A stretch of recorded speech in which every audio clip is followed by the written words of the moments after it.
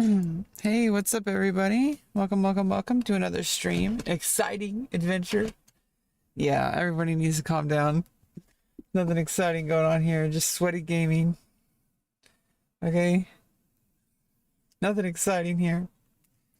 Yeah, lately I've just been feeling really been feeling really unattractive, which really sucks.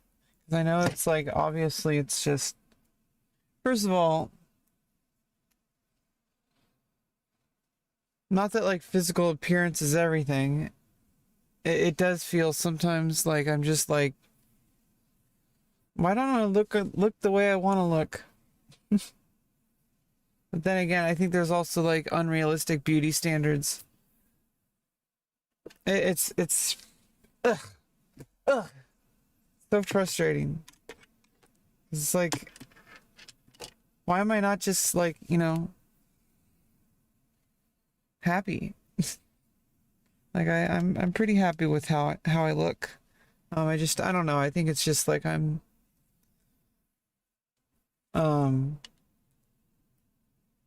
I just feel so blah lately. Um, yeah, yesterday I went for my bike ride. Even though I ate before I left, like I ended up having like a super crazy low blood sugar. Um, and then when I got home, I went to the store, I got some hummus and I got some pita bread. Honestly, pita bread has like a lot of carbs in it, which is probably good for like after a workout. But it's just like, I don't know, I felt like I know it's like not the end of the world. I don't usually have bread. Usually I'll have oatmeal. Um, and I'm really not intaking that many carbs. I need to calm the fuck down. Okay, I'm doing just fine. I'm not ruining my diet by having pita bread with hummus. Like, Jesus fucking Christ, what is wrong with me? I think it's just because everything's riding on this. But here's the thing, I have like an exceptionally good diet. I'm exercising and I'm managing my blood sugars. That's what matters.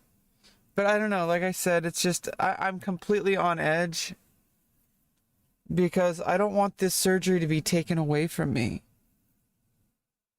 It was already taken away from me in November because of my blood sugars not being exactly where the doctor wanted it to be. And I'm just afraid that it's never going to be enough for the doctor, even though obviously we're back on the schedule now. So it's just like, it's an irrational fear, but it's like based in like actual reality. Cause it's like, it could be taken away from me. And it's just like, I don't know. I just really want this to happen so I can move on with my life, and it's really frustrating me. Um, I already feel like I have so much work to do. Like, I just can't work on anything, and yeah, I don't know. This is why we're here, to just play some World of Warcraft and forget about all that for a while. Um, it's okay to just like kind of forget about things. I don't know. I don't need to always be making some kind of forward progress in my life. Which I am. Like, I'm making like insane forward progress in my life. Like getting all this stuff, like all this surgery stuff, like it's like a significant step in improving my life.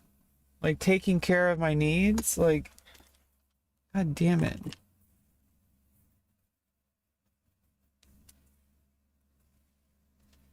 Huh.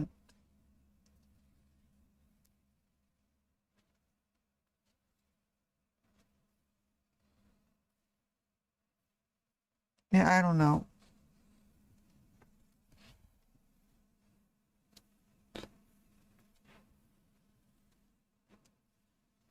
My hair is so like always impossible to deal with. Jesus.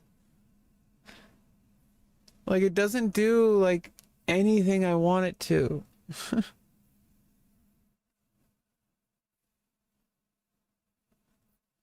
Just always does like the same things. Like it always just does like this. And it's like I try to like tie it back. And then it's like it looks weird. Or does it? Or am I just imagining that? The constant struggle, man. Like trying to have like an objective view on yourself is so hard.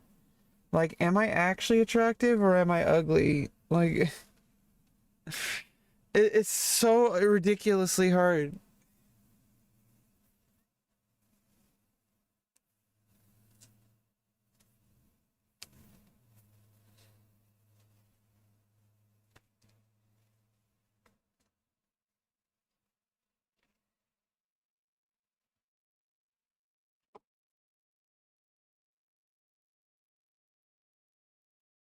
Yeah, I need to go get, I need to go to like get a haircut. Um, at some point. Haven't gotten one in quite a while. Because after my facial surgery, there was like hair growing back. And now that it's all starting to grow back, I think I need to go see like a hairstylist. And get a haircut at like Supercuts or something. I kind of like, you know, maybe go a little shorter. I don't know. I don't know. And I still have like, a lot of it is just like, I'm still like, I still have to like keep massaging my scalp. Like, I still don't have 100% of the nerve endings. It like itches and I can't scratch it, but I like want to scratch it. It's like, it's really frustrating. Yeah, I mean, obviously it's slowly going away. It's, you know, it's one of the prices you have to pay for, you know, doing things like, obviously I've been doing like significant attempts at feminizing myself. So, you know, like, facial surgery isn't just like a, you know, a quick thing, you know,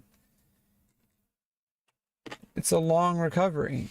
I'm still recovering. It's just crazy. It's like it was so many months ago. Like that was like, it was like last March, which is like when my bottom surgery is gonna be. It's gonna be in March, so it's like, I don't know.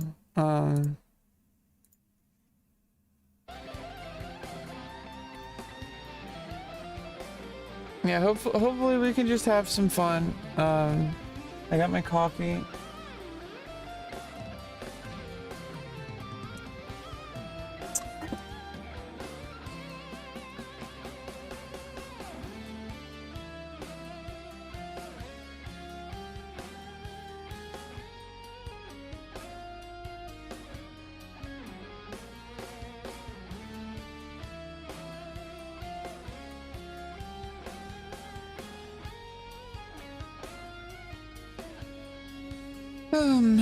Yeah, it's just, sometimes it's just really frustrating.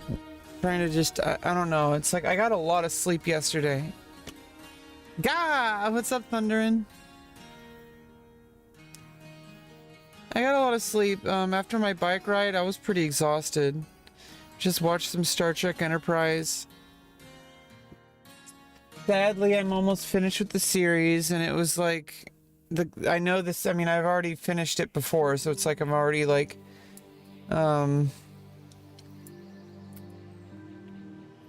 unfortunately the show was canceled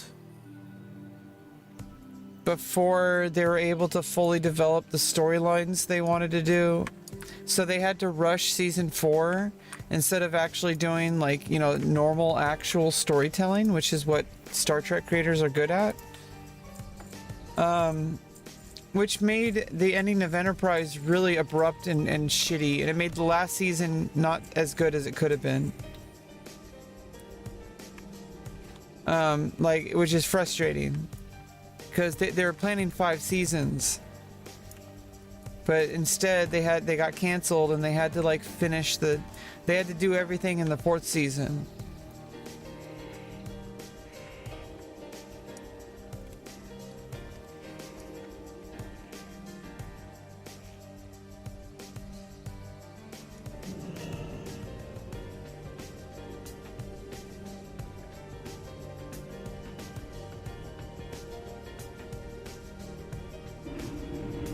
How you doing today, Thunder? It's a good morning here. 6 a.m. I woke up pretty early. I woke up at like 4 a.m. Like I said, I got back from my bike ride. I was like had a low blood sugar episode, so like after I kind of like I had to take glucose tablets during my bike ride, and it always sucks. Like when you're low blood sugar, it's just like your whole body just like is in shock. I wasn't like insanely, but I mean it's like when you're working, when you're on an exercise, like when you're working out and you're low blood sugar, it's like your whole body just drains. And then the blood sugar goes back up. I took some glucose tablets and it went back up. But it's just it's kind of frustrating.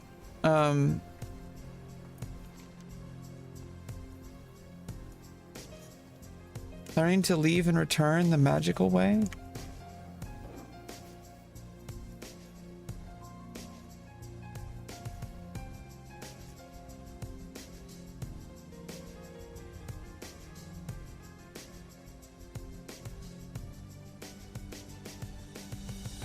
There's a teleport crystal.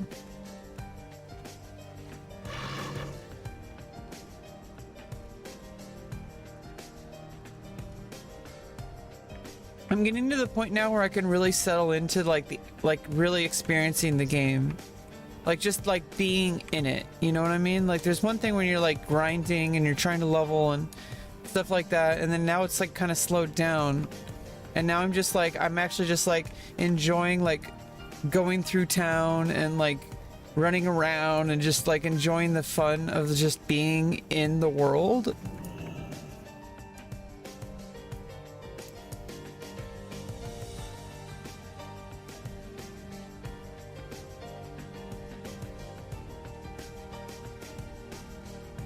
Like the little things.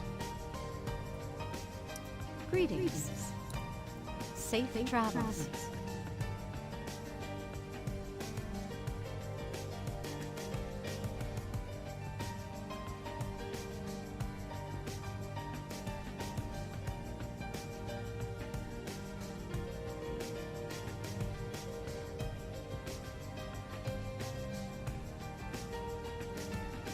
Light bless you.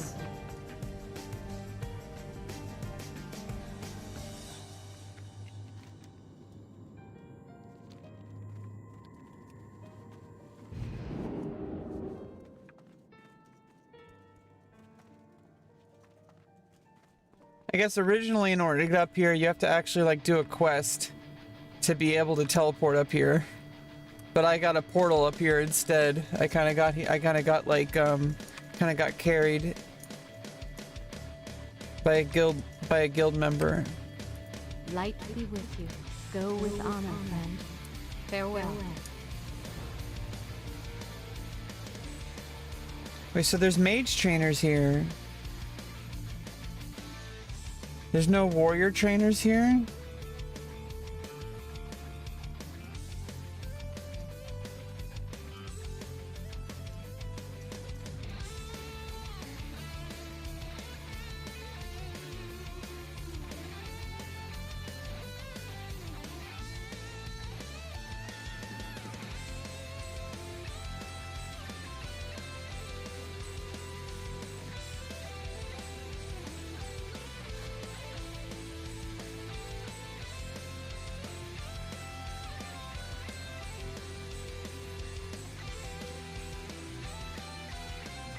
I guess those are daily quests for Kirin Tor reputation. Let's see what they're all about.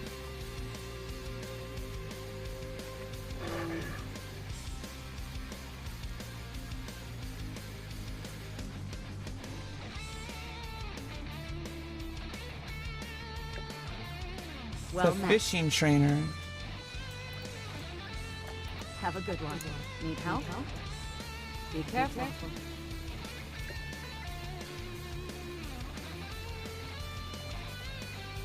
Yeah, I haven't leveled up fishing yet. Farewell. Hey AJ.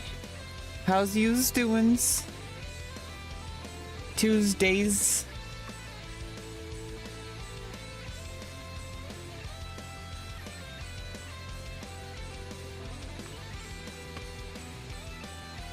Hello?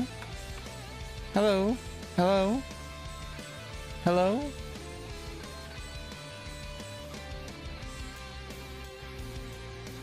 How's yous doings? What's up, AJ? We're playing some WoW. Just really slowing down and really just getting into the immersion of like just yeah. Although I'd like to just like kind of not make that in my entire identity, like just being trans, like I'm just like I'm a woman first. But I am trans, but like I would really like to just live life and not have to always constantly being trans as my entire personality, but yeah, I mean, yeah.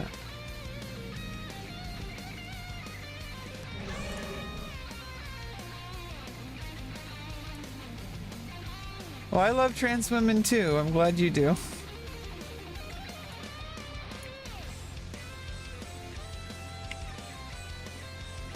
Although I have this really weird thing where I really like being around trans people, but sometimes it almost feels like I kind of want us to like go out and spread out into the wild. Because if we're all together in one place, it's almost like we're like you know, like people need us around, and we're like bogarting all the trans people. If you only hang out with other trans people, I'm pansexual, so like I'm all sorts of gay. I'm into women, I'm into men, trans or cisgender, whatever. Or non-binary. Well, trans is non-binary. Well, non-binary is under trans. I don't really like thinking about it too much. I just think people are who they are. And I you know, if somebody is really yeah, I like to listen to people, to what they tell me. I don't like to, you know, I have this thing where it's like I project my own identity. Some people are trans and they're like, it's really important to them that they're trans, and that's just fine.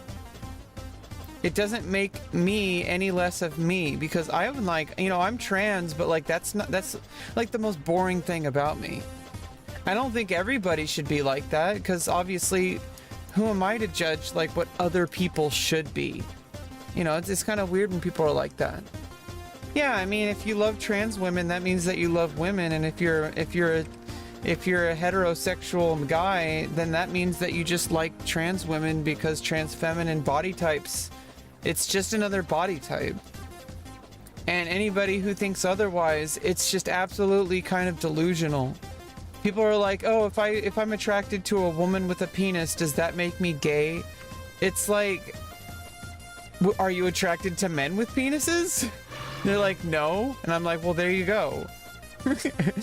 like if you're not attracted to men, then being if the only thing that's you know, hanging you up is the fact that she has a penis, like, well, everything else about her you're attracted to, and then you're also attracted to the penis, is because it's not about the penis, really.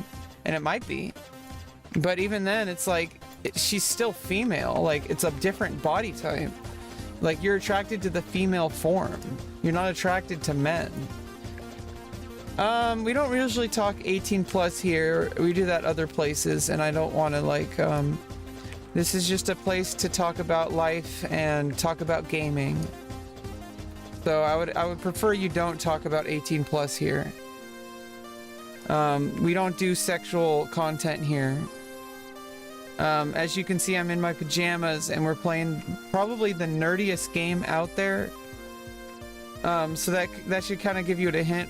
I do talk about life and stuff, and I do talk about sexuality, but like not in a way that's like, I'm not like gonna be like, you know, talking about gruesome, you know, like details and shit like that. Like, this isn't like a sexual stream. That's not what we're here for. Like, I'm not gonna be like talking about boobs. Well, I mean, we can talk about boobs, but like not in like a sexual way. More like just talking about like how sexuality affects me, or affects you know, people. You know, it's like it's a different kind of discussion, you know what I mean? Like, it's not really about the sex, it's about me. It's about like us as people, like our mental health and like how we see ourselves and our identities, and everybody has an identity. And I just wish people would get over this like illusion or this delusion that they think that, like, it's just kind of frustrating. Maybe I'm just hyper fixated on it because I'm going through it and I notice these things more, and maybe it's not like this at all. I really think most people are pretty decent people, and most people are pretty normal and accepting of trans people. I just think that, like, yeah, there is an objective, like, we kind of do have to like make it a little bit of an extra effort to like remind people that we're like, you know, there is a reality that we deal with. Won't find any better. Now, what can I help you with?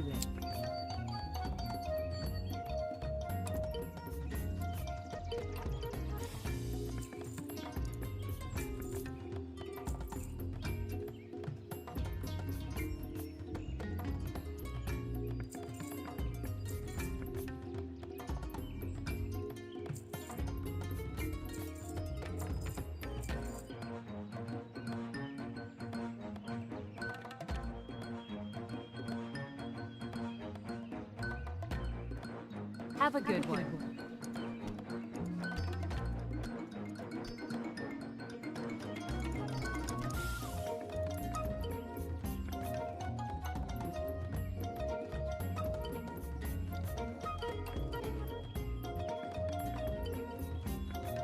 I should put these in my bank. I don't really want to go all the way over to West Plaguelands.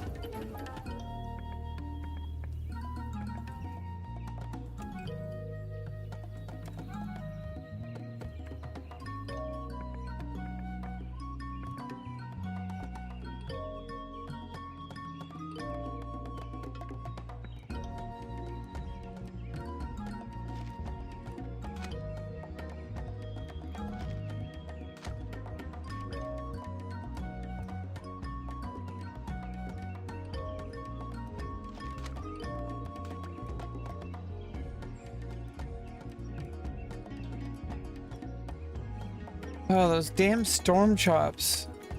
Can't get rid of them now. They're probably moldy. Yeah, and the fact that, like, you know, it's not just trans people who are affected by this, and like clearly, like, by the fact that you come in here and you have to explicitly state, I'm a straight and I'm not like trying to single you out. I've heard this line a lot. Especially when I do, like, you know, my cam girl stuff. I've heard this a lot, where people will come in and they're like, hey, I'm a straight guy, but I'm still really find you sexy. And it's like, as if that's supposed to make me feel good. And it's like, I understand why people say that. It comes from a good place. People will say that because they're like, oh, you know, you are actually a woman. But the fact that I have to be, that has to be stated kind of makes me feel a little weird. And maybe there's just... God damn, I can't use the auction house. What the fuck is wrong with people? They just murder these auctioneers.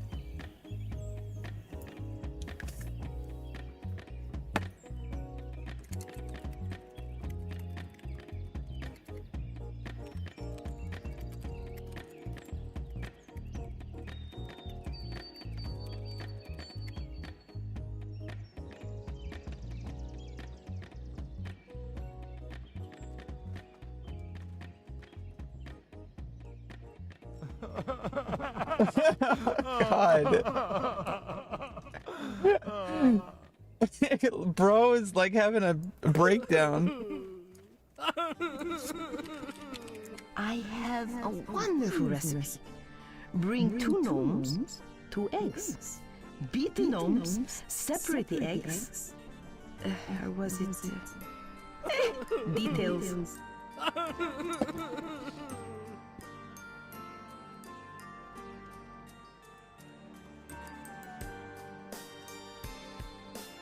You want to take a leak? Well, that happens.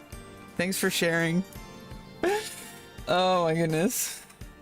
What the hell? Is this a strip club?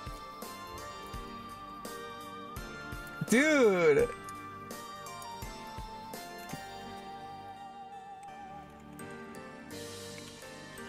Damn. We got 3 sexy peeps.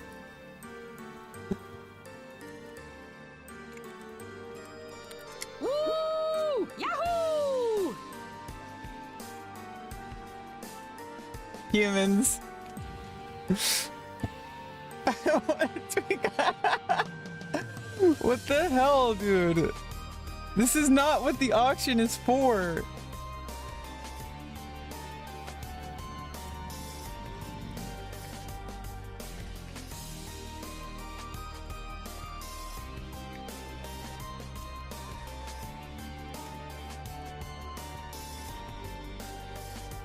Dude, guys, come on. Can I even show this on stream? Jeez. It's obviously in the game. It's allowed. My lady.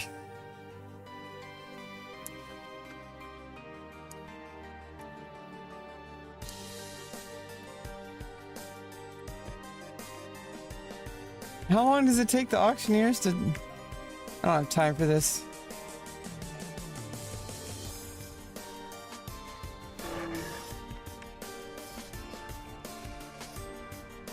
No, I told you. This isn't a place for having, like, sexual conversations. Like, you know, this isn't OnlyFans. This is like a video game stream. And we talk about life and stuff. And I mean, it's very ambiguous. Like, what is, can I talk 18 plus? What does that mean? I'm guessing you mean like sexual. You can talk about stuff, but like, don't be weird. Like, you know, this isn't like a sex chat. Like, you know, you have to pay for that. I'm not giving that shit away for free. It'll get me banned anyway. Yeah, we can talk about, like, you know, more adult themed content, like topics. I talk about stuff like that all the time. But like, not like in a sexual way. Like, not like... Like, we can talk about adult stuff, because I'm an adult. I'm 36 years old. But like, just don't be weird. I'm sorry if I'm assuming things, but you have to look at it from my point of view. I've seen chatters come in a lot, so I kind of know what to expect. You know, you might surprise me, but I don't know that. You know what I mean? Like, can you see it from my point of view? Like, of course, like, you know, people don't really mean things in a negative way. That's the frustrating part. Because obviously, like I said, hey, Shadow Games. And the game's going. Like, people will come in, like I said, like to my campsite, for example. I'm taking a huge break from that, by the way. But we're not... I've talked about that before on stream. You know, you're new here, but there's a significant change happening in my life. I'm going to be having my bottom surgery in 2 months. It was supposed to happen in November, and so since I started playing World of Warcraft, I've also, you know, I've been making a huge effort to be able to get my surgery back on the schedule, and I did. I'm diabetic, and so my A1C, if you don't know what A1C is, it's an average percentage of blood glucose over the course of 3 months, and the healthy range for a non-diabetic is like 5.5 to 6.5, and anything above 7 is considered high for a diabetic. Well, it's just considered high. So 7. I had mine down to 7.2, which is actually still pretty good, but the surgeon just wasn't comfortable performing the surgery in November, and I got really sad. I was really upset. I was at a really big low, but I kept fighting and I kept working hard. I restricted my diet even further to be healthier than it already was. And I started exercising more often than I already was. I started meditating more. I started taking more insulin and managing my blood sugar, paying attention more.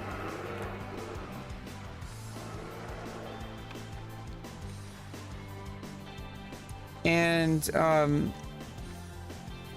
whole bunch of little things with my diet as well, like completely like min-maxing. And I got my A1C down in a single month, which I didn't think was possible. I thought it was going to be till like January or February. But luckily for me, because scheduling ended up not happening until March, I don't even want to know how long it would have taken if it took me longer. Because I've been working so hard, and it's been like 4.5 years, like 4 years and 9 months of waiting, trying to get on this surgery.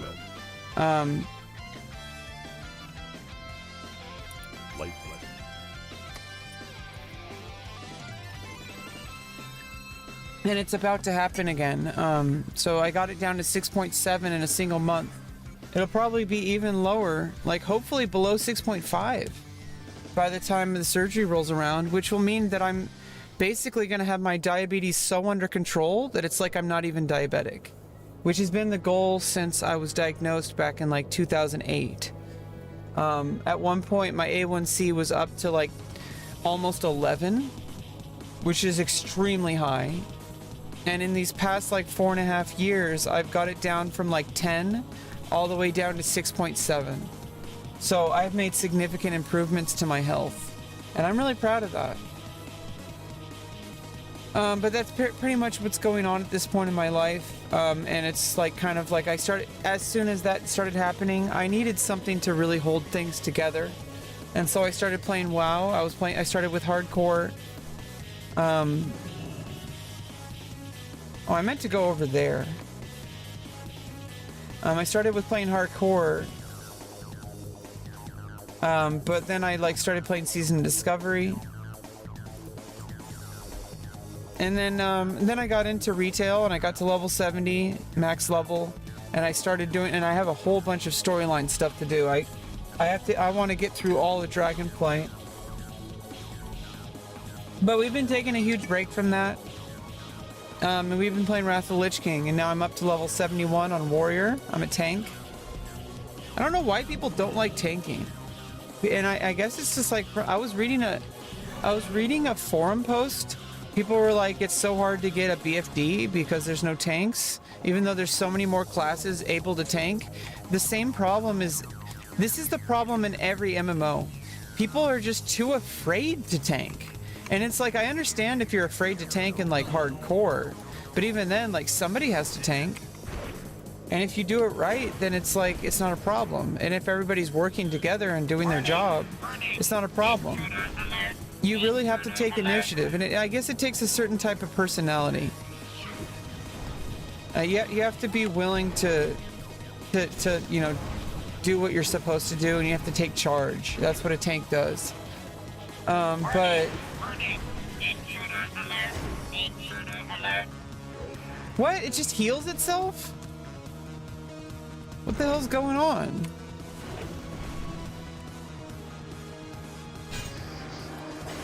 Warning, intruder alert, intruder alert. Why does it heal itself? Can I not kill those?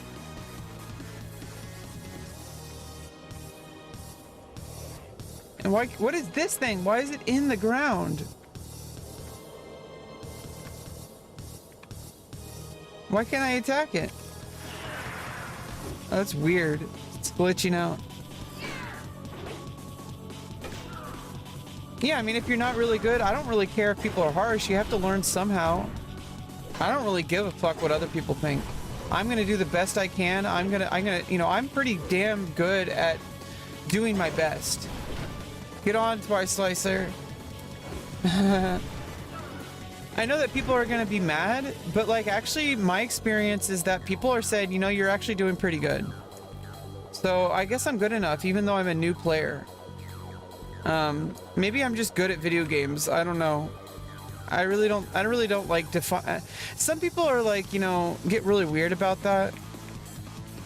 It's like, you know, don't get cocky, because, you know, like, well, what about the times that you're not performing? then if you're gonna like tie your self-esteem and your self-worth to your performance, then you're not always gonna perform at your maximum. Sometimes you're gonna underperform, and if your self-esteem and your self-worth are tied to that, then if you don't do too well, you're gonna hate yourself. You're gonna punish yourself. You're like, oh, I'm supposed to be a pro gamer. It's like, I can understand the pressure of like what pro gamers, people who've spent many thousands of hours trying to get good at a single game, and then when they don't perform well, that could, if you don't have the right mindset, if you tie your self-worth to that could really hurt you. That could really fuck you up.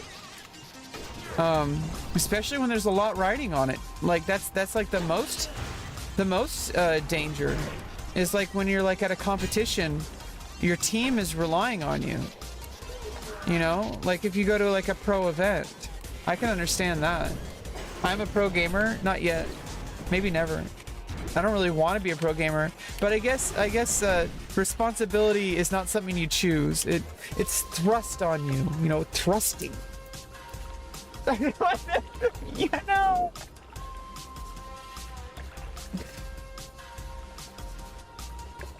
It's thrust on you. Like, you don't just become a pro gamer, you just are. I don't know. You know what would be ironic is after all these years of all these efforts to improve my life and stuff, if being a degenerate no-life gamer is what ends up making a living for me, I'm going to shit myself. Well, I mean, I guess if you're a pro gamer, you probably already did that. No, I mean, I am going to take, like, I am going to hike a mountain and find bejesus or something. People aren't thrusting me enough. I mean, destroying my life. Don't even get me started. I need to be thrusted more into the world. I have like all this like aspirations to like be better, and like I'm not thrusted enough into the world. I want to be thrusted into the world, and I've but I was thrusted when I was like, I was completely on my own, and I had to like, but I failed because I'm not capable of like doing what most people can do, which is succeed when they're thrust into a difficult situation. I just shut down and I fail. I actually succeed more when I have help. I know a lot of people, they succeed less when they get comfortable. When I get comfortable, I become uncomfortable. If that makes any sense. Like, I feel like I'm not doing enough. I feel like I need to work harder. I'm weird. I am an absolute monster. I'm the type of personality that when I'm thrust into a situation like homelessness, for example, which I was back in 2010 to 2014, when I was thrust into a situation where it was sink or swim, I sank. And I will always sink because I'm not the type of person who can succeed that way. I'm the type of person who needs assistance, who can thrive in that kind of situation. I don't get lazy. I start working harder because I have like this mental aversion to being complacent. And what happens when what I do is like when I'm put into I'll start like what happened when I was, and maybe this would never happen again because I've changed significantly, but what happened when I was in the homeless shelters is I just got used to it. And then I was basically permanently homeless. I was so used to it that I wasn't able to get out of it. Like my dad let me move back in, thankfully, and like someone helped me get a job. But and here's the thing, someone needed to step in.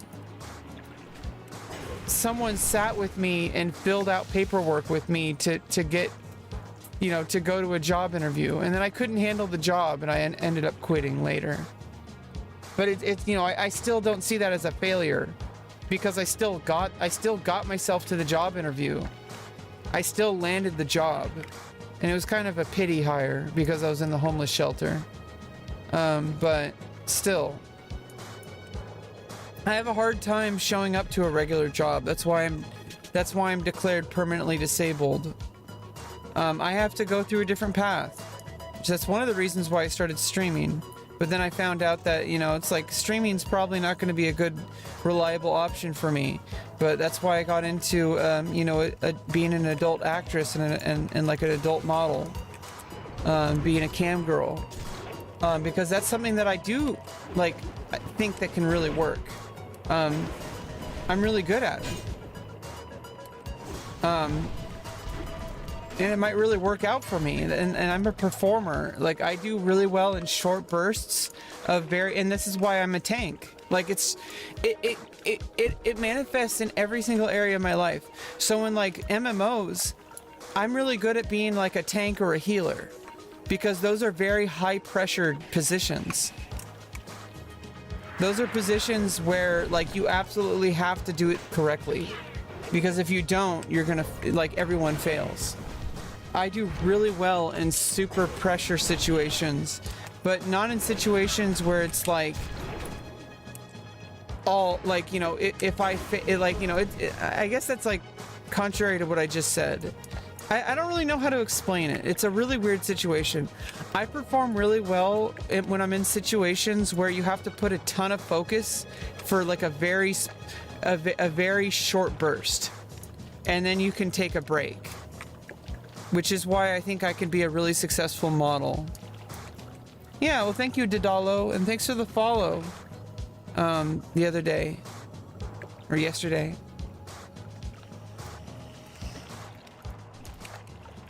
Like, that's why, you know, I gravitated towards being a musician early on in life.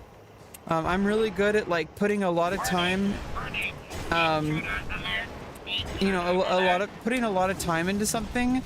And then really the real work is the result of that effort in like a very in a very short confined space, which is performance. I mean, music is like that. You'll spend hours and hours and hours, but there is no real, like, you don't actually, like, that is just in service of the final performance, and however you get to that point is up to you. I'm really good at that. About preparing in my own, you know, the preparation is not the job. The job is the performance. And if you could prepare all you want, but if you fail at the performance, then it doesn't really matter. And that's kind of a lot of pressure. But as time goes on, and especially as you develop a bigger plan, and especially once you create fail safes, and especially if you have people who are helping you, people that are, you know, who are able to catch you when you fall. That is where I thrive. I thrive on a team. I'm a team player. That's why I'm a tank. And that's why if I was playing DPS, I would also be able to understand that you can't always just do as... I know a lot of people doing DPS, they just want to pump out the most damage possible. But that's actually the worst thing you can do. That's actually a failure. Because as a DPS, you need to understand threat generation. Because if the tank loses it, you lose it. You know, you can just blame the tank, but the tank can't do their job if you're not also doing your job of doing threat management. If you're doing so much damage that you're taking away threat from the tank, then you're not doing a good job. It has nothing to do with your like, doing your damage output is only part of the job of a DPS. Because that's actually, like, it's not that simple. You know, and people who do otherwise have an ego problem. And they think that being a good DPS is about getting as much DPS as possible at all times. And it's like, you have to know when to hold back. It's very important.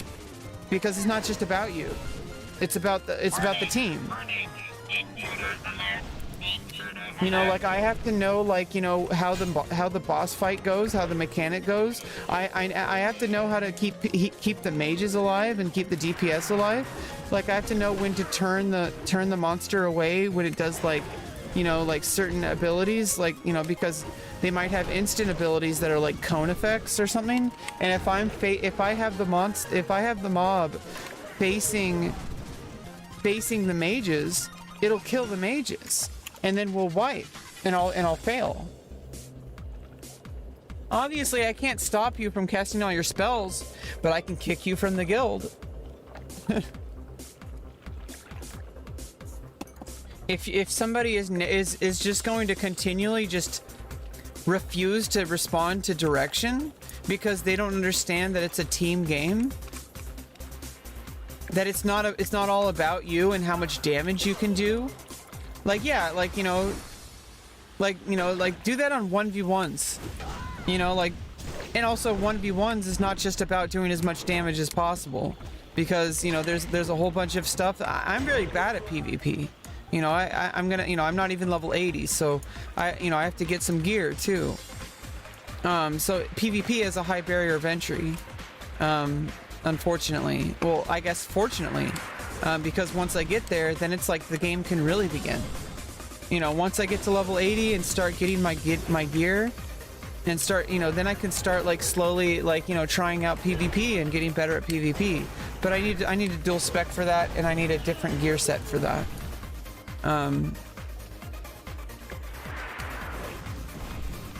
You know, right now I'm in PvE. I'm first of all, right now I'm leveling. So, you know, that's like a completely separate thing. When I get to level 80, then I have to start speccing and min-maxing for PvE content, so that I can build up, like, do heroics and shit, so that I can build up a gear set for PvP. And then when I do PvP, then I can get like the real gear. And then maybe I can be the best warrior in the entire world. It's possible. I mean, why not? That might be possible. Obviously, I'm not really counting on that, but like, you know, it's like, that's the goal, right? I mean, it's a video game. You should be trying to strive to do your best, and to be the best. At least that's how I get enjoyment from games. It doesn't mean that I'm going to be the best. It definitely means I might actually be the worst. But like, that's the mindset I have. You know, that I'm gonna do my best to like perform.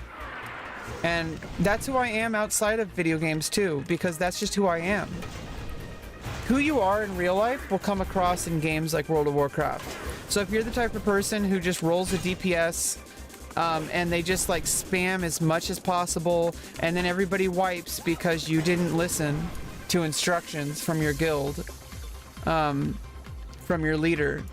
If you just did your own thing because you're like, I'm the best rogue on the entire server, I'm the best rogue, I have the best gear, I'm super awesome. It's like, well, no, you're not awesome. You're actually the worst rogue, because you can't even follow a single direction, which makes you a loser. Unfortunately, or fortunately, because then I can know who to kick.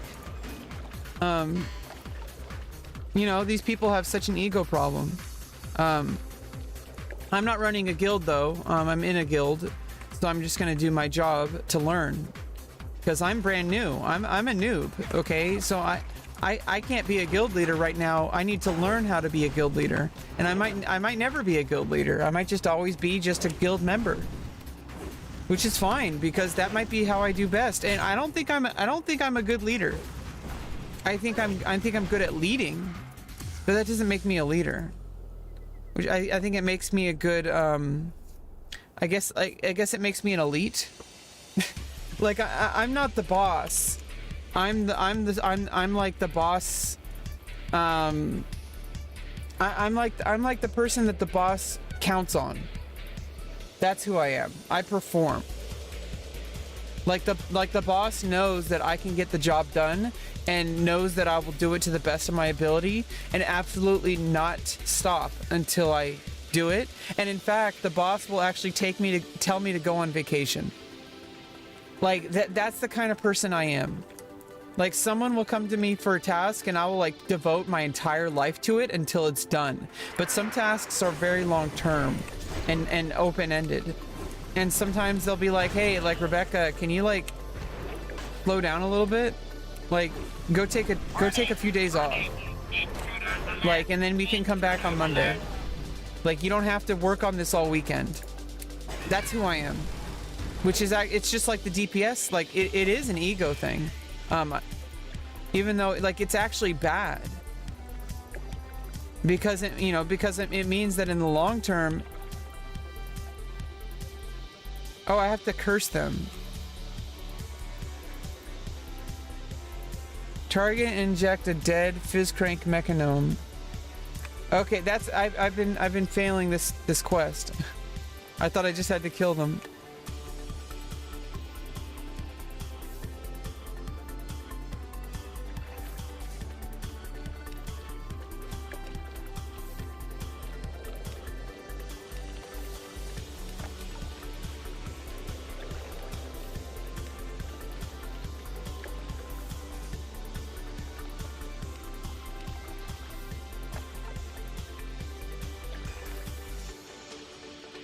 Yeah, I have to curse them because they're cursed with being alive and they're supposed to be robots.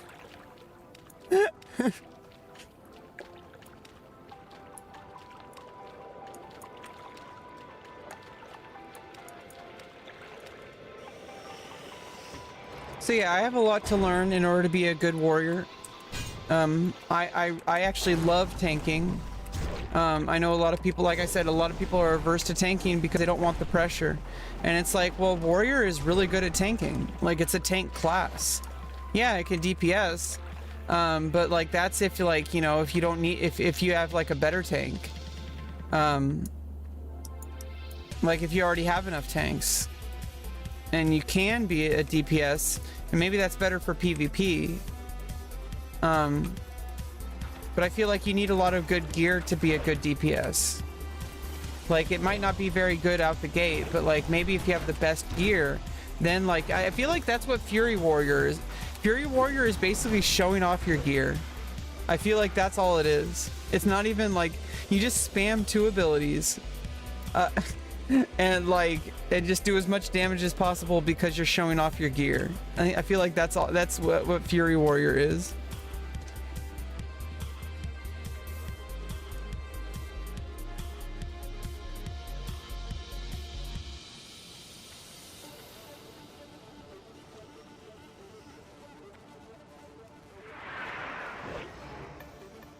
But you know, I have a lot of time to learn, obviously. First of all, it's just a game.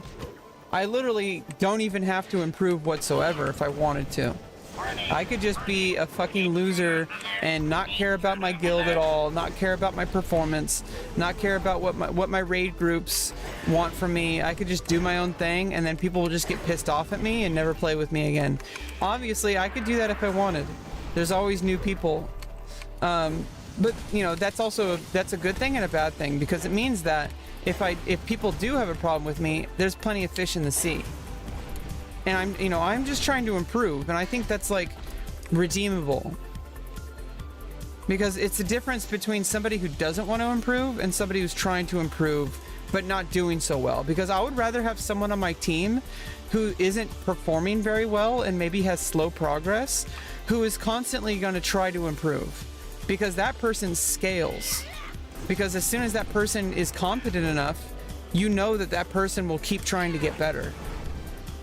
Whereas if you have somebody who's just really good at their job, but they have an attitude problem, that person is just going to do their own thing, and they're probably going to, they're probably going to ignore your directions.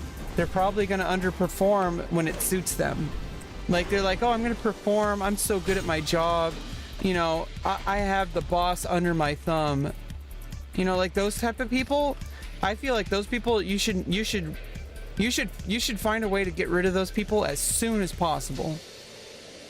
Those people have some kind of ego problem, and if they have that kind of attitude, well, they can go start their own business. They can start their own guild if that's who they are.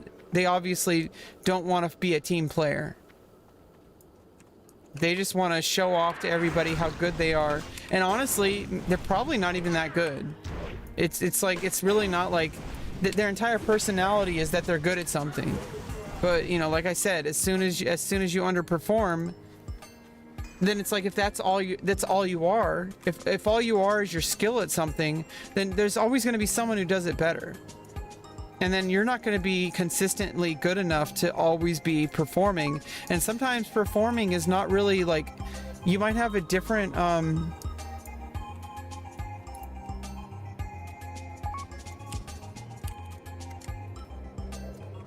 you might have a different task that involves different skills, and if that person's skills are really good at one thing, it doesn't necessarily translate over to another skill, and then that person will crumble. Whereas if you have the kind of person who, hey, I don't know what the fuck I'm doing, but I'm going to spend every single day trying my best to improve so that I can do good for the team. And maybe that's not good enough at the moment.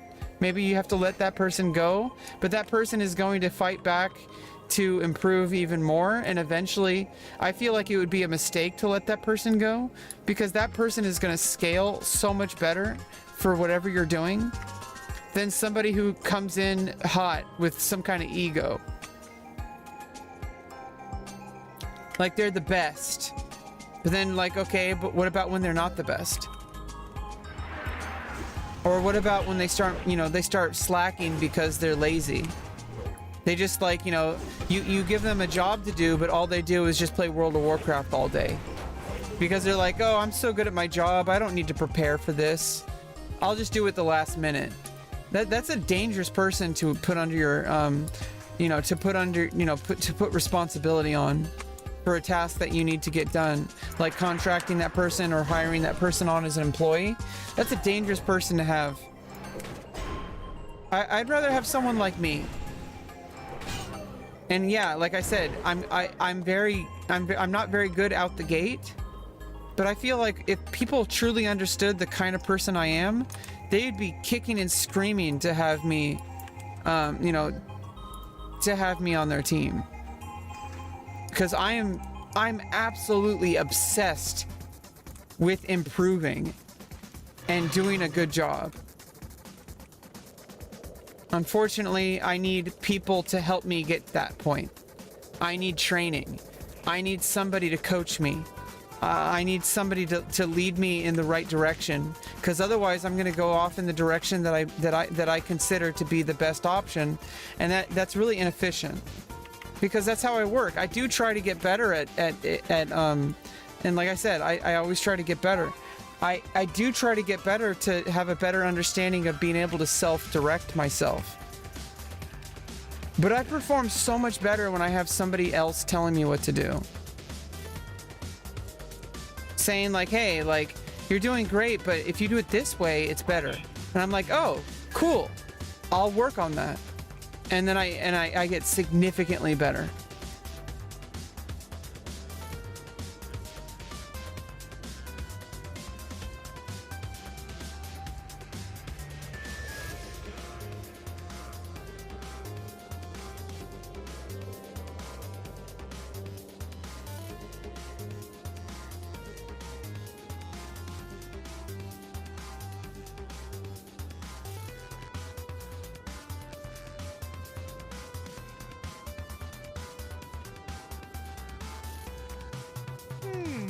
Interesting.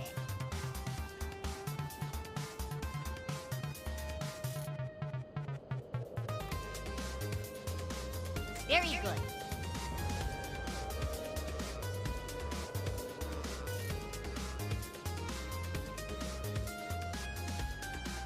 And like I said, that's why when I think of, it's going to take a lot of work at the beginning when I start pursuing my modeling career, because I'm going to have to really work hard. I'm really going to have to get myself out there and push myself to get involved, to get in front of people who can make decisions, for people who can, help build my portfolio. I'm going to have to invest money, but I'm also going to have to invest a lot of time and effort. I do have to leave the house and go to studios to do auditions and stuff like that. I have to build a portfolio, which means I have to hire a professional photographer, which means I have to actually have the money to do that. But I also have to have the knowledge to be able to reach out to people, send them an email, and research that person enough to know if they're actually a legitimate person who's professional, and not some person who's going to kidnap me. Okay, not some person in their basement, just trying to, basically treat me like I'm an escort instead of actually treating me like a professional. You know, I trust myself to be able to do that, but like I said, I just can't do that right now. It's not viable right now.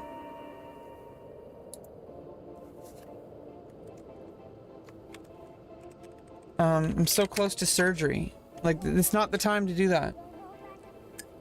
But I know that when the time comes, I'm going to gather all my resources. I'm going to be able to brainstorm plans and come up with an executable plan to actually go out and make this happen.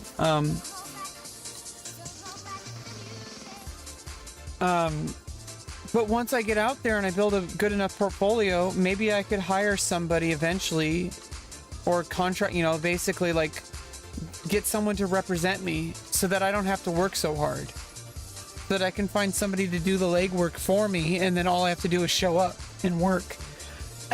Because that's how I work. I'm really good at showing up when I need to and performing. I'm not so good at preparing that and making that happen, which is unfortunately like 90% of life, is that you have to do the handshakes. You have to make those things happen, and I'm really bad at that, and I'm trying to do better, and I will do better. But I know that once I get the right representation and I get the right coaching, that I think I can really outperform anybody else in my industry. I might be able to get like on Vogue magazine, like Playboy magazine even. Like I'm that kind of person. I will absolutely not stop. I will outperform all the competition if given the opportunity with the right training. And, you know, once I'm established enough, I'll just, even if I don't have that given to me, eventually I could save up enough money to just hire people to do that for me. So, you know, either way, I'm going to win. Because that's what I do. I win. I get what I want. It might not be easy, and it might not be exactly what I want, but I'm going to keep fighting to get what I want. And I know that I can do that because I kept fighting, advocating for myself to be able to get this surgery I'm about to get. It doesn't just happen. You have to continually advocate for yourself because it'll constantly be threatened and taken away from you. There's so many people who want this surgery, and there's only so many people who can perform this surgery. And if you don't stay on top of and advocate for yourself, you're not going to be able to get it. There's so many forces working against you. There's a lot of forces working with you, but you have to know how to use them. You have to be able to let go of your own personal need to be in charge. Like you have to let other people help you, and that makes you a good team member. It makes me a good team member. And it comes across in World of Warcraft. I may not, you know, I may be a brand new player, but everybody started somewhere. And just like in real life, it'll reflect in World of Warcraft that if we're just only talking about World of Warcraft, we're not talking about real life at all. What I will do is I will continually show up to raid. And I will I will research what to do for the raid boss. And once I know it, I will execute it to the best of my ability every single goddamn time in order to serve the group. And the group will be happy for it because they're going to be able to have a smooth run, and they will be able to farm their drops that they will be happy about. And whatever they do outside of the group, that's none of my business, because the only thing that matters is getting that raid boss killed smoothly, without any problems, as quickly as possible, so people can get their gear. So I can get my gear. Everybody wants to succeed. And and obviously some groups use the gold, using gold, spending gold a lot. The cool thing about that is that if you don't win the auction, then you just get paid in gold, and then you're more likely to be able to win the lot later, the next time. And I will do as many raid runs as possible to make as much gold as possible, or to make as much gear as possible. You win either way in that situation.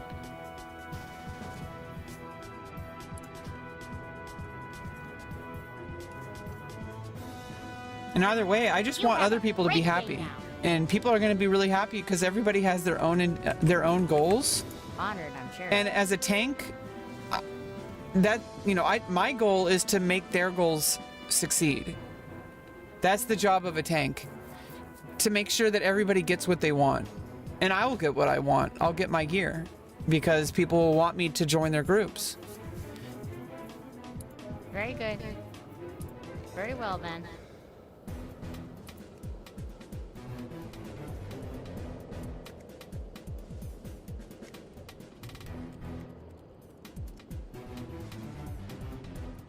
Off and away.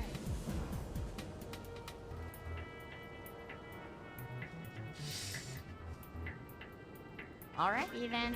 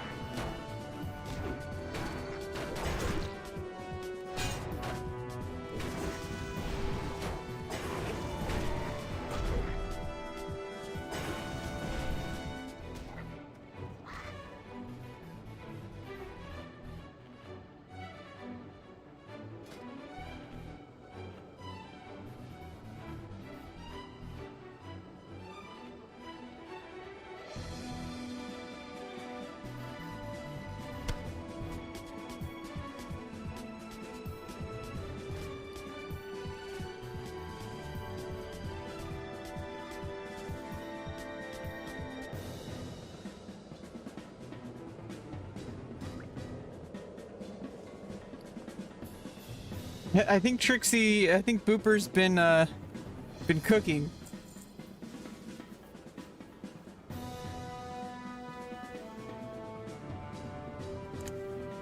Oh, damn.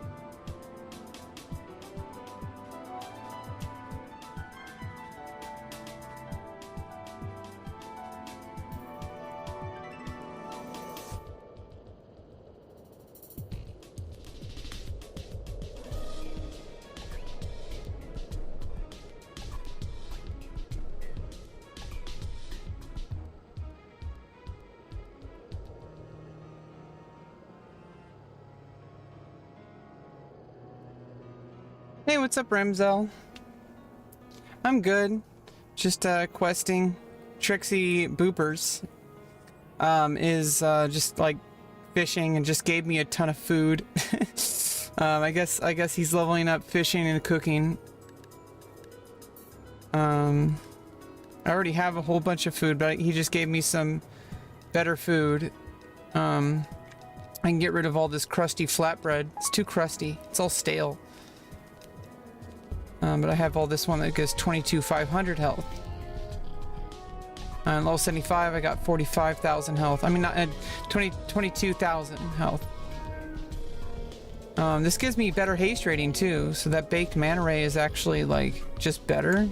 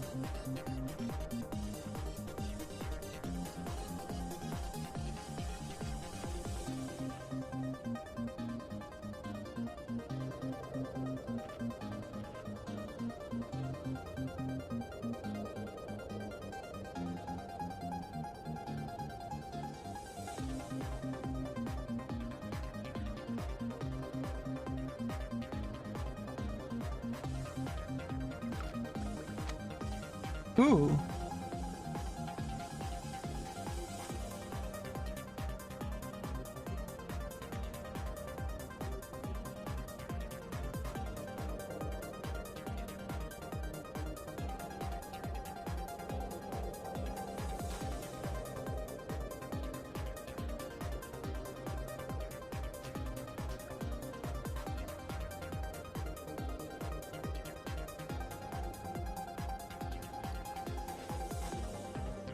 Yeah, I might have to clear my inventory.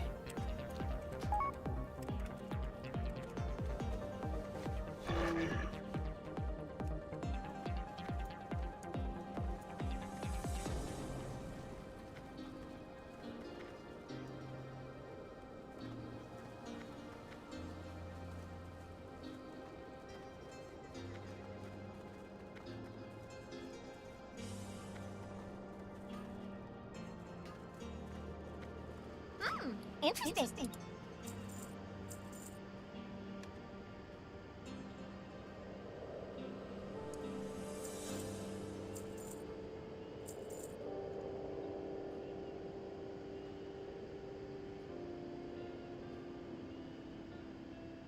All right then.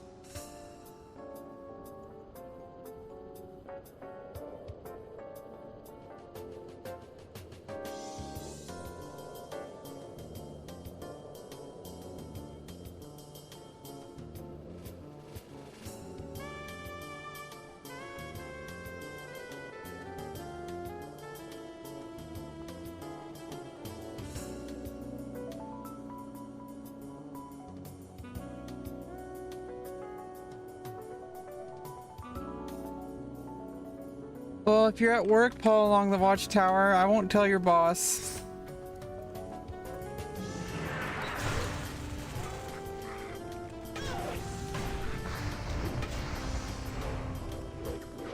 I'm not in charge of you, Paul. Paul along the watchtower, Paul.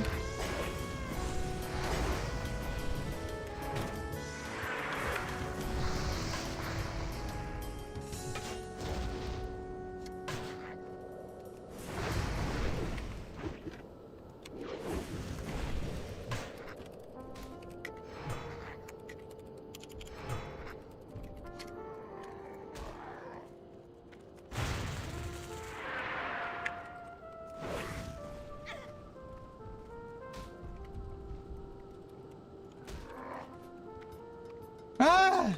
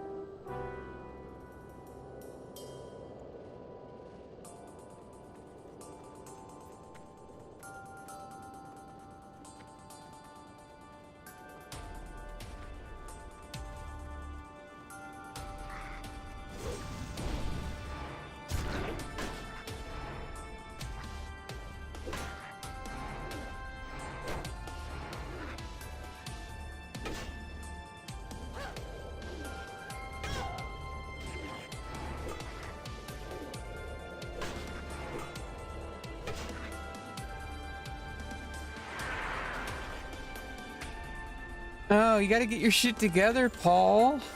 You're not even in Outland. It's all good. Go at your own pace, take your time. I'm just taking my time with Northrend quests. I was gonna do that for Outland, but at some point, like, I just leveled out of it. And things slow down at level 70, so I'm just like, you know, getting through all the quests here is, you know, it's gonna happen. Like, you know, I'm still in Borean Tundra, and I have all these other, I have all these other places and Dragonblight.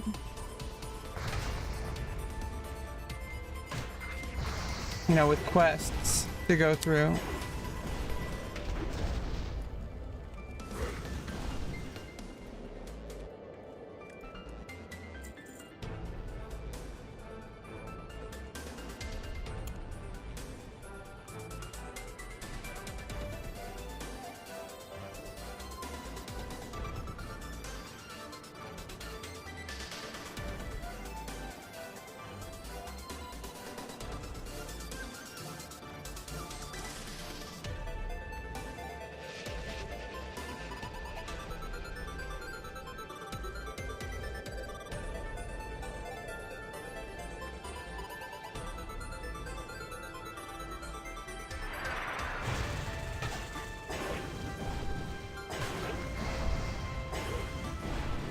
Oh, nice. As it dressed up as an ice. See, that's the kind of stuff that I never really, I really never have been a part of. It would be nice to actually have like some friends who are into doing stuff like that.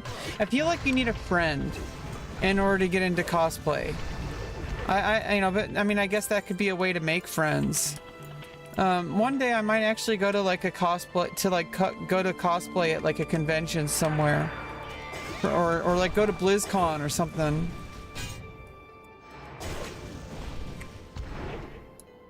And like cosplay. I could cosplay as Draenei, as my Draenei.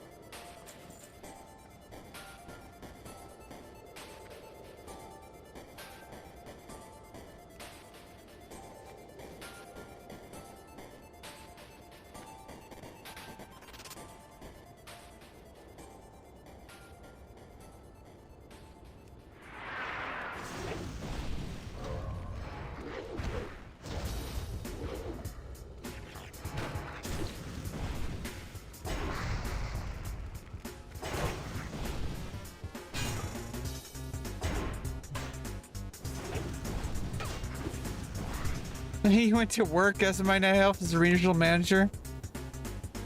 Well, I mean, if you're at GameStop, that's actually kind of like, that's good marketing. Because then people are like, especially if you're like, people walk by the shop and they see somebody cosplaying as a fucking night elf. Even if they don't know what a night elf is, they're going to be like, whoa, I'm going to go into the shop. Like, that's kind of interesting. And then they might buy something.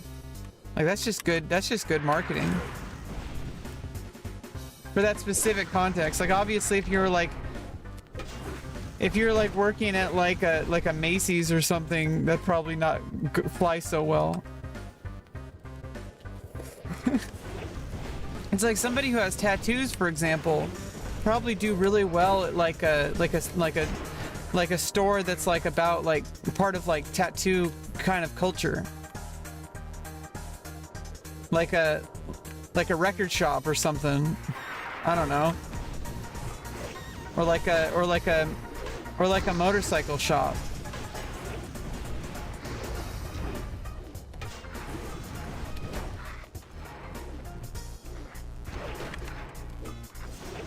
Oh, you worked at a music store, went to GameStop on the way. Oh, I see what you're saying. So you still went to work at the music store. I guess that's still kind of cool because it's like people are gonna be like, what's a night elf doing here?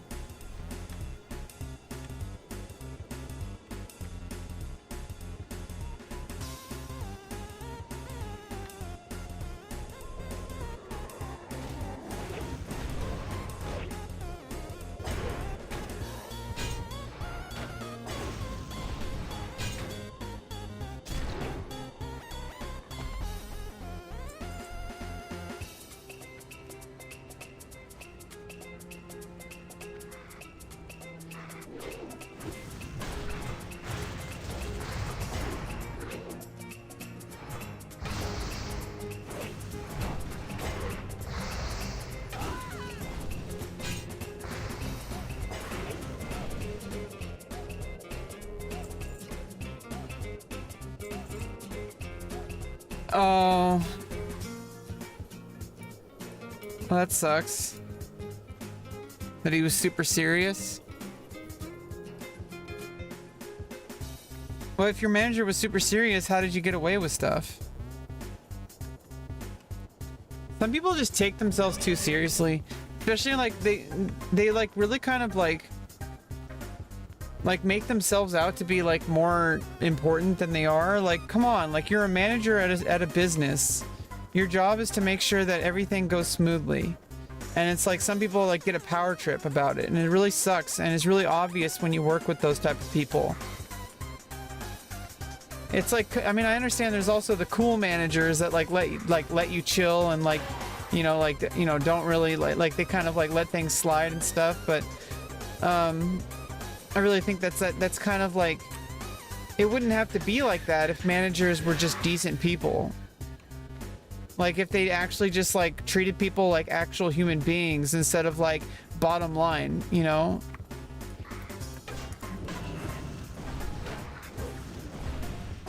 And if they didn't take themselves seriously, like their job should be about managing the operations and like managing the people, not like, hey, I'm super important, I'm a manager, you know, I have this like control over you and I can tell you what to do and you have to say it. Like that fucking shit is annoying.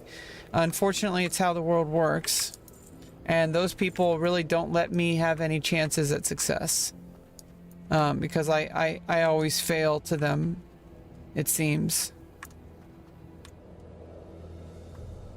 I have an escort here.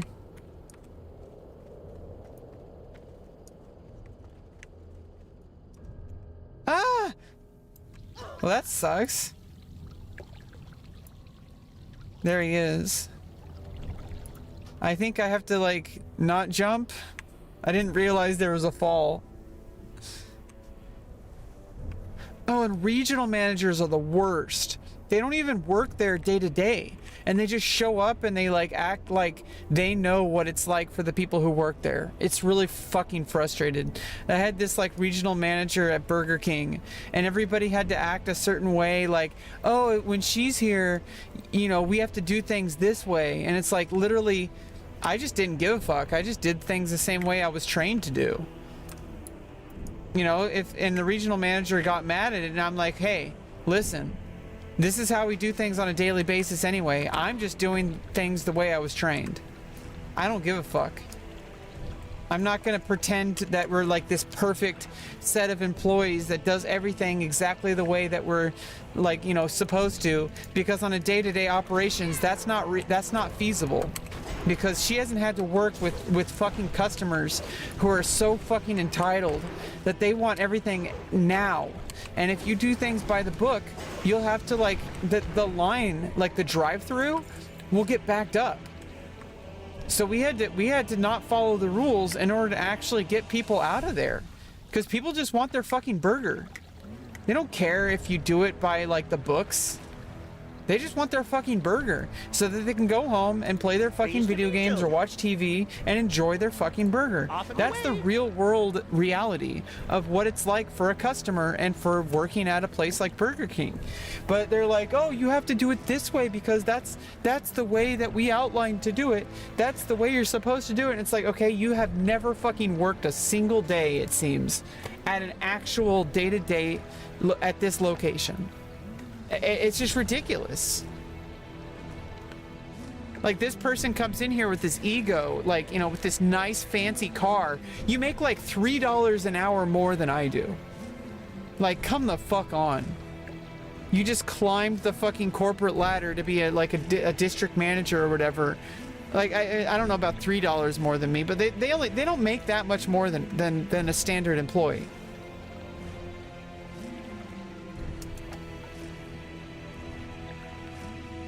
Yeah, all they fucking do is sit in the office and do nothing.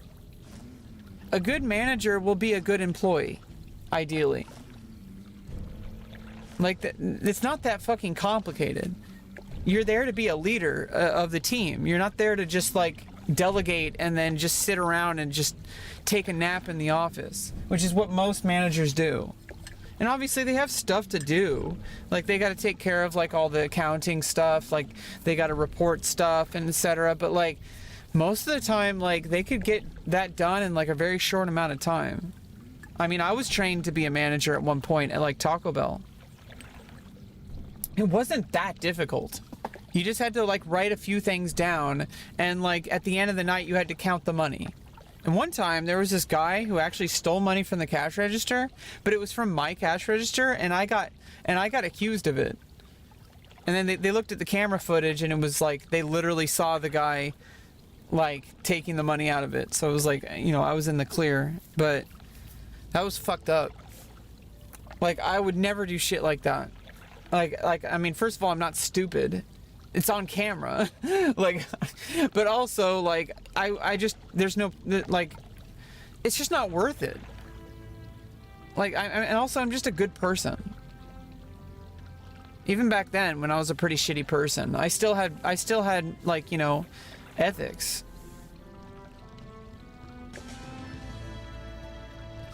He was making travel plans and shopping for wine. What an asshole. It's like those, he'd probably be playing World of Warcraft back there. Like, like, dude, you're out there actually selling to customers, and this guy's like, oh, I'm the boss, so I don't have to work. That's the worst kind of person to have as a manager. You want to have somebody who's an actual good employee to be your manager. And hopefully somebody that doesn't get an ego trip. And it's hard to find people like that, man. And honestly, it's usually just, it's for like a dead-end job anyway. Most people are not going to want to put that amount of effort into actually working. Which is kind of why we deserve AI to take over people's jobs. We haven't earned the right for humans to be able to keep their jobs. People lost, you know, it's going to be our fault. Humans are absolutely terrible people. People are unruly customers. People like don't want to show up to work because they're not getting paid enough to deal with people who are so entitled. They come into a store and they just demand everything, and you have to just bend over backwards to accommodate them. People steal from the store. Like, retail is just like, and like service industry, it's just absolutely dog shit, but someone has to do it. And eventually robots are going to take it over. They already are. So it's like, we deserve it. Like, we did this to ourselves, to be honest. In the day-to-day operations of a place like a retail or a service job, it's a part of our lives. It just has to happen. But nobody wants to do it because we treat it like it's the absolute lowest economic status position in the world, when these people are like the people we rely on a day-to-day basis to actually live comfortable lives, which unfortunately comfort has become like an important thing, instead of actual peace and harmony and well-being of people. But you know, that's a problem that you're not going to be able to solve showing up to a job at Burger King. I can't even keep a job at like fast food or retail. I can't deal with people that way. I'm really good at showing up and performing without relying on other people who decide my fate for me. Like customers, absolute fucking worst. Because you can be so good at your job, you can be the best at your job, but that person doesn't care and will never care because all they want is their burger. And so it like makes you like not even want to show up, and it makes you not even want to perform well because it's going to go unrecognized and you don't get paid more for it. And it just, it burned me out so much I couldn't even show up to work anymore because I work hard. And I want my hard work to actually mean something and actually pay off, which is like why I want to be a model and an actress, because hard work will pay off there. Like if I perform really well, I make more money. If I don't perform well, it means I make less money, but that might not be always true. I might be able to phone it in, but you know, if I'm having a really bad day and I can't reschedule, and I'm just going to show up and do my best anyway. If you get good enough at something, even when you're not really doing your best, it's still better than most. And, you know, it's still quality that people will pay for. Alrighty then.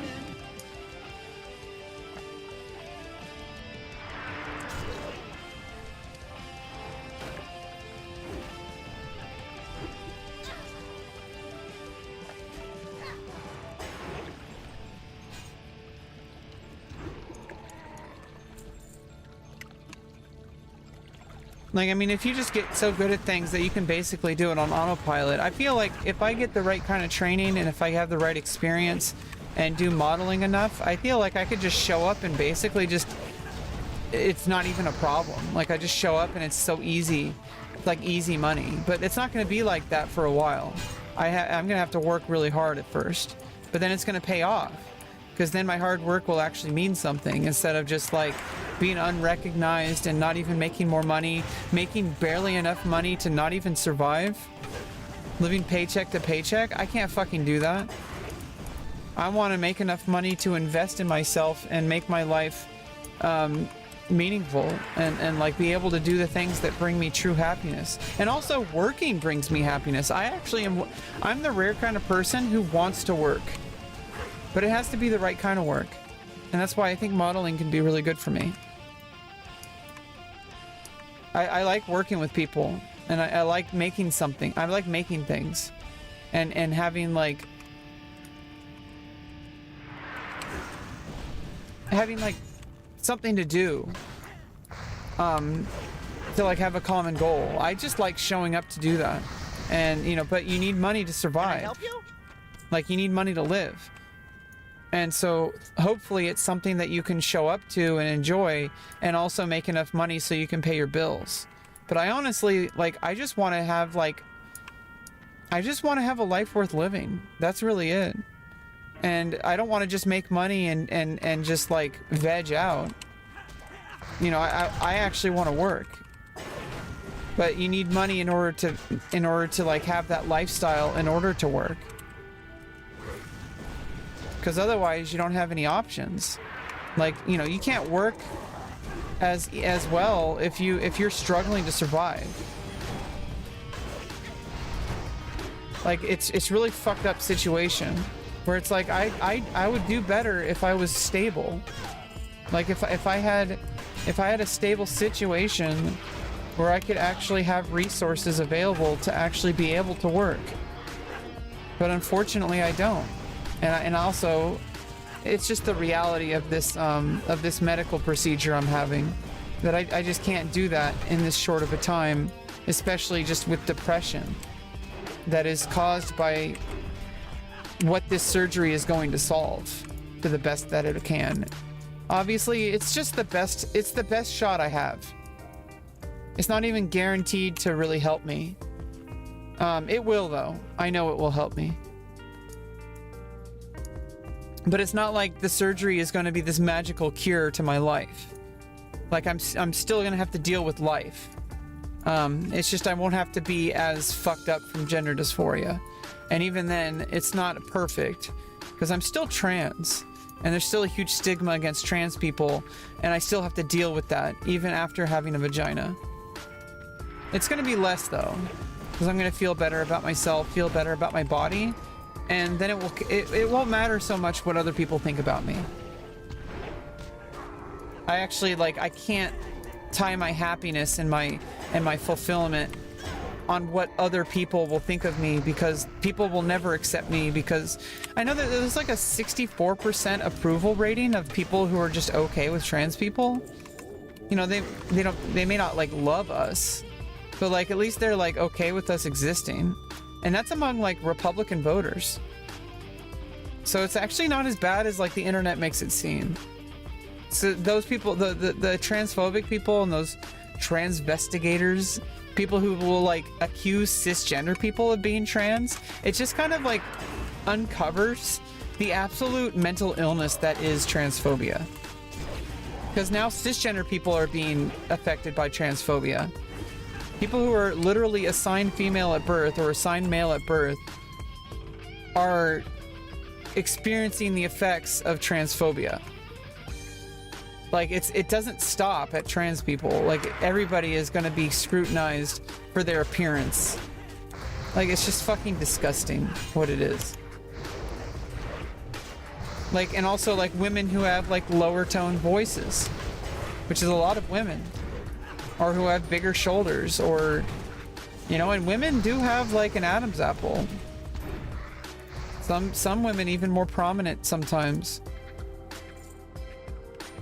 And it's like there is no standard of like what makes a woman or a man a man. Like it's just ridiculous, and it's detrimental to think about things that way. My, you're a tall It's hurting people. People just like want to live their life and be happy, and like it's like people are just like making it so fucking hard. But either way, that'll be less as I, you know, because really what matters is I need to be okay with my own body. That's really what this is about for me. And that's why I'm getting the surgery. That's why I've had my facial surgery. That's why I started hormones. Because I need to feel okay in my own body. It's still not perfect. I still don't feel like... I still, you know, this is another reason why I need to pursue modeling, is because it gives me a lot of self-esteem. It makes me feel more confident about myself, because for the first time in my life... Yeah, the witch hunters and like the Salem witch trials. For the first time in my life, I found something. Off and away. Like for the first time in my life, I found something Very well, where then. people will actually Pleased go to out meet of their way to appreciate Be seeing you. my body. What the fuck? What's this guy Hi, doing? you're a tall one. Interesting. What's going on? I was trying to turn in the quest, and now, what the fuck is going on?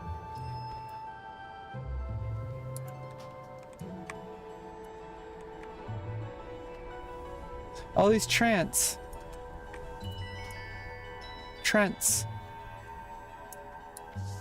showing up and like taking the NPCs away. Hey. You have a great day now. My, you're a tall one. Be seeing you. Very good. Off and away.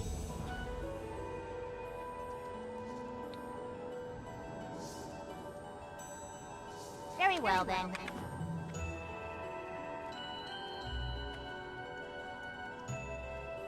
Yeah, I mean, it's just Salem witch trials all over again, which is really rooted in misogyny. Basically treating women as like with like heavy scrutiny and just punishing women for it. And honestly, you know what I really think it was about? And maybe there's more research about this, maybe I'm dumb, but what I really think it might have been about was it was probably just women getting together to be like gay. and then it was really just homophobia. Like maybe it was just women coming together to do like, you know, meeting and being away from their husbands, or being away from, or just being away from their expected roles in like being housewives. Or maybe just women who didn't, you know, maybe not just lesbians, but like women who didn't want to be controlled by super hyper conservative religion. You know, I understand if that's your choice to practice a religion, but you shouldn't be forcing everybody else to live your life. Like, that's your choice. If you want to live in a very conservative manner and practice a religion, that's fine. I'm perfectly okay with that. You can do you. But if you're gonna like punish people for not following your own values, you're gonna try to force your children to have your values, you're gonna like punish them if they go against what your religion supposedly teaches. It's so fucking ridiculous. That's completely insane. Yeah, it's probably a lot of things. Greetings. Daylight's burning. Right. Off and away. You have a great day now. But I'm guessing it was probably also some. I'm guessing lesbian women were probably punished a lot too, and then it was used as being a witch as an excuse to murder people. Salem witch trial is absolutely horrendous, and it just goes to show that humans are absolutely terrible people. And it's actually really special when there's people that come along that are actually decent, because that's not human nature. Human nature is really selfish and really fucking just like mob mentality. I think it's so fucking frustrating when people just completely like lose themselves. Oh God.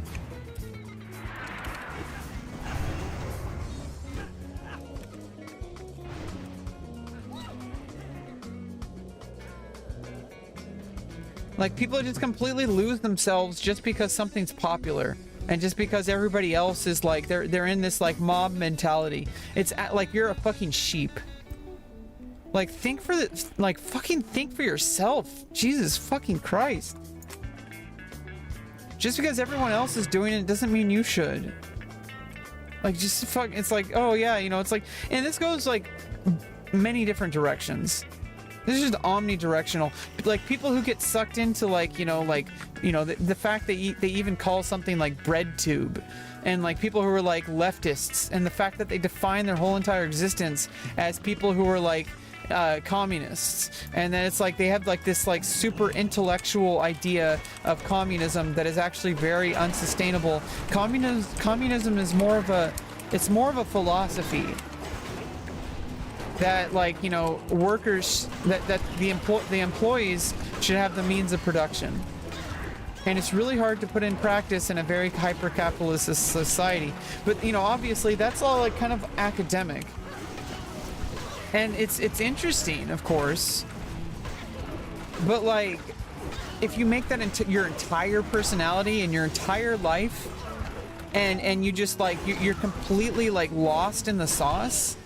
Like, you're like, that's, it's one thing to be like, you know, educated about something. It's another thing to just like completely lose yourself and like saying, oh, like, I'm a lefty, or like, you know, that's who I am. It's like, no, it's not. It's just something that you believe, and it's something that you do, and something that you are in, you know, academically study. Like, that's not who you are. But they'll like only have friends who are also lefties, and they like watch videos from content creators who everything they do is about leftism stuff. And the same goes for, like, honestly, you know, people are okay to do whatever they do, obviously, but I think it's just kind of weird. Yeah, there's sauce. Make some spaghetti.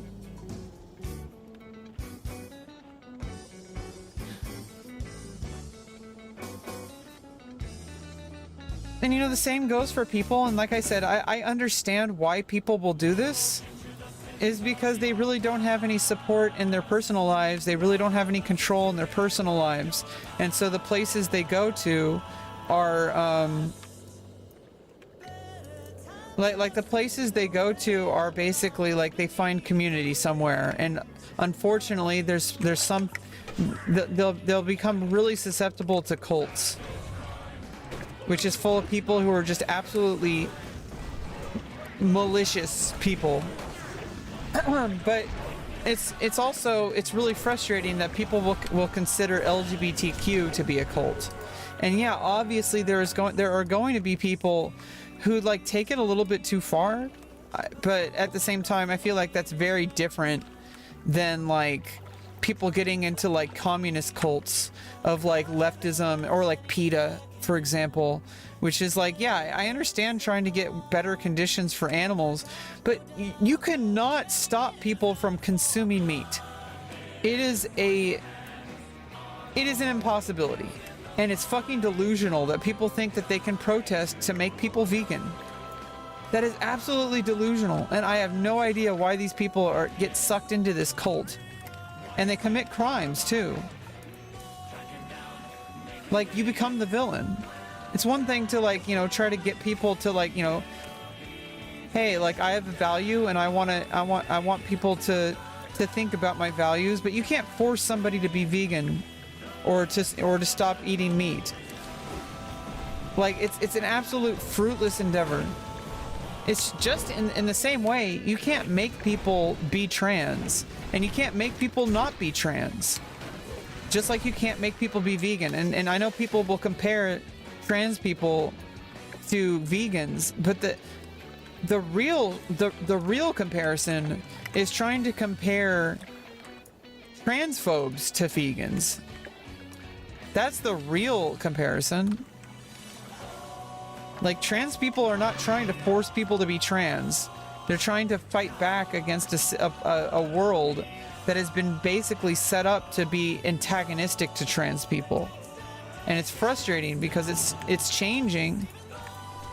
But some people who are even our allies don't fully understand it. I think most reasonable people do. And it's just kind of frustrating. Sometimes I just really feel hopeless. And I don't really know what to do about it. Maybe it's not rational. But it's a real feeling. And sometimes I just really feel like I need a hug. Sometimes it's just so hard to exist. Like, I'm just like, hey, I'm just trying my hardest to be okay with my body. And it's already hard enough, and sometimes there's nothing I can do about it. I'm trying to do the best I can by getting a surgery, but like at the end of the day, it's still like I'm still trans, and it's terrifying.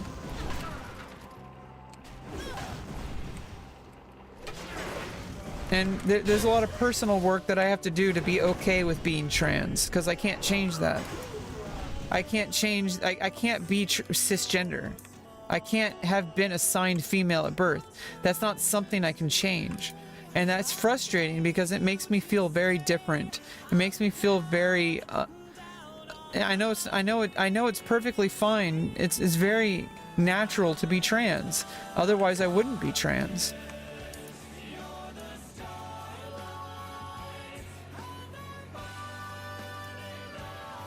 Aw, well, don't hug your monitor if it's gonna hurt you.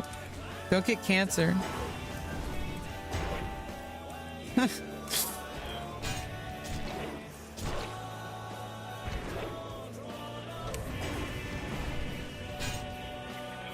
Max Blasto? Is he gonna fart on me? Jeez.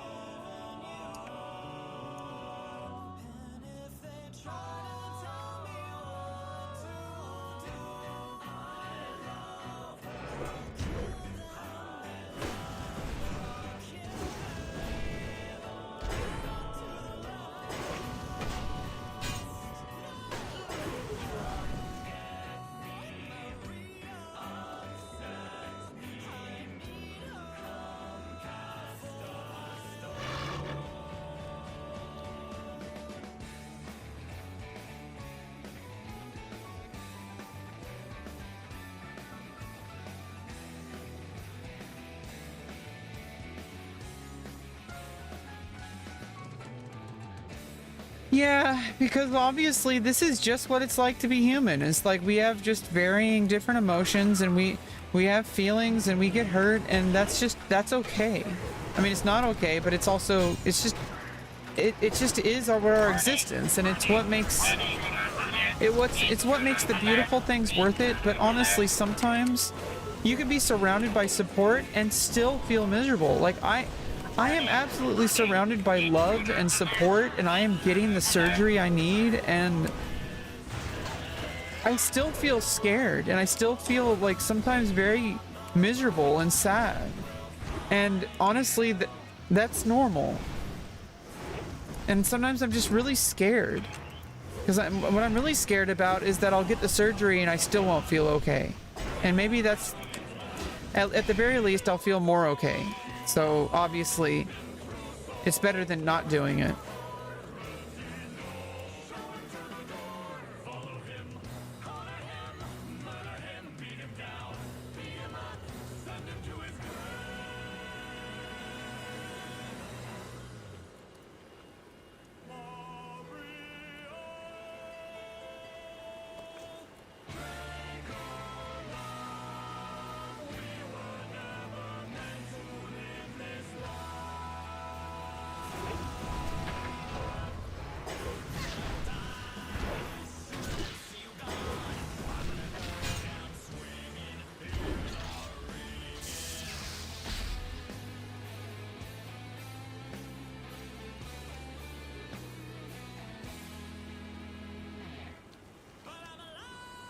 The grinder? Oh, it's over there. Way over there. Jeez. Oh, not way over there. I thought I was up here for some reason.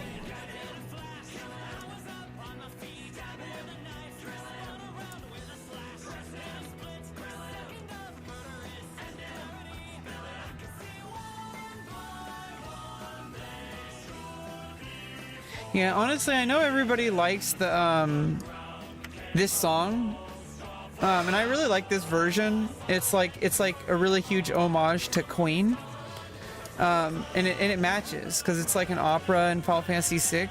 Everyone really likes this song, and also Dancing Mad. But honestly, they're so long, it's kind of hard to listen to multiple times.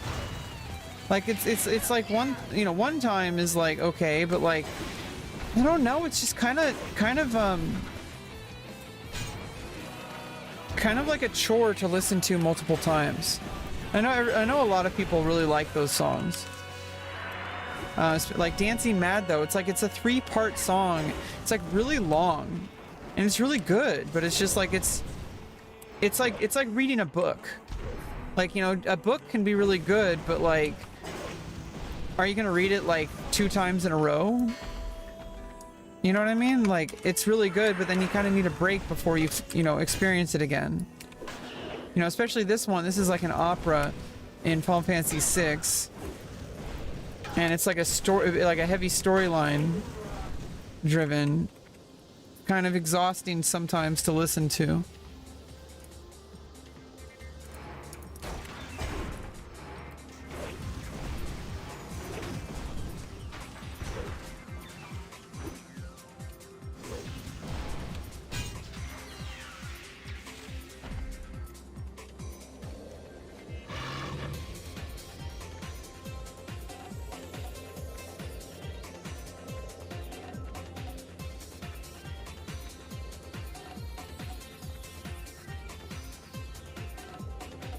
Yeah, I mean, I really do need more hugs in my life.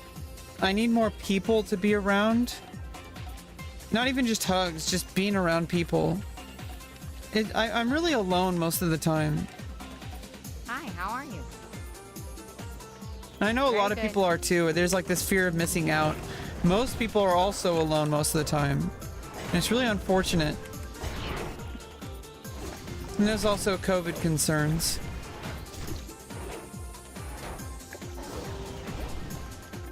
Good day to you.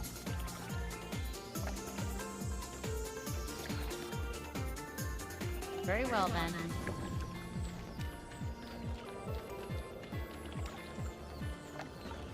Final Fantasy 4 and 12. 12 is a really weird one. I couldn't even finish it. I kind of got lost in it.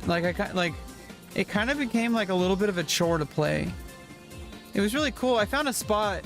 There was a spot where you could just like literally level all the way up on autopilot. because it allows you to like set like little like programming basically. Like you could just like stand at a very specific spot and everything would basically just auto attack. And you could just farm there like and just leave your PS2 on and just let it farm. It was crazy.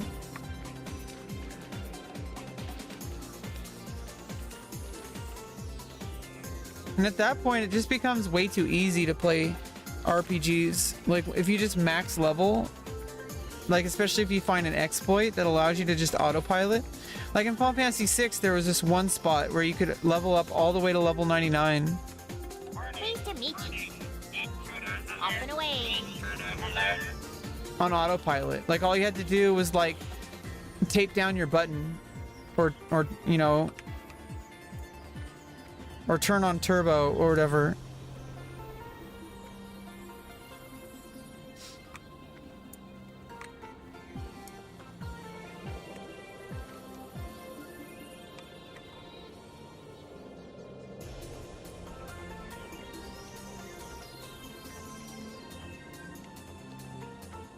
Final Fantasy IV was really good.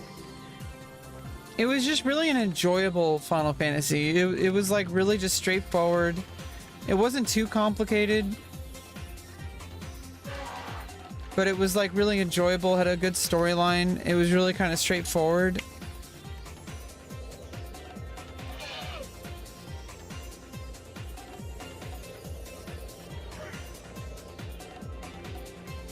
Final Fantasy V was like more customizable and stuff, like with the job change. Same with like Final Fantasy 3. Not 6, like the NES one. Everybody knows this now. I remember there was a time where you had to actually like explain that. That just shows my age. Dragon Age Origins? I really like RPGs where being high level doesn't really make a difference. Or if it scales to your level, or if it's like there's more to it than just being high level. Especially like even Final Fantasy VIII.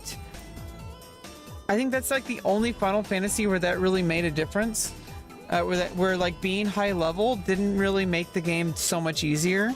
Because you could be level 100, but if you didn't have like...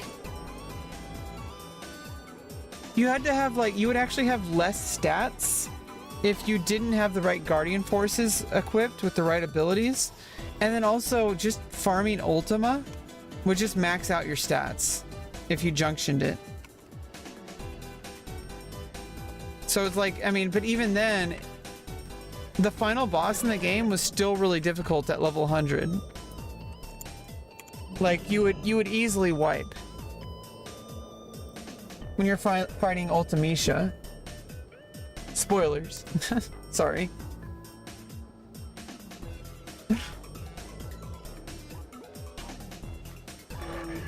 Yeah, Skyrim, I really have a hard time with the Elder Scrolls games. I know a lot of people don't like Starfield. I'd rather play Elder Scrolls than Starfield. But at the same time, like, I'm not really into that kind of immersion. It's just too much immersion for me. Like, what I like about WoW is that it's kind of straightforward and simple, and it's like, you know, kind of has like a fast pace to it.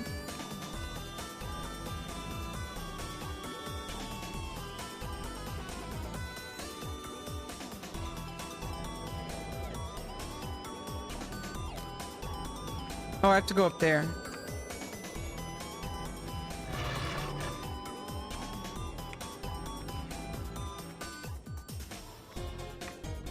Oh, yeah, like Fallout. My friends were really into Fallout.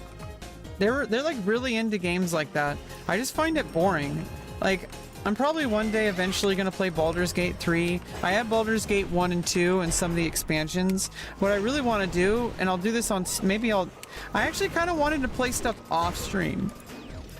Because I feel like streaming kind of adds some extra, like, kind of pressure. I feel like sometimes I really want to get back to my roots of like, hey, when I was a kid, I would just log onto my computer and play a game. Like, I didn't need somebody to be watching. Like, I wouldn't have my friends watching. Like, I would literally, like, that's how most people play games, I guess. But at some point, streaming became a game to me. Like, this is the game. Like, me showing up to the stream and talking to my, you know, I have chat over here. Like, that is the game. Is the streaming aspect of it. But I really would like to just, like, have a complete nerd session and just sit down and enjoy Baldur's Gate 3, like, just completely focused on the game, not checking my email, like, not checking YouTube, not interacting with chat or whatever, like, just focusing on just being a complete Dungeons and Dragons nerd.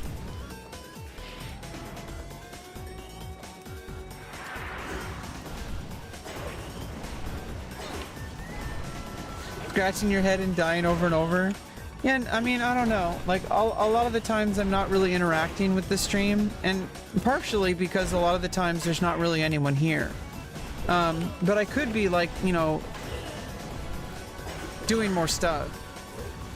Because a lot of the times I feel like the reason I stream is because it allows me a place to have, like, conversations. And I'll have conversations that are more public speaking and less conversation, if that makes sense. And I feel like that's useful. I mean, people have been writers and, like, public speakers since, like, the dawn of language. And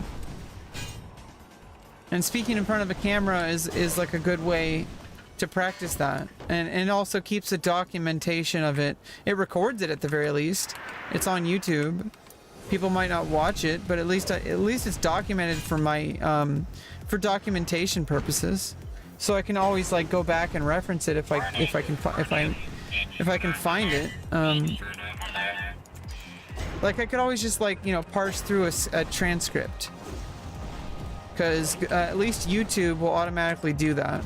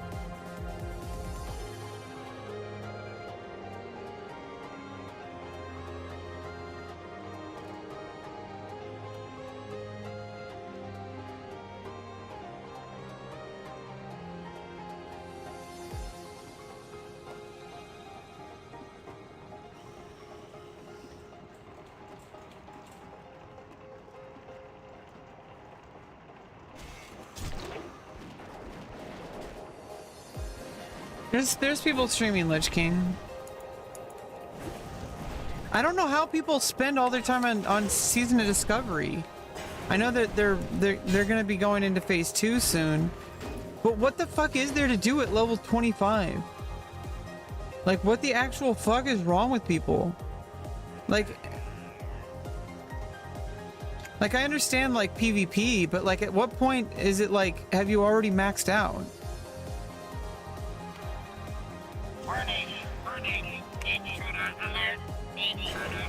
I don't know how people are still, like, what is there to do? I don't understand. I tried PvP and I failed miserably, but I could probably get better at it. But I just don't understand how people can spend so much time on something when there's really not that much to do.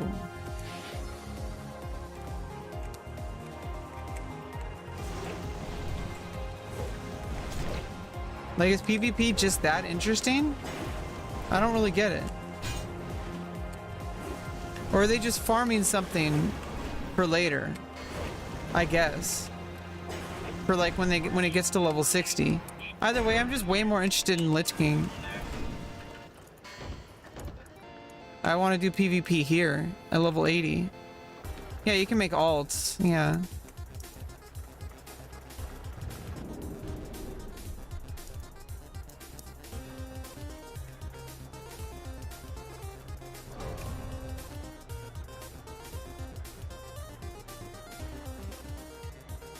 What the fuck is going on? Am I lagging? Oh, he's talking. Okay. I'm like, what is going on?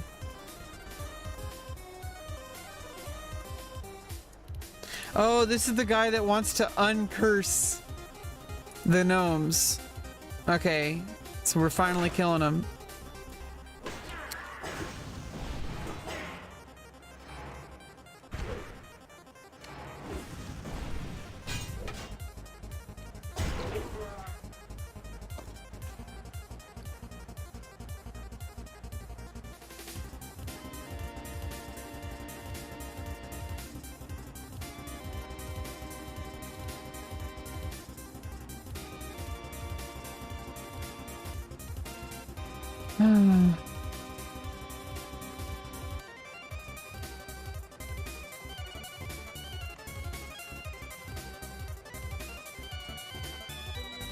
Fucking don't know why I have that.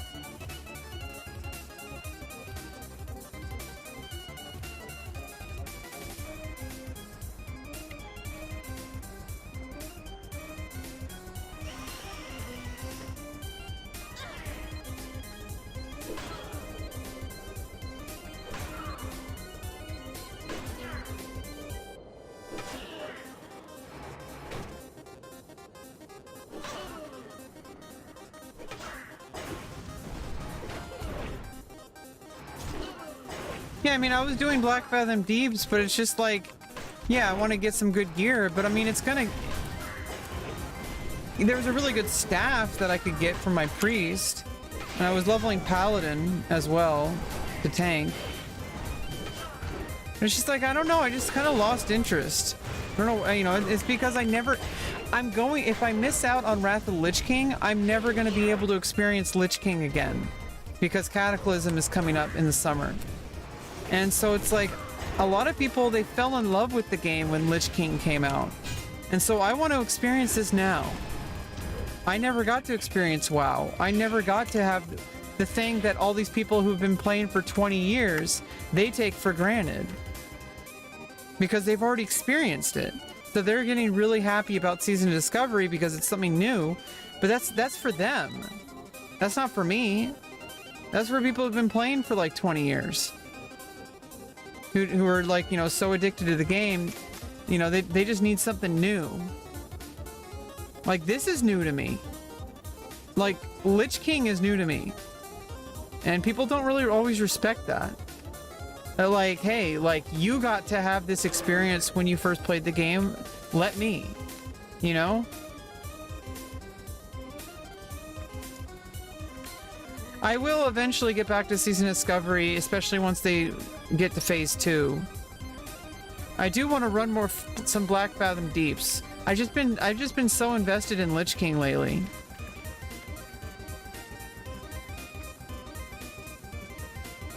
Because I have a lot to go. I'm only level 71. I'm not even level 72 yet.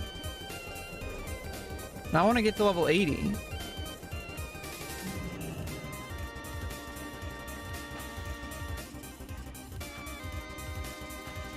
Interesting. Right. Be seeing you.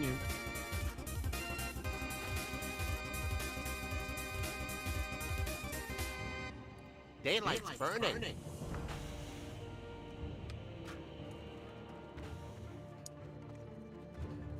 But yeah, people do stream Wrath of the Lich King. And there's a lot of content. It's classic content, and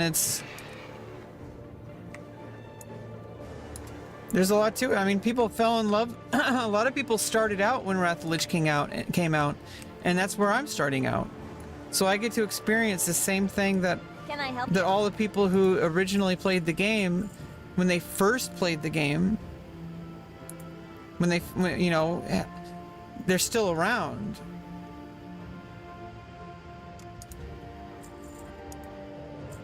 But like they actually started to learn, they fell in love with the game, you know, doing exactly what I'm doing right now, which is getting up to level 80, and then I'm gonna get to experience you know, end game raids and PvP the same way they got to, like 20 years ago. Hello, Ben. Like this is it. Like this is the peak of where most like the significantly most people, obviously there's people who played since vanilla, but there's a significant amount of people who literally Wrath of the Lich King is when they started playing. And that's like I came at the exact giggity. I came at the exact moment that most people came into the game. And some people even started at Kata. I mean, there's people who started the game at every expansion. And Dragonflight, like, some people came in at Dragonflight, which is basically where I came in, but I came in with hardcore, basically. I played for like a month in BFA back in 2020, before Shadowlands came out. I had a really kind of, it was fun for a little bit, but I kind of got distracted. It kind of lost its interest to me. I didn't really understand what was going on. But after playing hardcore and kind of really dedicating myself to like learning the game, like I didn't get very far in hardcore, but now I'm interested in like, you know, the main game, like Wrath of the Lich King and like Dragonflight. I will get back to Dragonflight. I have a lot of storyline to do. I want to get caught up to level 80 at the very least before I go back to Dragonflight. I want to know at the very least that I have an end game character, because I got max level on Dragonflight. I want to get max level here. I have max level on Season of Discovery. Once I have at least one max level, I feel like I can kind of switch around. That's just kind of how I am. Yeah, the highest I got was a 21 mage. And I died in Red Ridge Mountains to a dragon whelp. Alrighty then. Seeing you. I could have blinked away too. I was so stupid. I was panicking. I was trying to run away and I'm like, wait a minute, why didn't I use blink? And why didn't I use whatever that magic shield was? I had like a fire ward or whatever. I didn't use that. And I didn't use blink.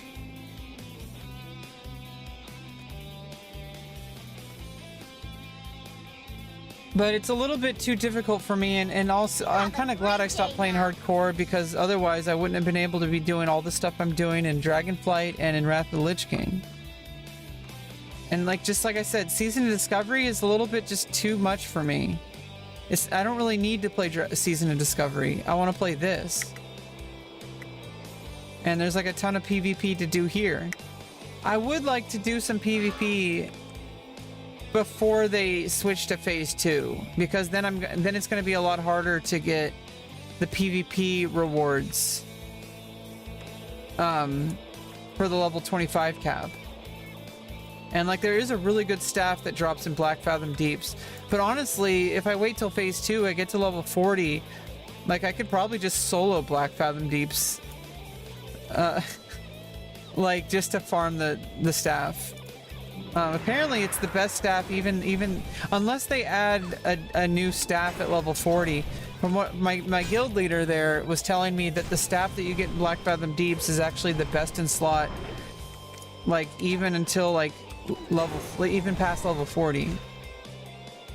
I'm not sure about that though, because you don't know what they're gonna add, if they're gonna add anything in when they do phase 2.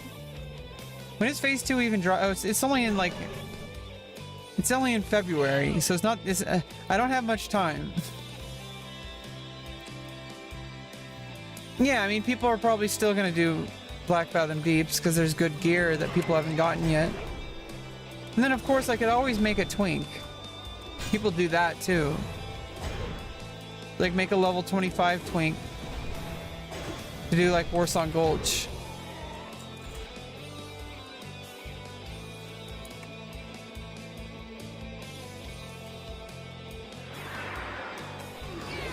Magnetor! Sounds like a Pokemon.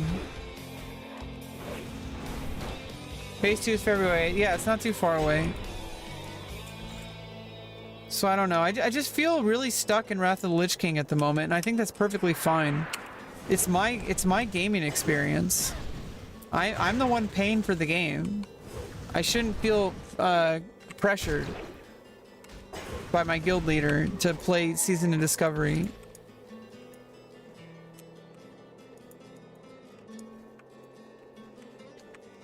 And I guess a lot of people haven't really been playing it lately.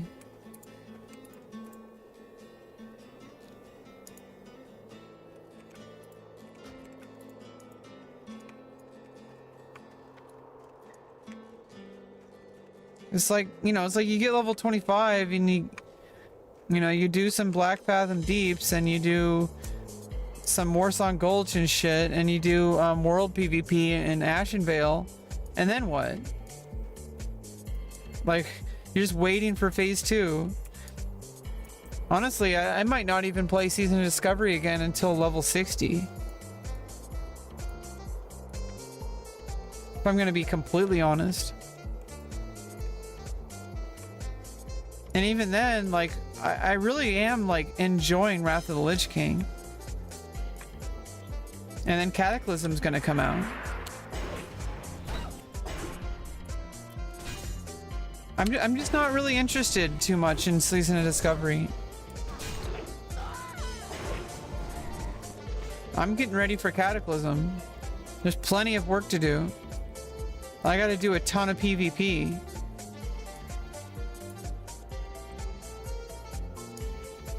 And then when Cataclysm comes out, I'll be right there with most people.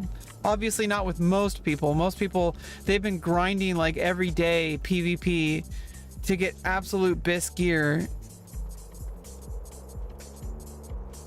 But at the very least, I'd like to be somewhat ready for when Cataclysm comes out so that I can, like, you know, be with the wave to get the new BIS gear at 85. Because there's going to be a whole bunch of new content. So I'd like to go along with the wave.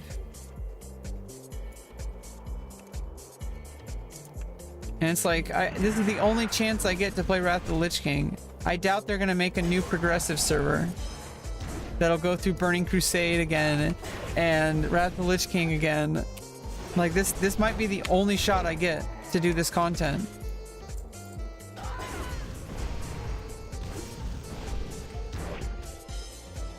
And I'm gonna enjoy it. I enjoyed the journey. Just being here and chilling, even just leveling, like, just the experience, like, it's all part of it. You know, it might be kind of boring just doing quests and stuff, but you know, it's still part of it. It's the immersion. And just, like, even just having something to do and something to do on stream and to just be the background to what's going on in my life right now. Like, Wrath of the Lich King is the background to my life right now, and like I said, you know, like most people by now who've been here know, I'm going through a very significant, powerful moment of my life. So it's like, it's kind of special. It's not really about Wrath of the Lich King. It's about my life, and that this is part of it. This is like the background.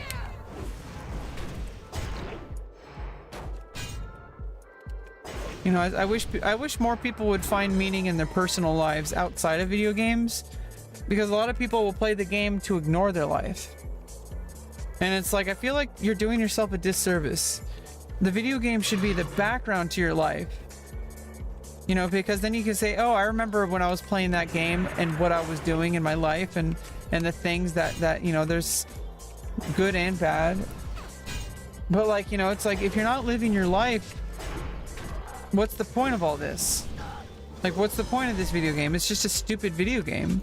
But it's not stupid if you're like doing something meaningful with your life. It's actually like something that can really add a lot of value, because it's like something that you're doing in the background to get you through that, to keep you sane, so you don't like completely burn out. Which I'm getting to the point of just being at the very end of my rope. I've been waiting for so long. I've had an emotional roller coaster waiting for this surgery and having delays, having wait lists, and now at least I'm on the schedule again, but you never know if that could be delayed again. Like, I'm just so exhausted and I'm so ready to have this surgery. It's absolutely driving me insane, and I don't know how much more I can take, but I have to take it because there's no choice. Anybody who thinks otherwise is just completely ignorant. There's no choice except for just to suffer through this, unfortunately. Oh, and sorry I missed you, Haven Oakley. That was 44 minutes ago. Jesus Christ, I'm so sorry.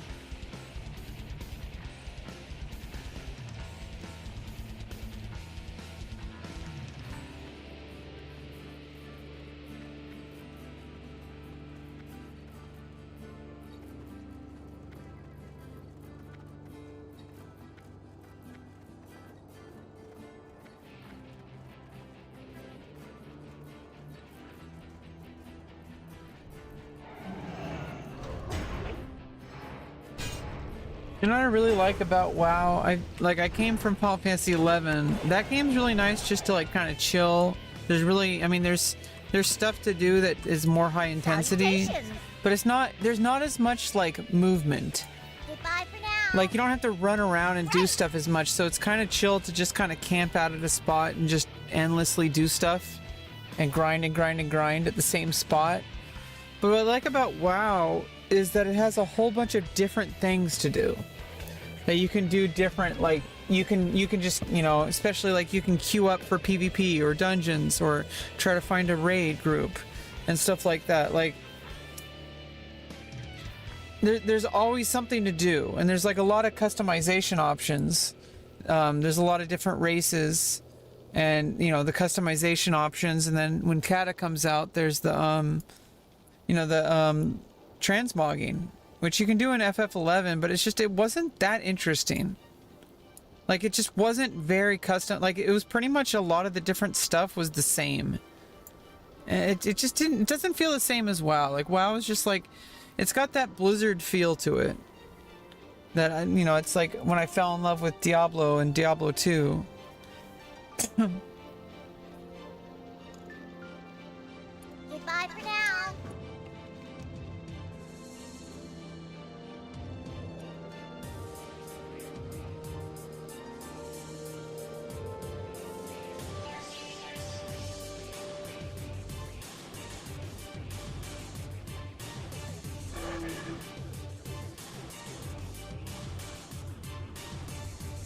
The Dens of Dying?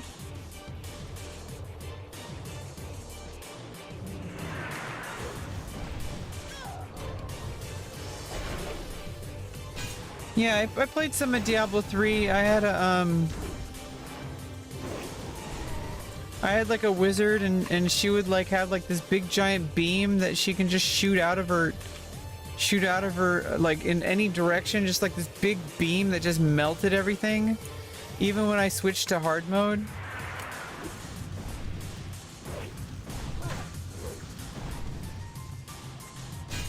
It didn't hold my attention the same way Diablo 2 did. But I'm not really interested in Diablo 4. Not until they fix everything. I know everybody has a problem with it now, and it's just insanely expensive. Maybe they'll make, like, in time, maybe they'll make it a lot cheaper. Like, everybody who's playing right now, Blizzard really knows how to take advantage of people who want the newest thing as soon as possible. Because if you want the newest thing as soon as possible, you have to, like, buy the expansion. Like, you have to buy everything, like, with these, like, big giant things. There's, like, these pay-to-win elements. Like, I'm pretty sure sooner or later it's gonna kind of level out. And they're probably gonna make, like, a special bundle deal at some point. So if you wait long enough... Yeah, Black Friday deals. If you wait long enough, you might be able to get a special bundle deal, and then you can get some special items with it or something. But if you want to be like as soon as it releases, pre-alpha, pre-cum, like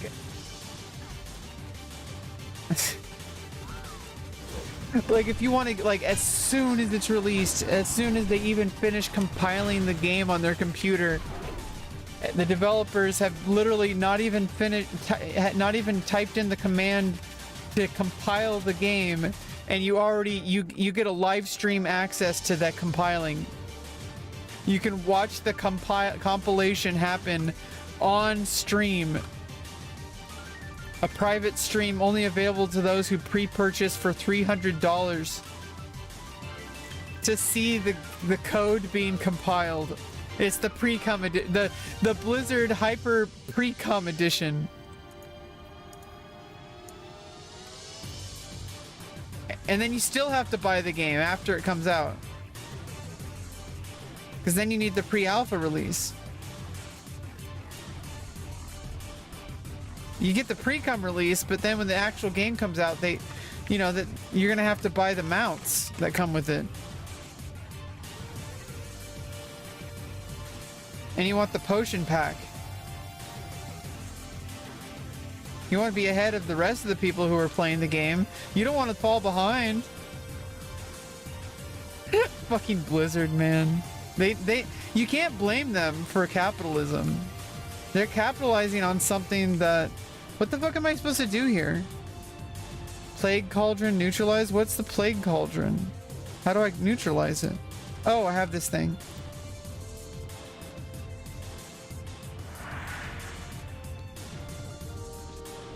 There's actually 2 cauldrons, but you only need to do one.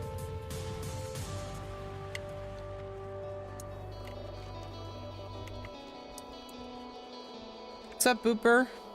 Yeah, the Diablo 5 pre-cum edition. You get a live stream, a private live stream that's only available to people who purchased the $299 pre-cum edition, where you get to actually see the developers hit the button that starts compiling the game Right.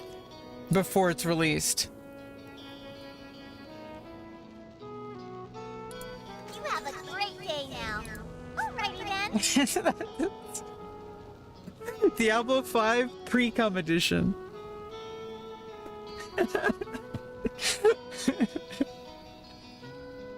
I mean, she's not wrong.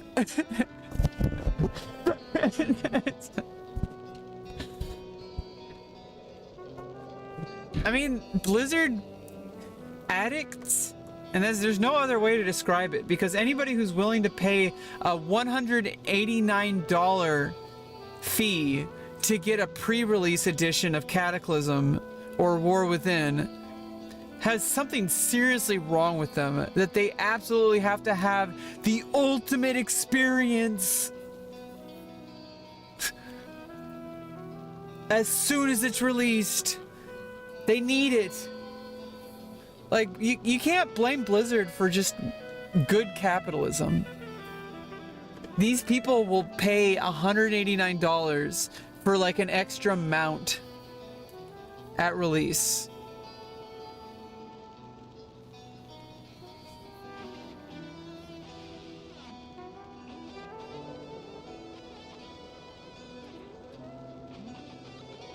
Yeah, make this next WoW seasonal server the alpha version where Ironforge is almost empty. It was yeah, it was vertical. Yeah, I heard about that. I don't think Blizzard is going to do anything like that. I think they have some big plans for the seasonal servers. Like Season of Discovery is just a first part of like a long, like they had Season of Mastery, I guess. But I feel like they're actually like, I think Season of Discovery, they have like some big plans with like how that's going to like long term move like into basically having like Classic Plus.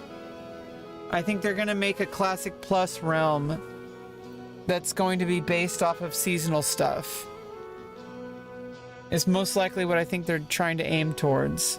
That there's going to be a realm that like consolidates whatever you do with your seasonal characters, and it's going to be like it's basically going to be like the progression server.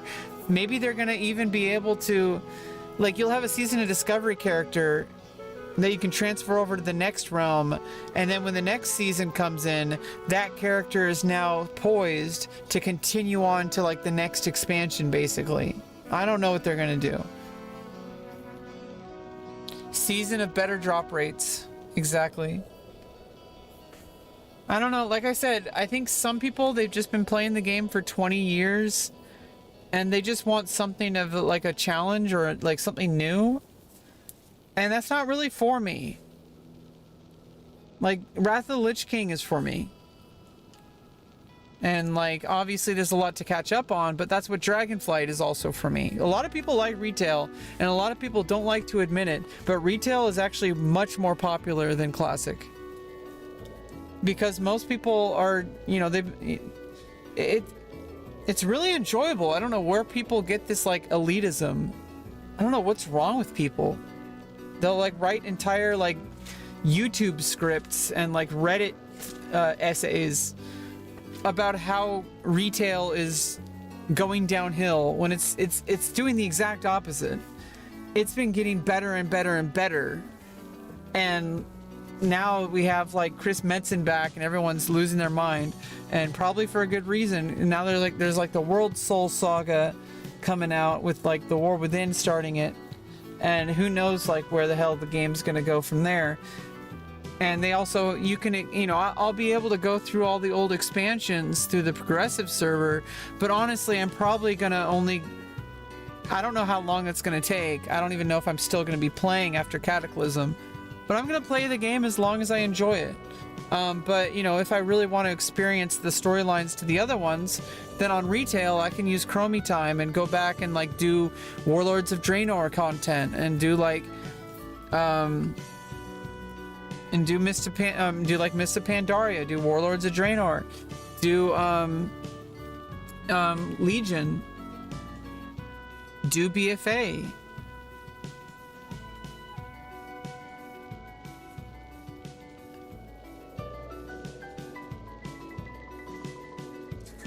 Yeah, my druid will go into the Emerald Dream and wake up in the future, and I'll fill in the gaps in her memory as Classic goes on.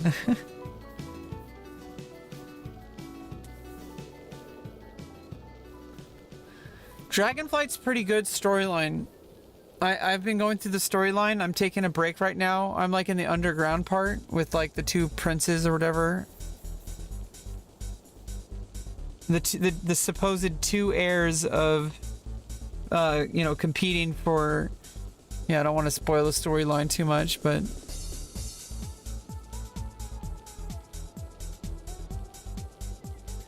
yeah, you want to do your 20s again? Yeah, you really fucked it up the first time. Yeah, Mists of Pandaria is gonna be after Cataclysm. Honestly, I feel like World of Warcraft is just a game. It's more of a lifestyle. You shouldn't be rushing it. Some people like really rush things. Like, it's just part of your life. And that's okay. There's worse things in life than to have a game like World of Warcraft being a part of it. There's a whole culture around it. There's like BlizzCon, there's like cosplay, there's like streaming, there's like all sorts of stuff to it. You could have your whole life, like, you know, you could have a very meaningful life being around people who love World of Warcraft. You might even work for Blizzard. Like, who knows? But like, that's, you know, it's, you know, or you could be a streamer and it could actually be a huge part of your life. You know, or it could just be a game you enjoy, which is most people, like me, and stuff like that. It might end up being a streaming thing. Yeah, it's a subculture. It's a lifestyle. And there really is no reason to quit if you still enjoy it. And it can be, like I said, it's really great when it adds to your life instead of replacing your life. Some people, they use it as life replacement therapy. LRT. Like, I've been going through HRT. A lot of people are going through LRT. They're playing WoW to escape their life, and their life is falling apart. With me, it's the opposite. Like, my life is like gluing itself together, and I'm using this game to kind of like not burn out. And to have something to like enjoy that's outside of my own struggles. It's a collective endeavor. There's other people than just, it's not just about me. There's a whole bunch of other people loving and enjoying this game, and I can be a part of a team. You know, I could be the tank for a raid where people are counting on me.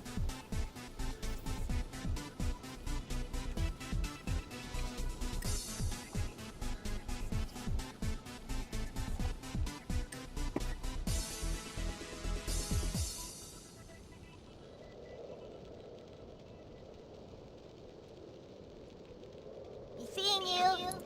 Right.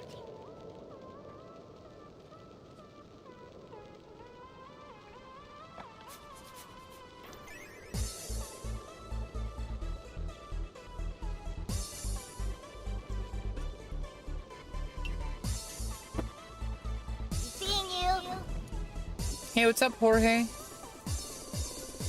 Yeah, it's a good way to like kind of like, you know, obviously like right now, people are in different situations. You know, like I'm in a situation where right now, like I just need something to get me through this. And I don't think it makes me weak to admit that. I'm going through a very specific, difficult thing. And I need to stop diminishing that. I need to stop downplaying it. I am going through a difficult thing that most people will never do. And most people don't understand it. Some people will even be very rude about it.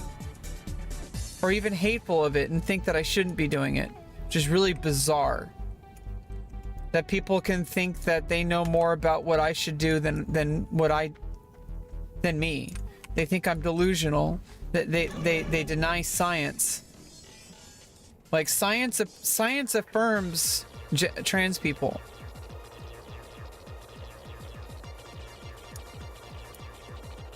Like the only people who are delusional are those people. They're refusing to accept science. People are trans. Get the fuck over it. And we're not as ugly as they insist we are. They think we're ugly. They're like making us ugly instead of just accepting us for our bodies. And we're pretty damn attractive. I think I am. I mean, people tell me I am. People give me money for it. So clearly people are very attracted to trans feminine and trans masculine bodies.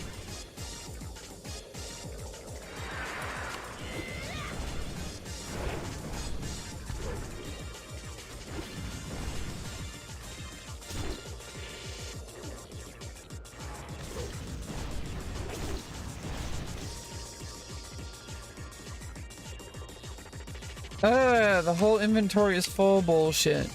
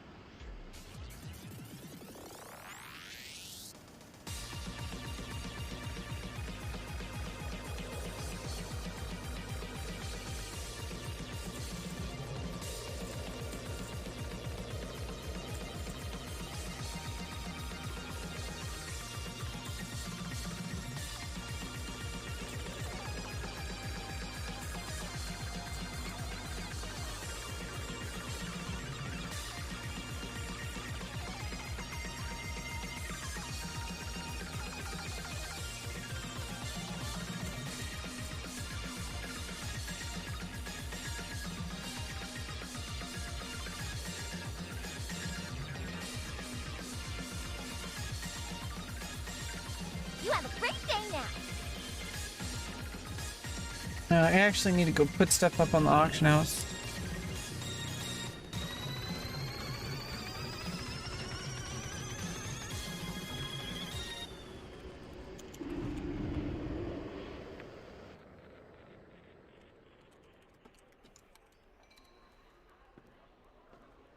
Hey, what's up, last round? I hope you've been well. It's been a bit. I hope you've been good. Things are kind of moving along. I don't know if you've been here since I've had an update. But if you know, in November I had my surgery delayed. I got my A1C down to 6.7, and now it's back on the schedule in 2 months. So I'm just holding on. We're just playing WoW together and enjoying the journey, and I'm just maintaining my health the best I can. Went on a big bike ride yesterday.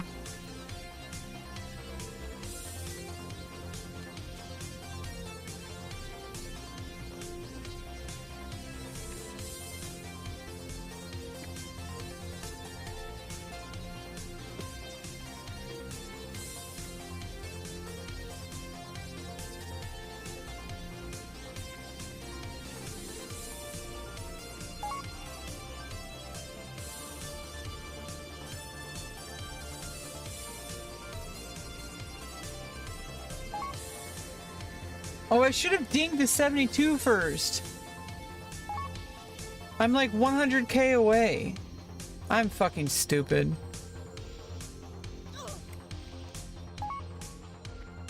I'm just gonna have to go back to do class trainer.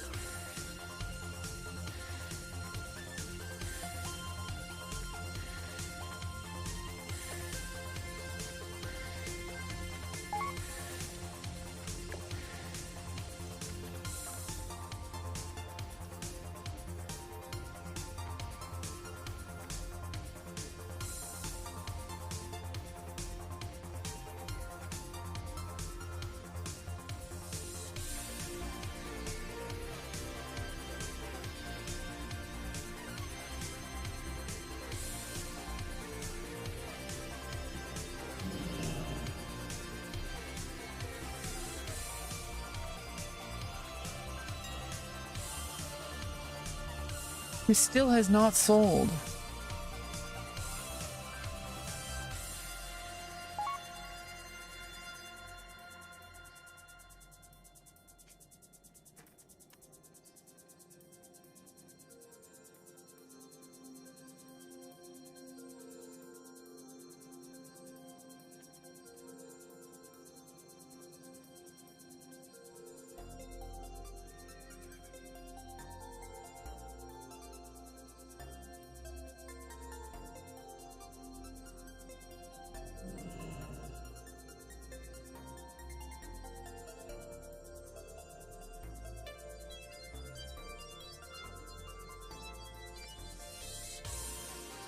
Damn.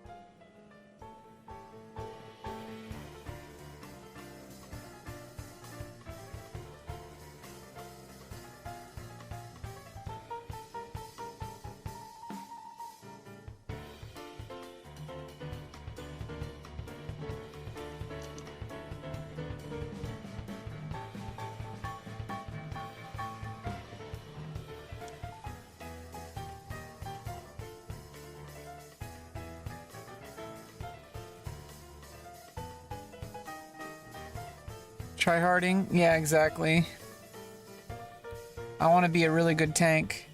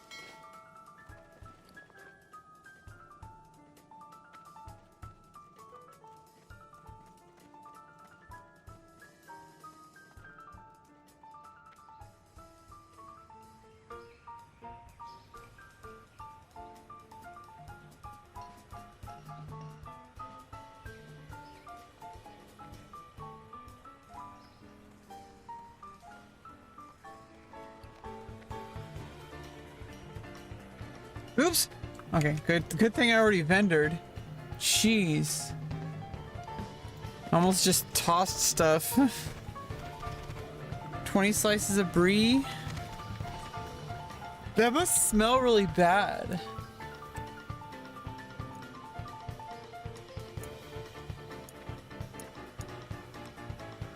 I went to the auction house to, like, clear out some inventory space.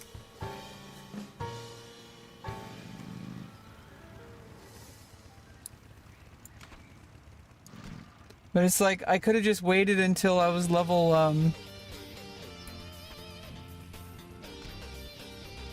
I could have waited until I just dinged in like 100k XP.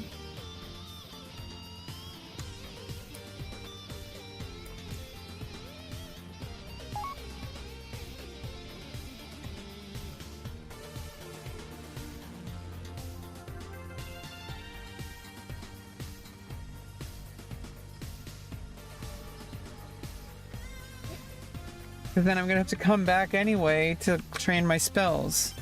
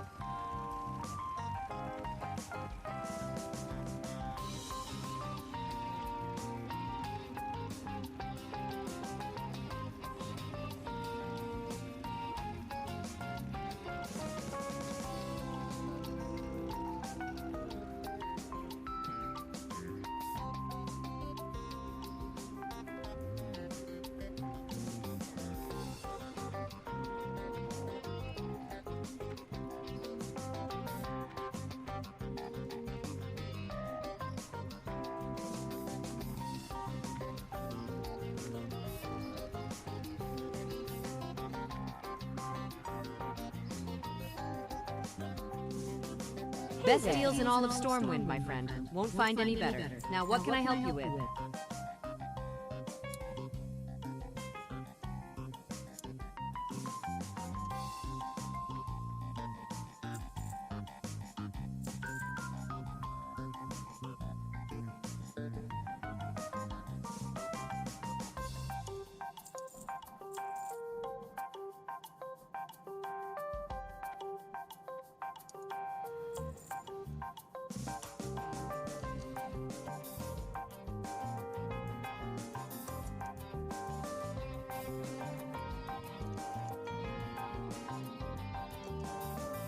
Safe travels.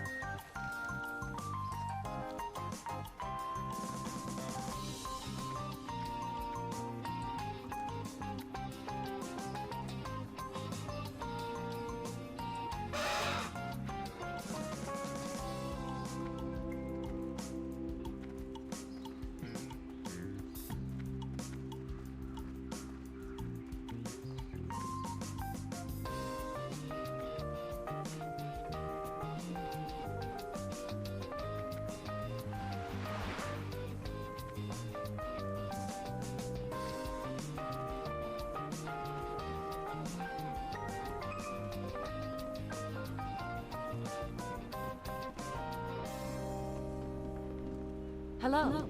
Safe travels.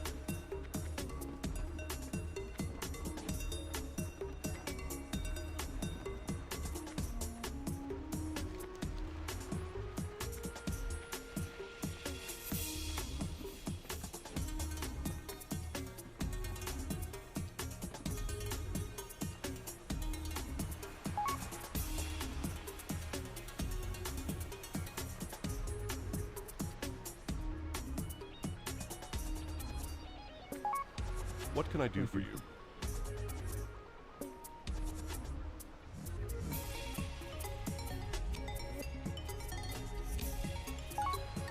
Go with honor.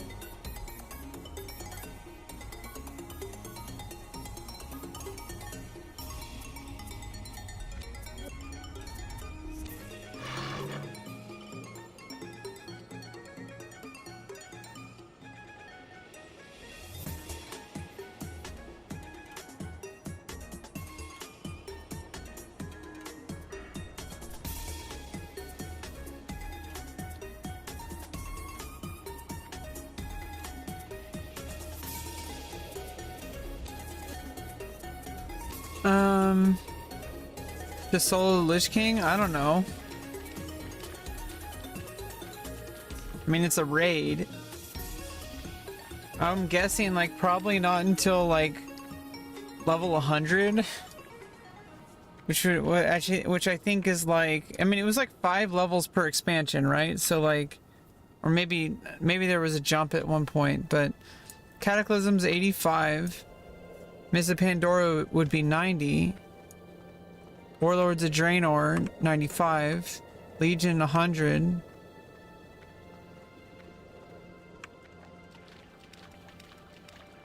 Unless they jumped by 10 at some point. Because I know like BFA was like 125 or 120. Greetings. Alrighty then. Off and away. Very good.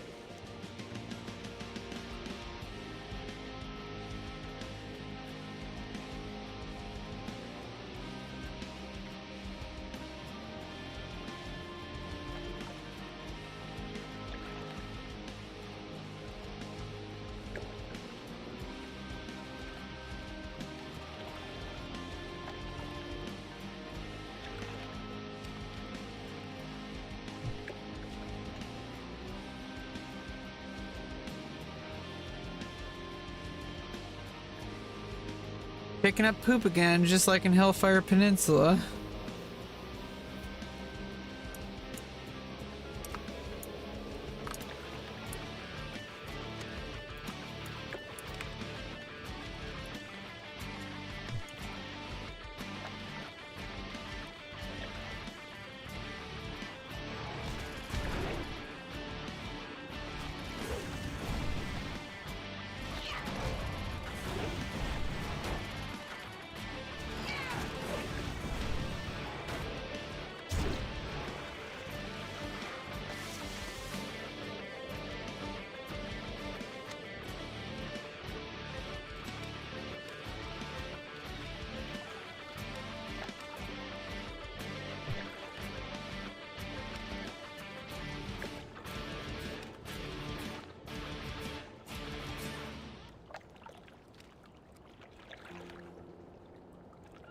Oh, I'm gonna have to make breakfast soon.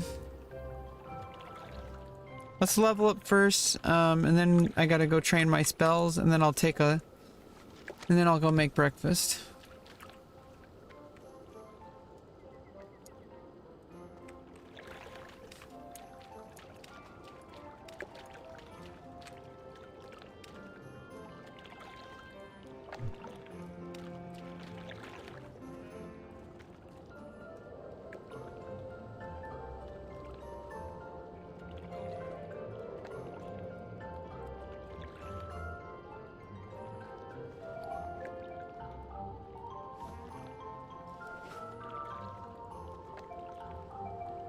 It's like the Guild Tabard, it's like why does it have to put nipples on me?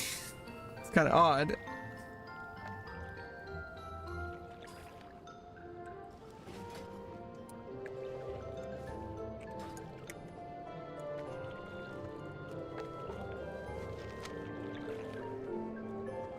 It's like a smiley face on my. It's a kind of odd. It's kind of fun though, but still. Yeah, it is. It's kind of silly.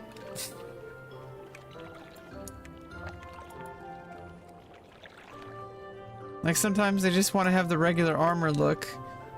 It's like I get all this armor, it like looks a certain way, and I don't even get to see it because of the guild tabard.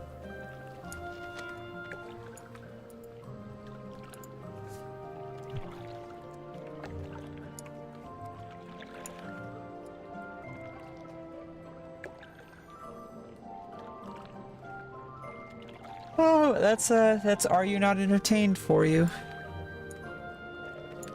Seems to be a very nice guild. Sometimes people get really frustrated with the guild. There's people who have just left the guild because they're like, they get all mad. They're like, oh, I joined a PvP guild that doesn't even PvP, and then they rage quit. Kind of funny. I guess that's gonna be like that in any guild. There's just always gonna be people like that. They just want everything to be handed to them. They don't want to do any. They're like really impatient. They're very entitled. Best to avoid those people. I don't think so. I don't think they care. Honored, I'm sure. But I do have the guild Very tabard. well then. Alrighty then. I'm still not level 80 though, so it's like the guild mostly does PvP and like endgame content. So it's like I'm still catching up. Like I'm in the leveling part of the guild. It's not a leveling guild really, but it is kind of a casual chill guild, so it's fine. Guild leader said it doesn't matter, like enjoy the game my own way. That I'm not required to do anything, it's just a chill guild for people to enjoy the game together. Very good.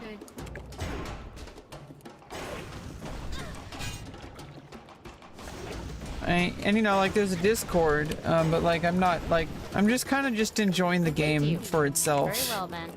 I'm not really putting so much pressure on myself to and first of all, I'm just still leveling, so it's like there's really no pressure at all. Even when I get endgame, it's like it's never really any pressure. I guess it's all up to the individual on how seriously they want to take the game, and I feel it's better to perform well, but like to not like have so much pressure that you're like you're getting stressed out. In the end of the day, it's supposed to be a video game that you would play to enjoy.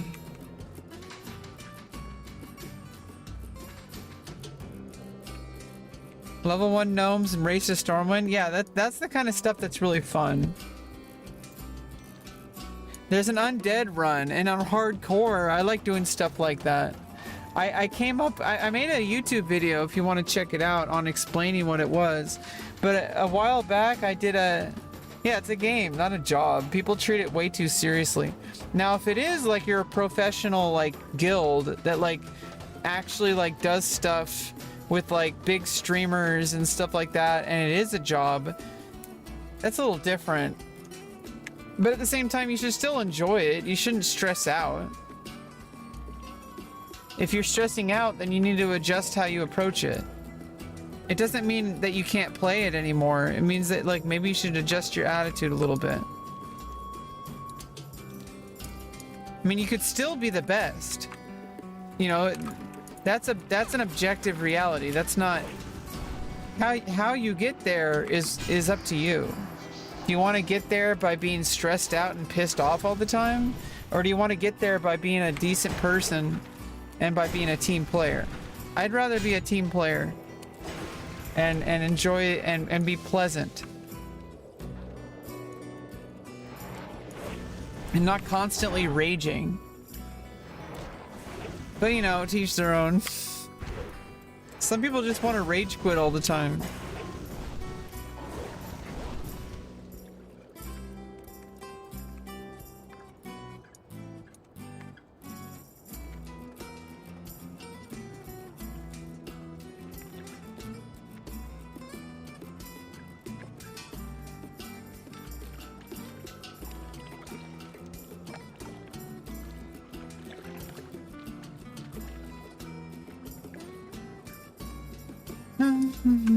But yeah, I like did like an undead run, and it was supposed to be like, I know that like the RP is that like the undead are like led by Sylvanas because they escaped like the Lich King's control.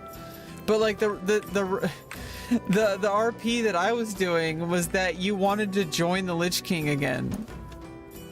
And so you wanted to get everybody to follow you, and you'd run all the way to I mean, I never made it past Silverpine Forest doing the run, but it was a hardcore run where you have to get all the way to Ironforge from Tristful Glades as an undead, and then, you know, basically you'd shout that the Lich King shall rise, because this is during vanilla, so like the Lich King's there, but he's not like fighting so much. I guess like the storyline here is that he really starts to like push for like control here in Wrath of the Lich King. So it's like the RP is that like the Lich King shall rise. It was just really stupid, but I had fun with it. I didn't get very far. Oh, I already finished. That's what she said, literally.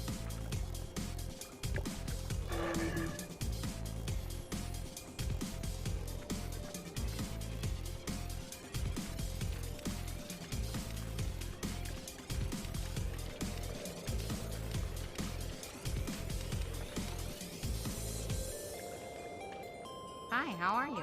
Nax? I don't even know who Nax is. Off and away. Alrighty then. Yay, level 72.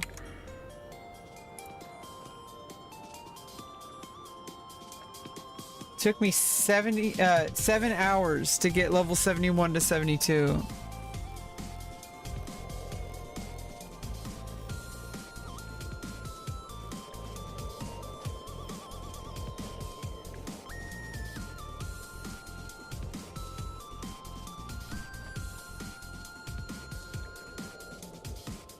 Naxxramas. Oh yeah, right. Is that big giant like whirling flame?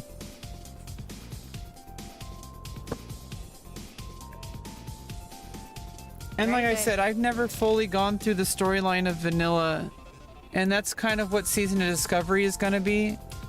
Once I'm like kind of settled in long term to Wrath of the Lich King, and of course the phases are moving forward, so right now we're just going up to level 40, so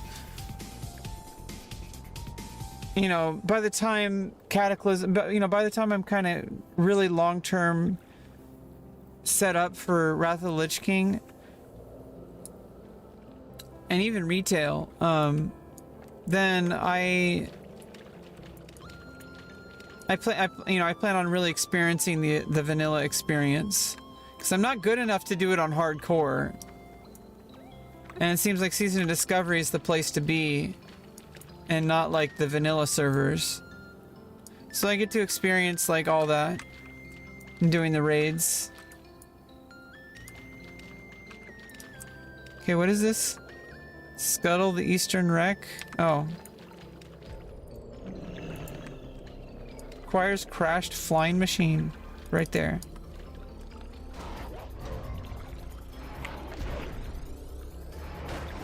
It's a flying city. Wreaks havoc and the boss is one of the Lich King's lieutenants. Yeah, so it's like basically a prelude. And then there's the whole Outland thing, which is like completely different, like planet, I guess. Like the Exodar was a spaceship, and so the Draenei actually came through the spaceship and not a portal, I guess. I know that like didn't the orcs come in from the Outlands through a portal?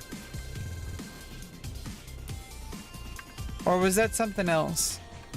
I know the storyline is that the orcs actually didn't exist in Azeroth, they came from a portal. I don't know if they came from Giggity. I don't know if they came from Outlands or not. Where did they come from? And for that matter, did the Draenei come from Outlands or from Draenor? Or is Outlands part of Draenor? Yeah, it was Draenor, then it got broken apart. Then what happened? What's going on with Warlords of Draenor then? What's that? Like, is that time travel? They came from Draenor, okay. And the Burning Legion sucked the world dry. That's why they left. They were trying to conquer Azeroth. I read a little bit of one of the novels.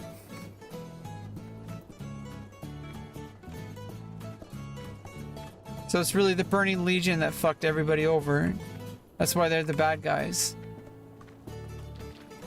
Oh, and is that what Legion is focused on? A lot of the storyline seems to be focused on the same stuff. Like, it's not out of left field. It, like, matches the lore of, like, all the quests. Well, I was doing some of Warlords of Draenor on retail through Chromie. They really did, like, some cinematic style quests. Apparently that's when that started.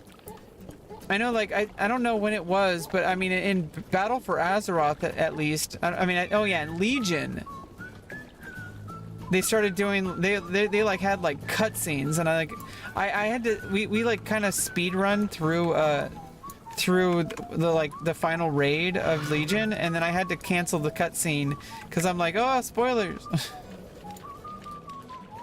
The fact that they have cutscenes at some point. You know, it's like, finally, like, Jesus fucking Christ, like, for the most part, the quest lines are really just scattered across and the storyline's really loose. And it's like, you want there to be cutscenes. Like in Final Fantasy XI, there's like actual cutscenes. And if you're outside of the cutscene, you just see the character just standing there. And if you die during the cutscene, it'll actually cancel the progress. And you'll have to do it again. So you can't like be dying during and then go to an NPC or something to get the cutscene. If you die, if you're being attacked during the cutscene, it's one thing if you're already dead and it's like then you're the rest. See, the funny part is there's a battle in Zealart, the Rise of the Zealart, the final battle. I was in a group on my Black Mage, and then I cast Bio 2, which does damage over time. And the entire group wiped. And this was the first time back in like 2005. This was the very first time I did this mission, which is a storyline quest. It's like a campaign quest or whatever. Like a main storyline quest is a mission. I was doing a mission and we had a group together. We fought the boss. And everybody wiped, but before I died, I cast Bio 2, and he was almost dead, and then he actually died. Everyone LOL'd. Hey, Cholo Man. The boss actually died from the DOT when the whole group wiped. We were all just corpses on the ground. And the whole group wiped, but we got the win. Because of me. It was kind of special.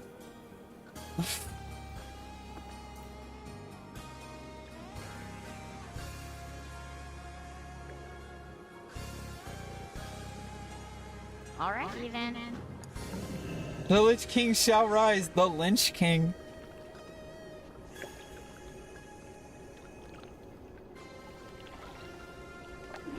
Goldon? Yeah, I don't know what that is.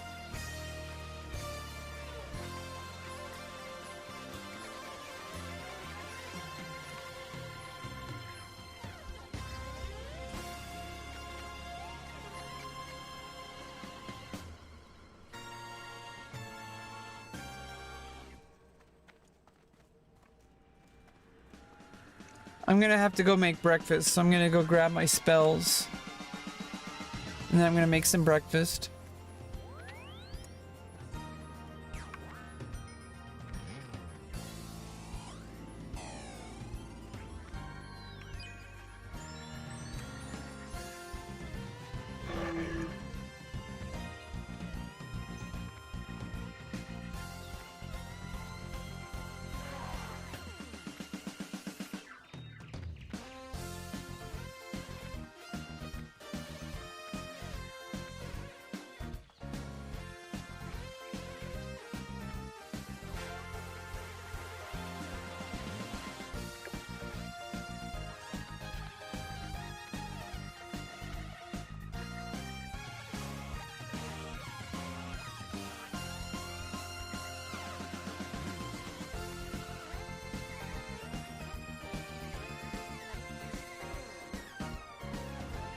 Man, being chilling.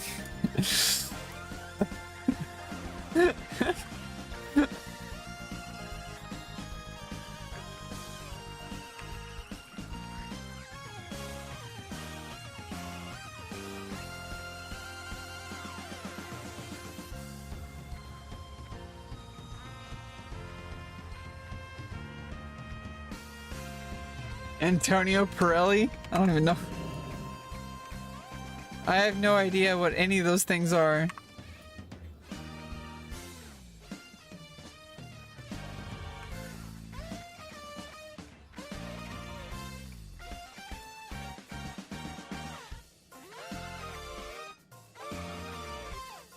Greetings is the pillar of the human race, maintained through strength of will at the edge of a sturdy Oh, I blade. finally get Shattering Throw. Let's go.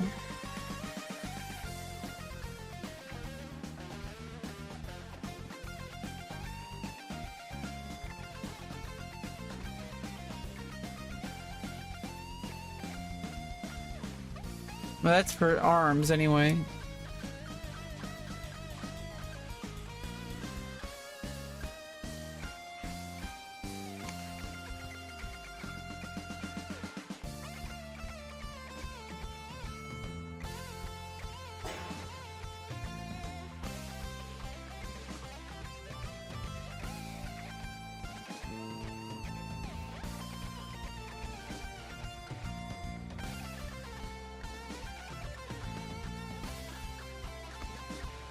Traveling salesman to go. Oh right, yeah, you were telling me about that. That you wanted to like RP as like a, as like his apprentice.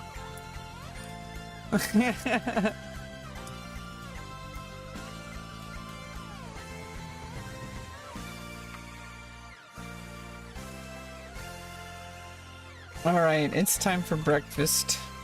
I'm just gonna, we're gonna train for a while.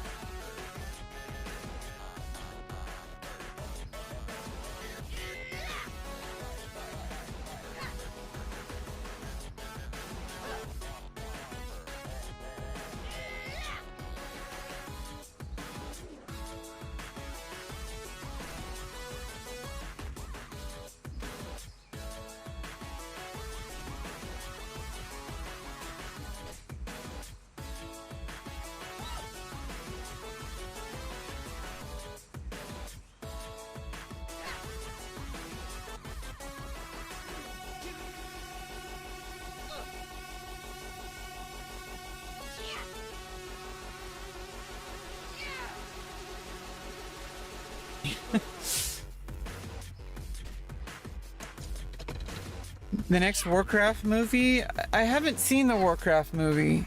I know it came out and I wanted to watch it at some point. There's gonna be a Netflix series? That would be probably better than whatever the movie was. I heard people weren't too happy with the movie, but maybe I'm imagining that. I'm just imagining a whole bunch of nerds angry that the movie wasn't what they wanted it to be. Maybe I think a lot of the times when they make movies out of video games, they're trying to appeal to the non-gamers. Like they're making the movie so that normies can enjoy it. Because otherwise, I mean, obviously the current player base, they're already invested. They want to bring new people into the franchise. Hey, Rodri.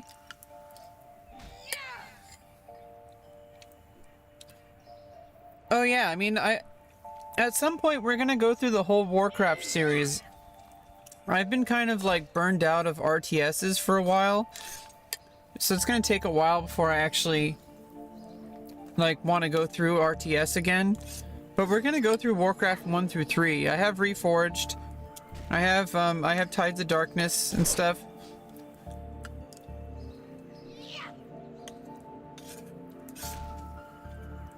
And I think I have Warcraft 1. I might need to reinstall it.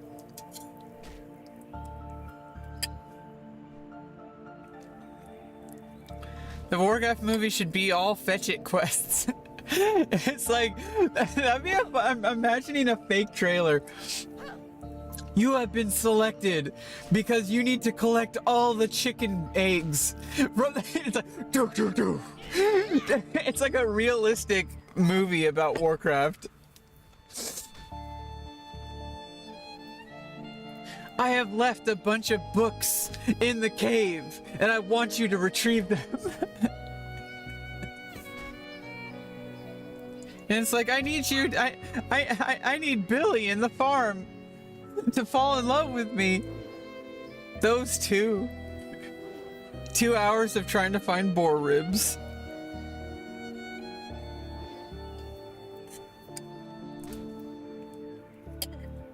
That would be a funny parody video. Like a parody trailer of like World of Warcraft, the movie. And it's just all fetch it quests, not even battling, just like running.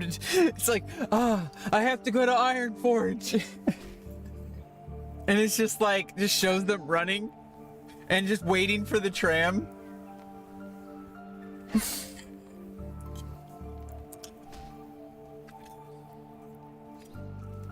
And like epic music is playing. And then you have to like collect the rats.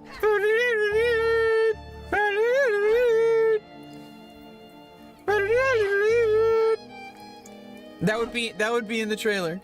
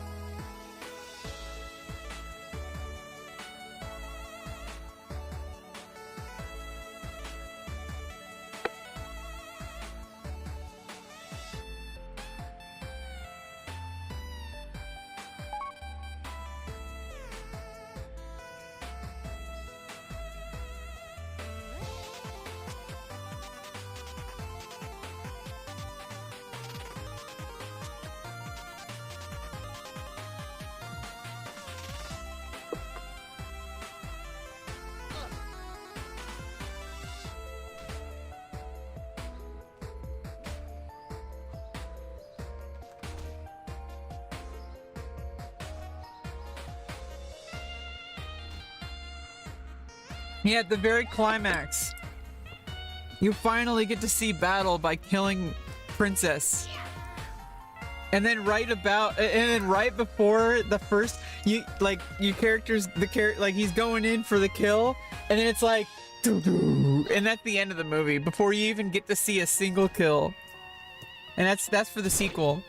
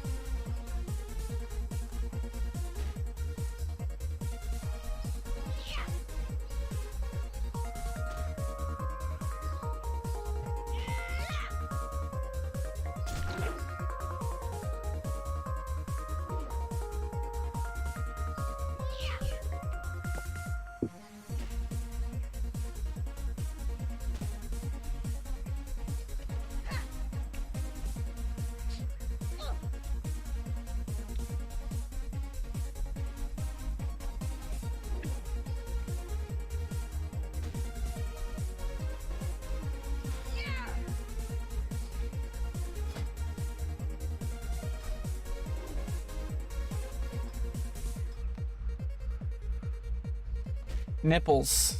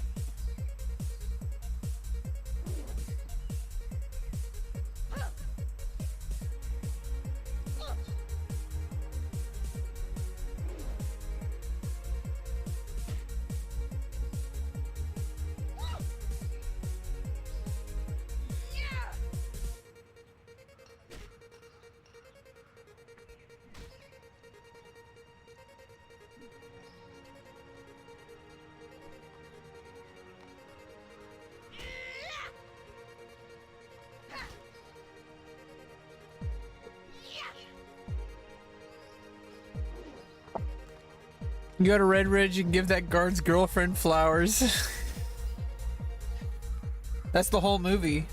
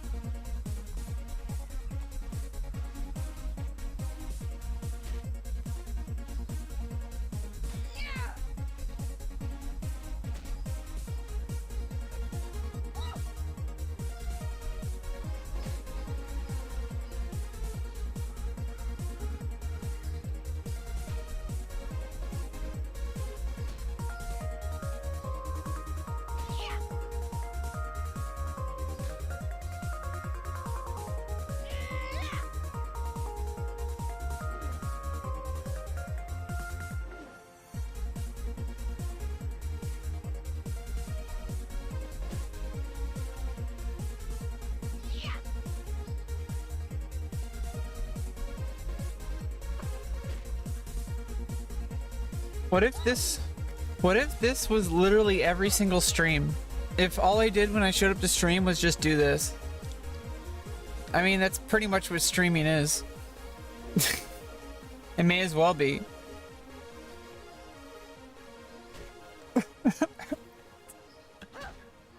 Like literally just doing this auto attack on the training dummy.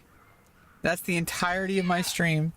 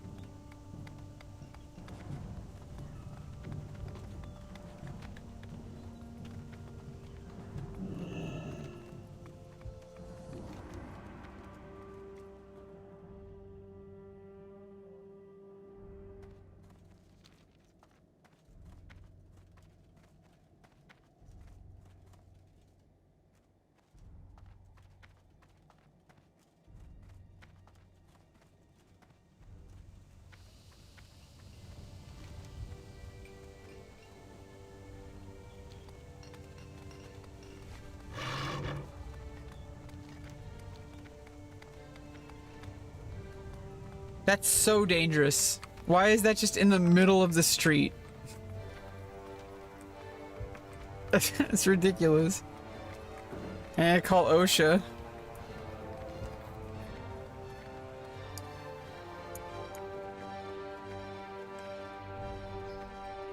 You know what kind of sucks is like some people just ruined life. Like, you know, the whole Karen thing. Basically, Karens made it so much more like weaponized to not want to be labeled a Karen, which means that you can't even just like bring things up without being labeled a Karen. It's kind of ridiculous. Like, shouldn't you be able to voice your concerns without people saying, "Oh, shut up, Karen"? It's like, really? Like, what about things that are like actual grievances that, like, shouldn't you have the like, like, I don't know. It's just frustrating. That like you internalize like, oh, I'm not even gonna speak up for myself because I don't want to be labeled a Karen. It's really frustrating.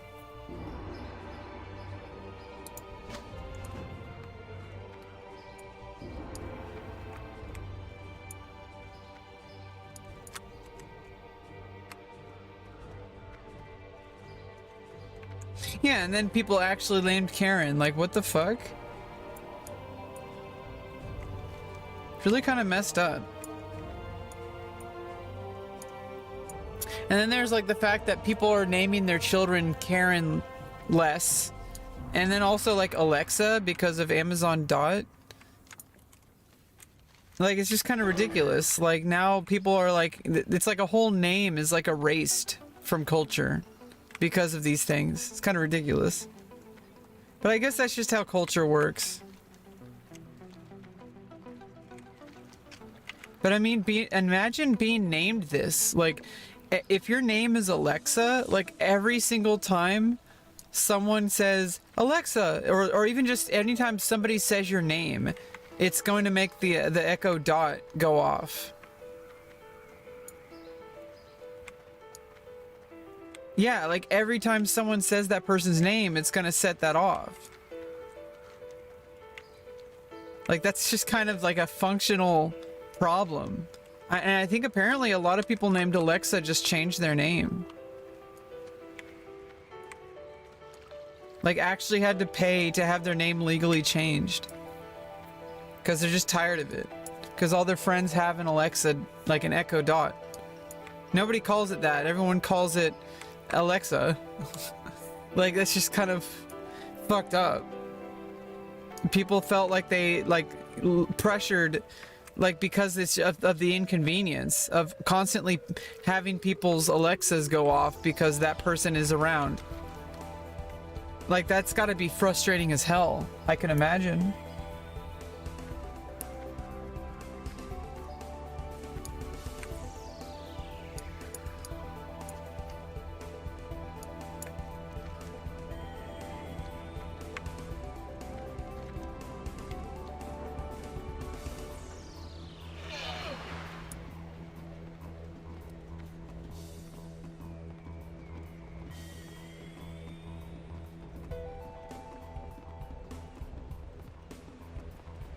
You know, I don't have to worry about that because my name's Rebecca. There's like nothing that has a problem with. Eventually, every single name is going to have some kind of attachment.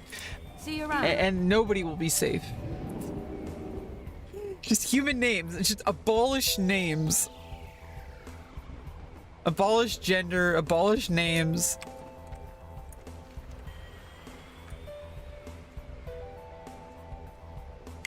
I'm like making some real progress with borean tundra. For the Alliance.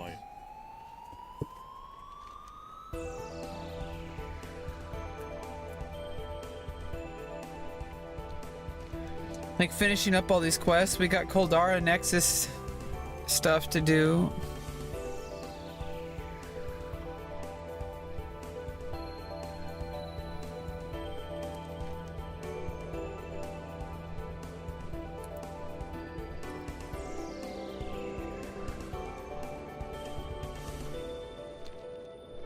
Abolish physical reality. Yeah, let's just be pure thought. I mean, that's what we really are already. All this physical stuff is just a medium. It's just the best we have. What if we come up with a better way to be existing? Because we're already just our thoughts. We just like have to filter it through like a biological machine. And unfortunately, it has limitations. But we're like curing aging, right? Like, we're curing diseases, we're curing problems.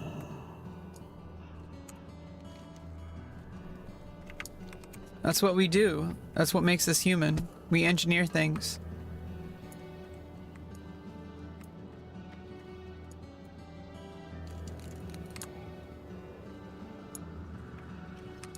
Hi, how are you?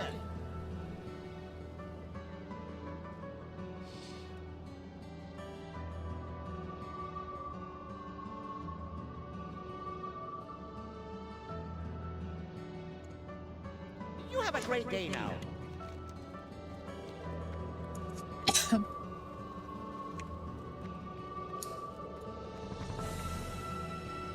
I missed the elevator. Ah! I just fell through physical reality.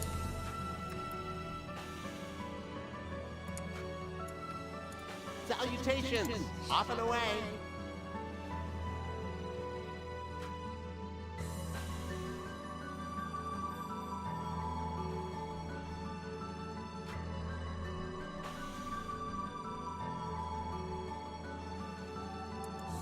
Well, it's time to upgrade my hands and finally lose the gems. It's okay, I'm gonna level jewel crafting for level 80 stuff anyway.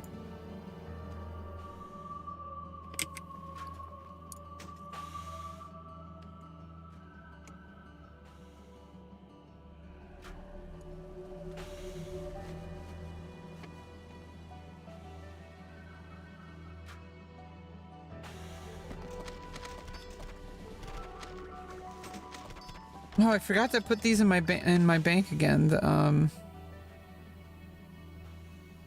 I like scourge stones.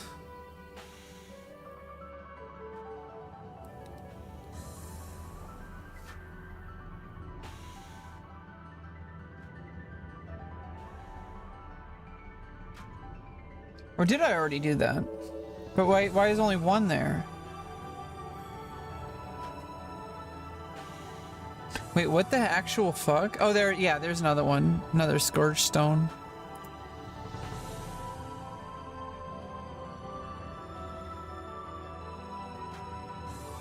Yeah, they're just like taking up my inventory.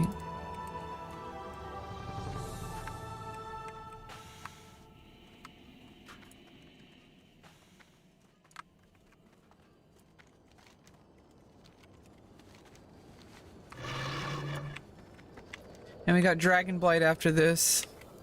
After we finish all the quests here.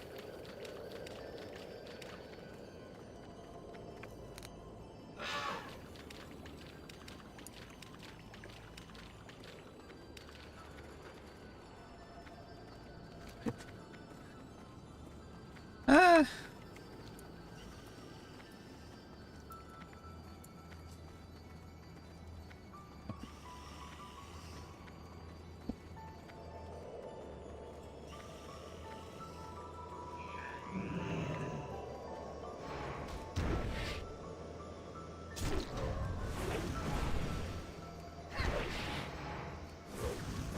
Warning! Warning! Intruder alert! Intruder alert!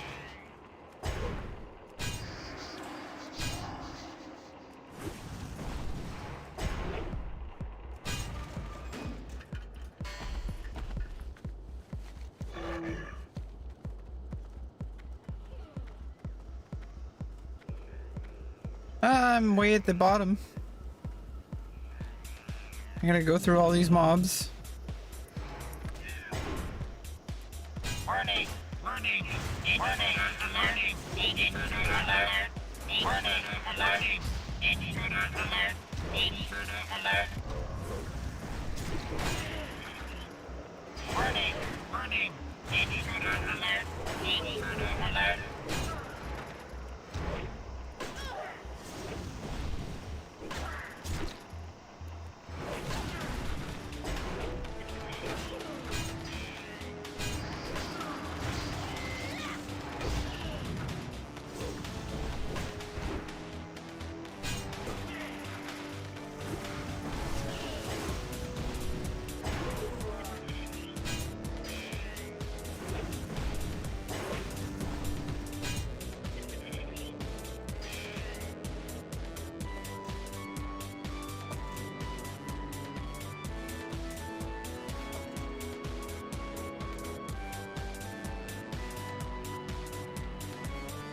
You get those, finish with those errands? Finish with those errands? Get those teleramas.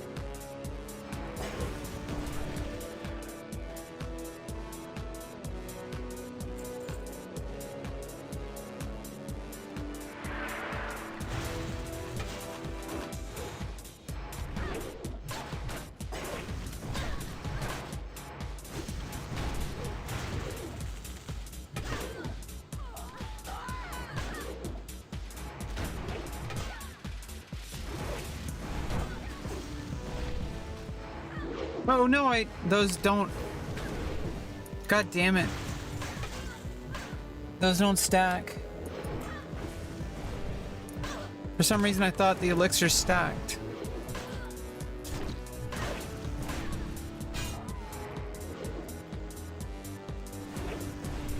Like I could have sworn at least some of them stacked, but it's hard. You have to like... Oh no! Did I just waste it entirely because I'm gonna die? Okay, I lived. Jesus Christ.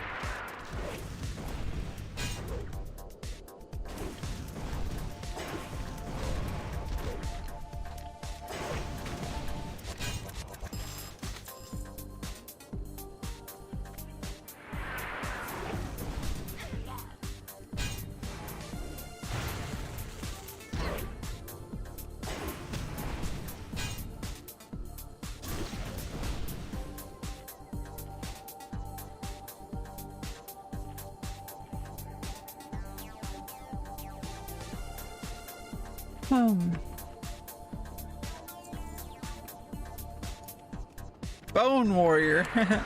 Sounds like a porno.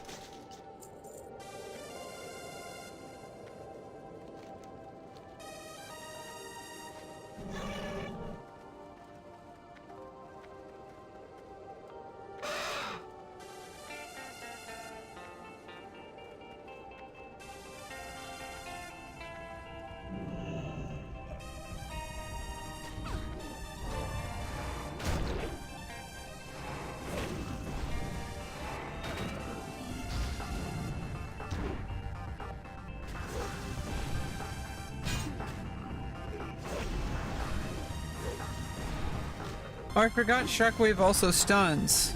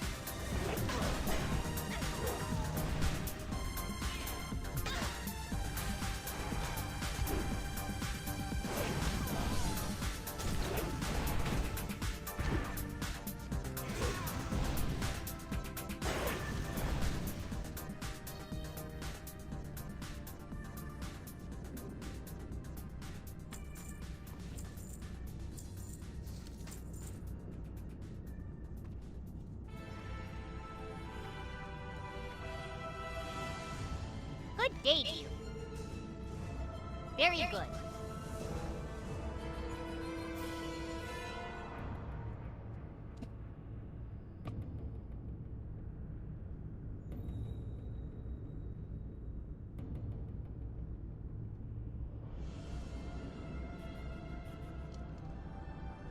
Very well, then.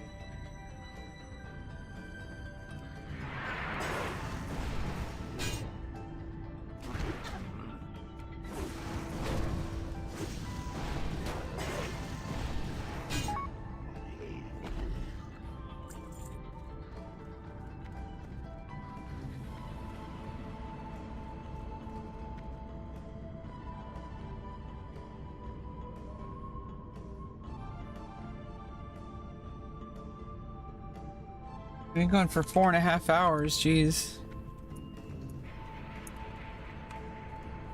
How do I get this? Okay. Engine core crystal. Oh, I gotta drop from these?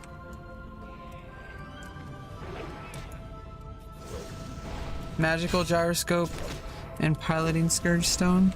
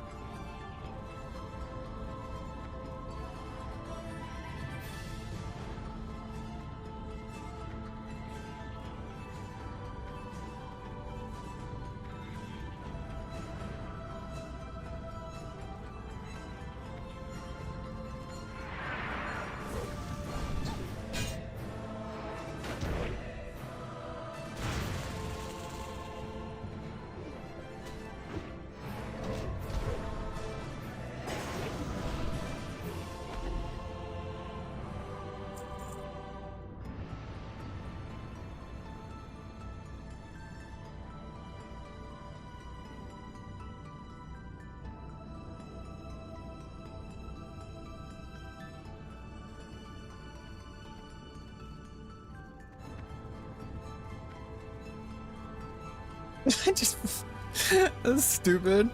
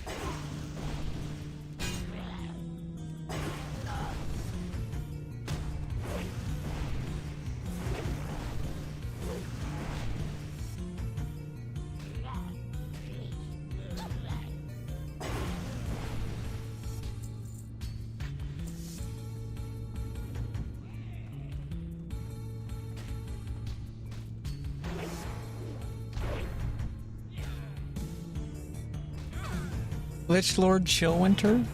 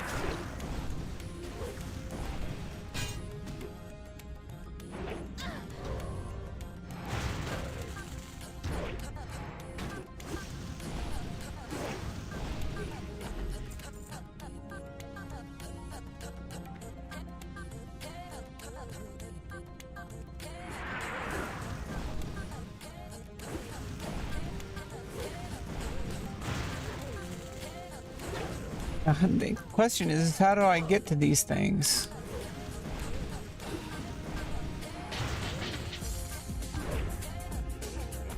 Uh-oh.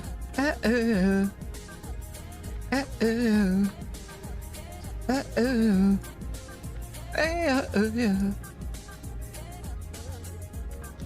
Do I have to go in from a different entrance?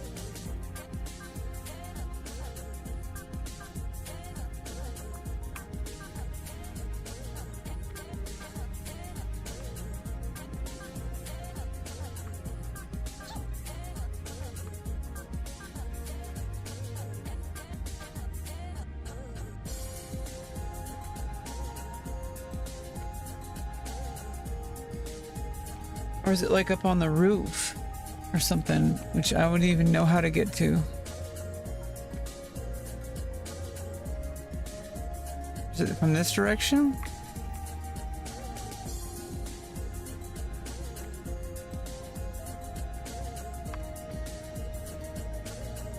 Maybe.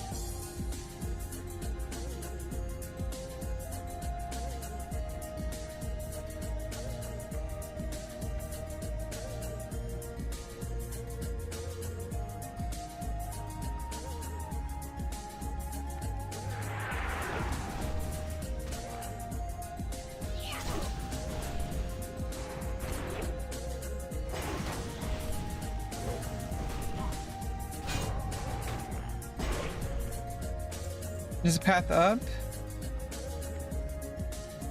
It's not up here.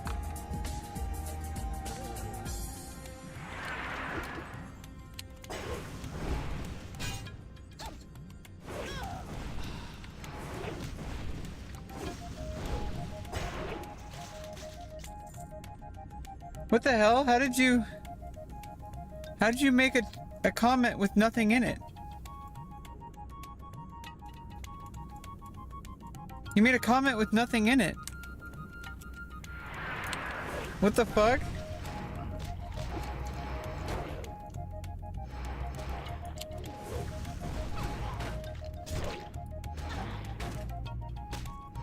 It's an empty comment.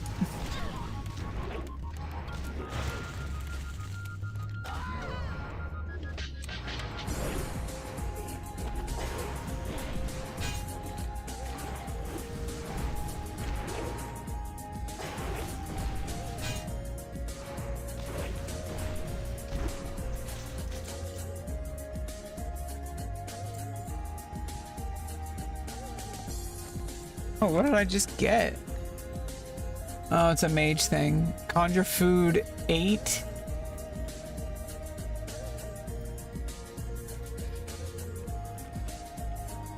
I didn't know some of your spells you have to get from a drop.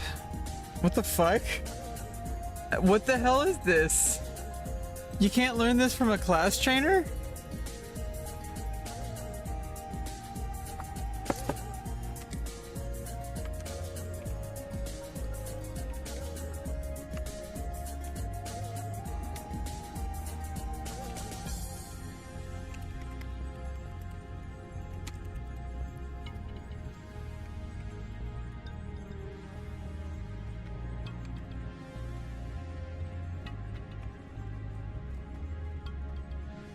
There we go.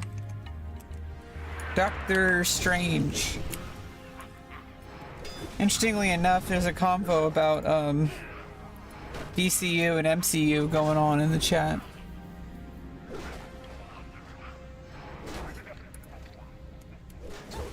Eating a conjured-only diet leads to negative long-term health outcomes.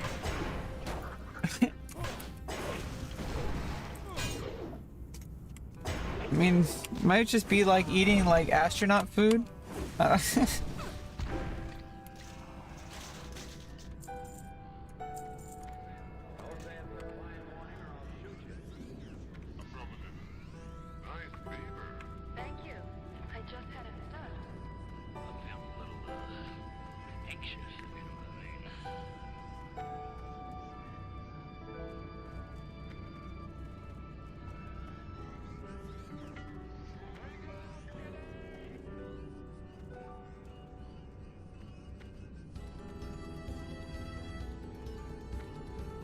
You need it? Okay. I'll send it to you.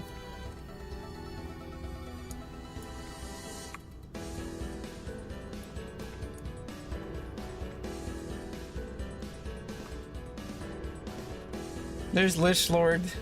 Chill Winter.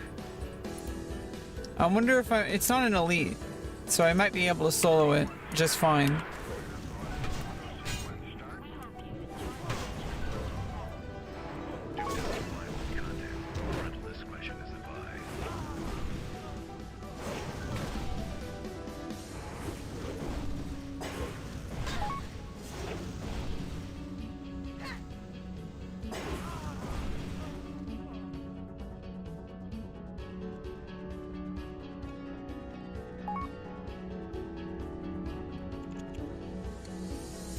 You might have to you might have to compete with Hammer Time.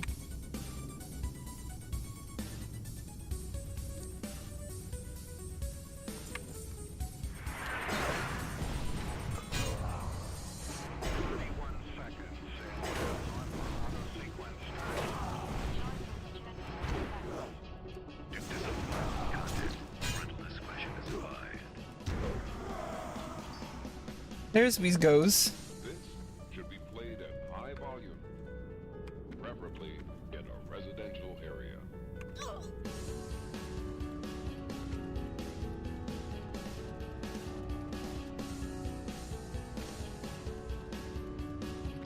Ah! No! Ladies and gentlemen, please stand by.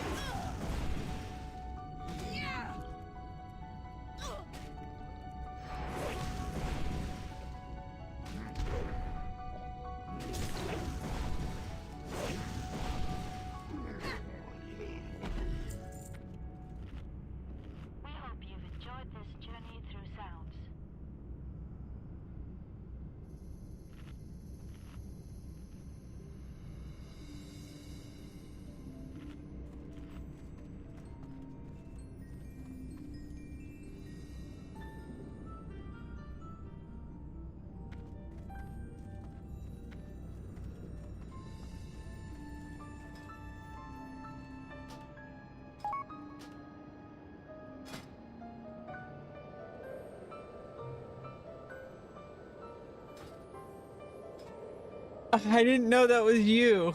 I forgot that you're called Hammer Time. Boopers.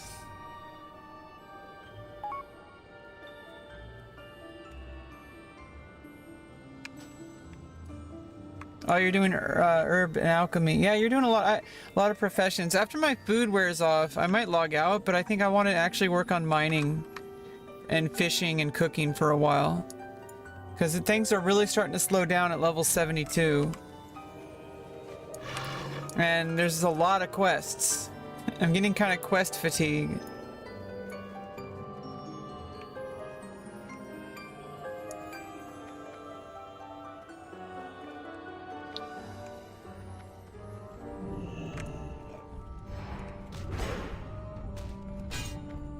Kind of be nice to just run around and do mining or fishing. And cooking would be really nice because then I could always make my own food. And everybody can learn cooking and fishing.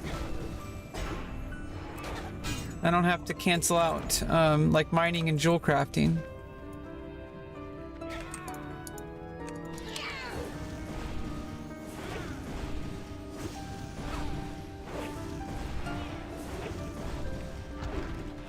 Right at the very end, my revenge procs. Jesus. Do it for her. Save it for me.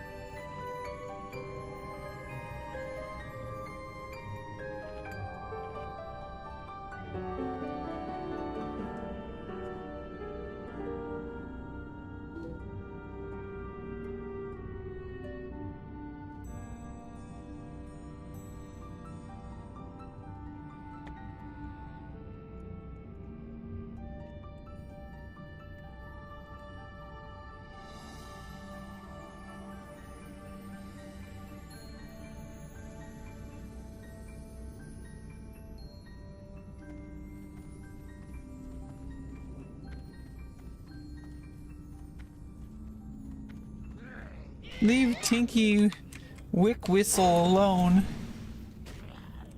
Leave him alone. Leave Brittany alone.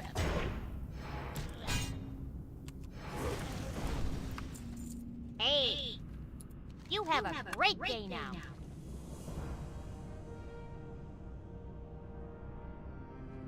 Bixie? Or Be Trixie? seeing Be seeing ya. That's actually from The Prisoner. It's a series.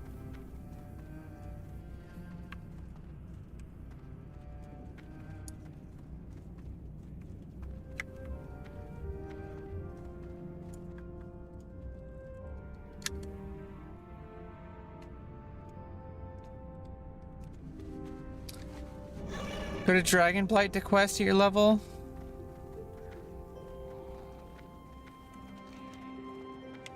Well, I'm just finishing up these quests.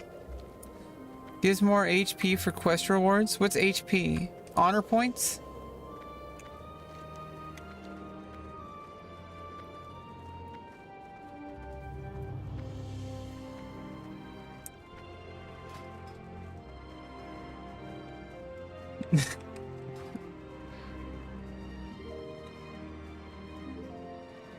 We want information. Yeah, it's a great show. You are number 6. Who's number 1? Where is number 1? I am number 2. And like number 2 just constantly being replaced. It's crazy. My dad's favorite show, and we watched it together.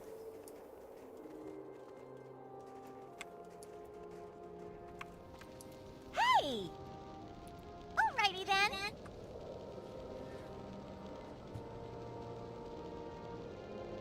I like to collect trinkets, so I'm gonna get that. You have a great day now. Goodbye for now. Be seeing you. Be seeing ya. Right.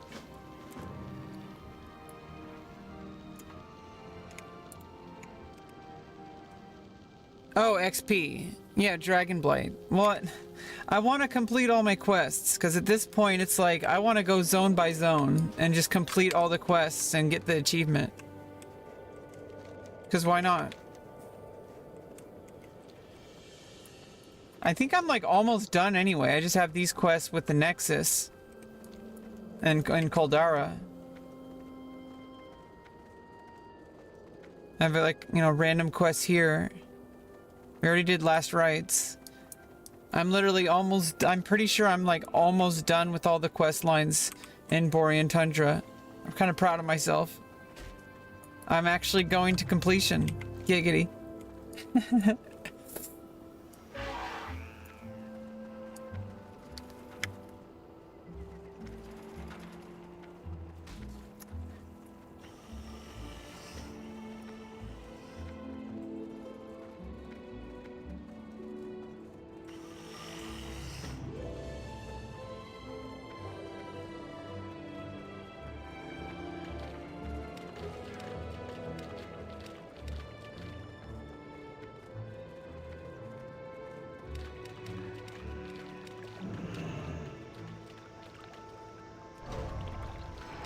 Ah! Nice. They ran away. Warning. Intruder alert. Intruder alert.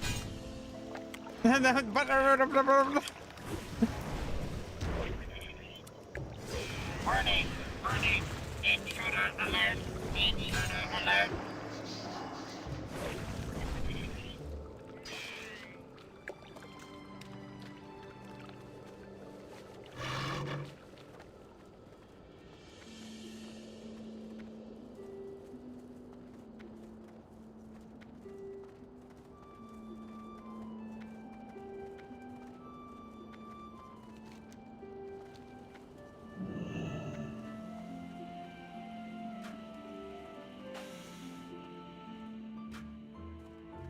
Can I help you? You have a great day now.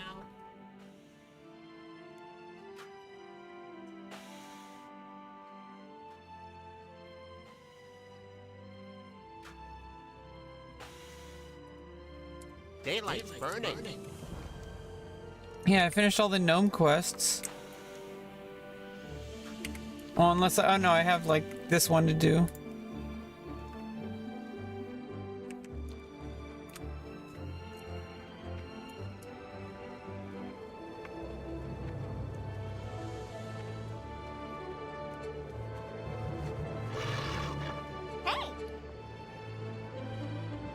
Yeah, get better XP. Well, I mean, I also gotta get like, I gotta get reputation and stuff.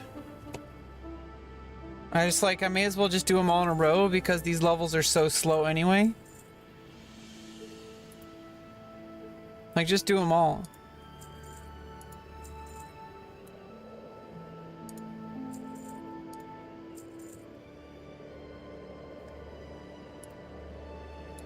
Goodbye now. I'm not in any rush. I'm gonna like finish every single quest.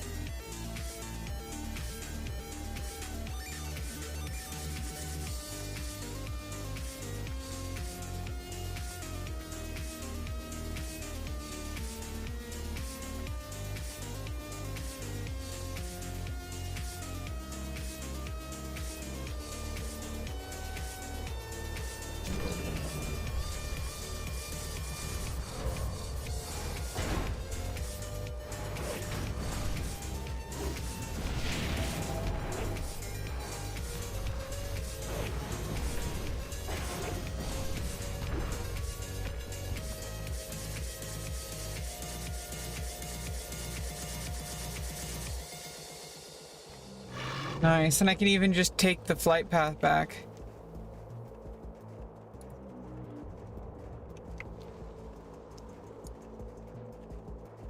Yeah, it froze me IRL. This whole time I've just been frozen.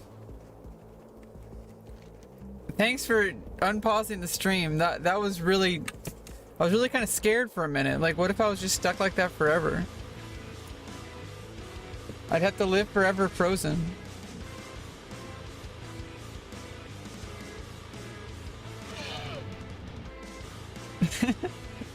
Hey, how you doing? It was pretty scary. I'm actually kind of pissed. God damn it, Paul. Be good.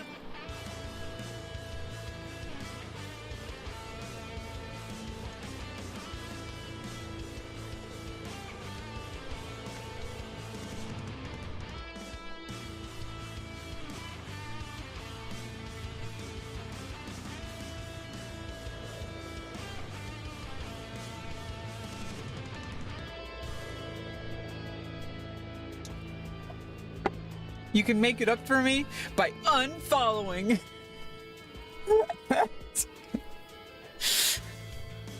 Don't even associate with me. You're not getting into my guild. And you're done. You're done. You're done.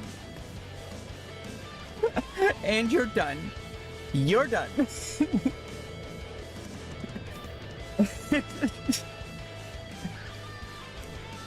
You're done, buddy.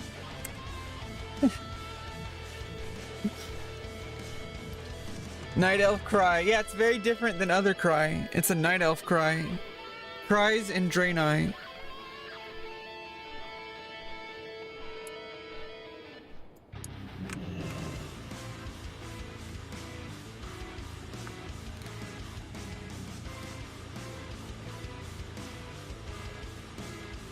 Hey, be seeing you. Alrighty then. Okay, another gnome quest. I think we're almost done with all the gnome quests.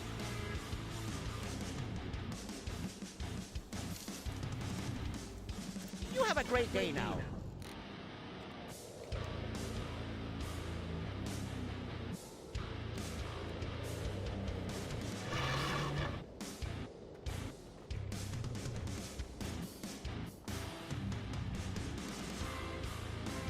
Metal gnomes. I mean, they are mecha gnomes. Could you imagine a gnome death metal band? That'd be epic. Those awesome little people. Like, aren't they so cute? Isn't that like... Or is that like infantilizing? Like, he's got a beard and he's got ears. He's such a cute man. It's because he's so small. People have this weird thing with little people. It's like they're not children. Like, they're people infantile, like, you know, or people like in wheelchairs, for example. People will like treat people who have like disabilities, or people who are like, you know, like have dwarfism and stuff like that. They'll treat them like that, like in a different way. It's kind of, it must be really frustrating. They're like, oh, hey, or like older people, like elderly. People talk to elderly people like they're children, like they're stupid. It's like, no, they're just old.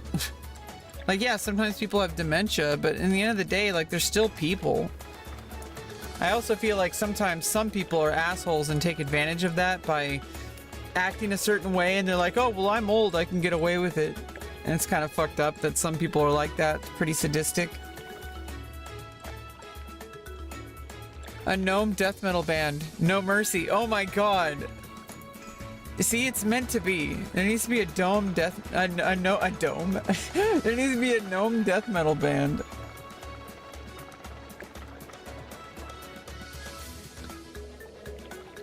Oh, if you hear a night elf cry in headphones without background noise, you'll hear a weird, creepy, ghostly echo. Well, that's weird. Ah! There's the ghost! In my room! Wouldn't that be fucked up if a ghost actually manifested and then, like, killed me on stream? That would be terrible. Like the world's first ghost happens to show up at my house. That would be fucked up. And then the ghost, like, you know, they can't put the ghost in prison. So then it starts going on social media and getting a whole bunch of hate for, you know, like, oh, I was a ghost. I didn't know that I was harming mortals. And I was the first and last, unfortunately. And then I become a ghost. And then I'm the first ghost to become a person again. I get unghosted. Oh, for some reason I was thinking these were supposed to be mounds. Ghost getting canceled. Yeah, the ghost has to go through the rounds of social media to redeem itself from getting canceled. It has to like talk its way out of it.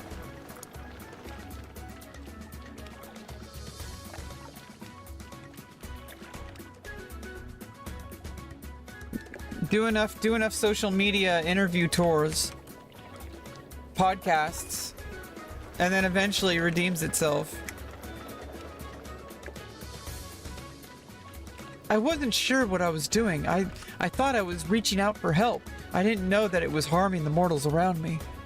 So Rebecca, I will do it. I know it doesn't mean anything, but I will spend the rest of my ghostly life making it up so that others don't have to experience that, and that other ghosts in the future, including you, do not do the same. And it becomes like a philanthropist.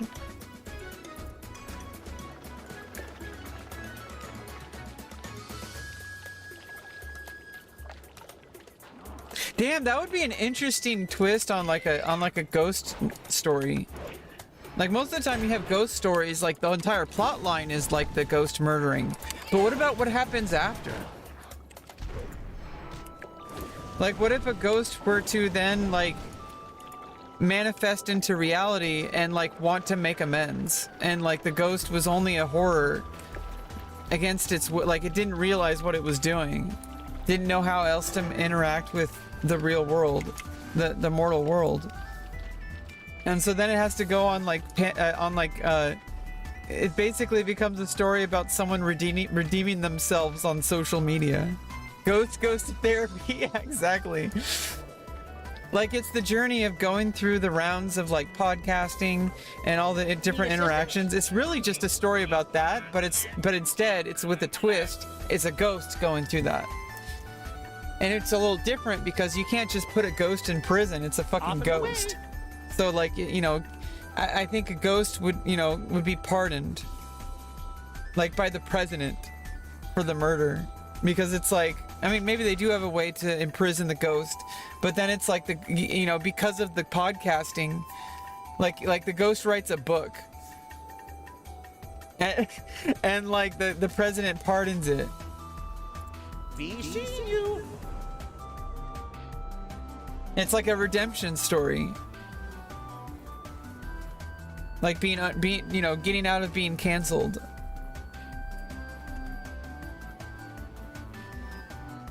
Alrighty then. These quests do not end. You should write the book as the ghost? Yeah, I mean like the ghost is the main character.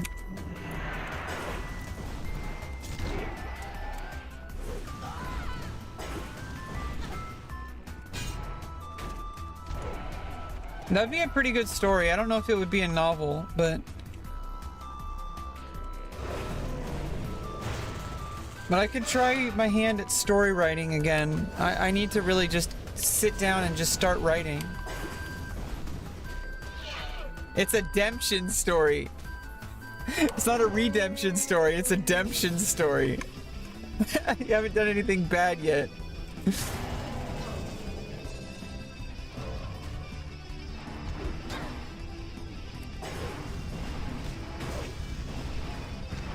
Isn't that the story of my life, though? It's like I'm constantly apologizing for things, even though nothing happened. Like, I'll be in a social group, and I'm, like, apologizing even when I didn't do anything. I have such mental illness. Jesus fucking Christ. But that's why I'm in therapy. I'm trying to be healthy.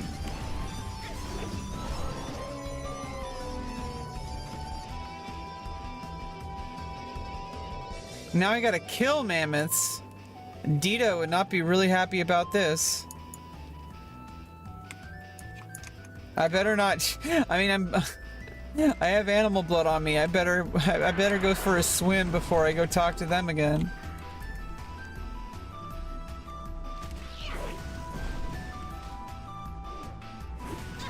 If they don't have what you're asking for, you tell them that you're sorry. Exactly. Like, it's like you're wasting their time by asking them for an item they don't have.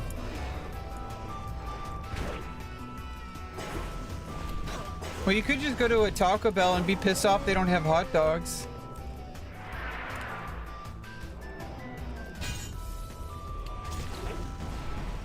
Like, go full Karen. Like, looking for something to have a problem with.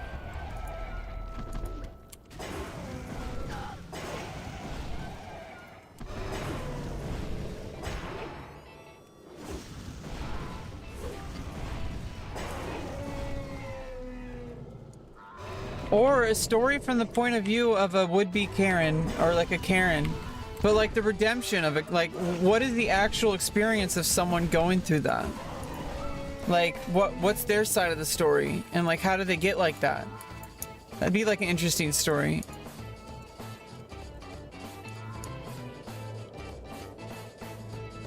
You have zero Karen-ness? I think there's a little Karen in everybody. At some point, you know, you have to differentiate. Are you actually like unreasonably being a bully, or are you just actually having legitimate concerns about something? I think it's not really that they're a Karen. What makes somebody what we call a Karen is that they're a bully.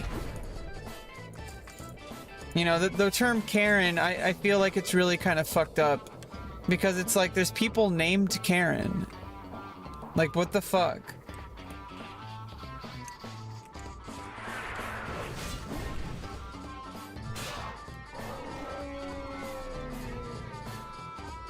It's like, now I'm actually killing the animals. Earlier I was trying to save the animals, and if I do these quest lines, now I have to kill the animals.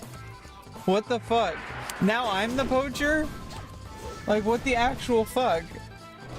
What's wrong with World of Warcraft? It has you play every single side.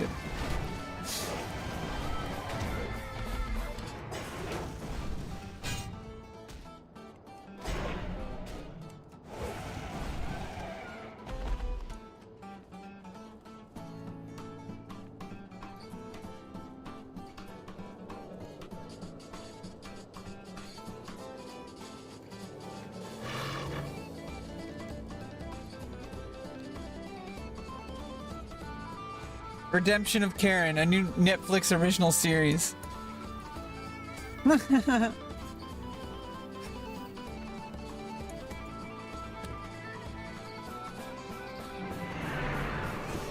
mean, maybe that would make all the Karens shut up. They're like, oh, finally a story about me. Someone could finally see my side. And then ironically, he becomes the manager.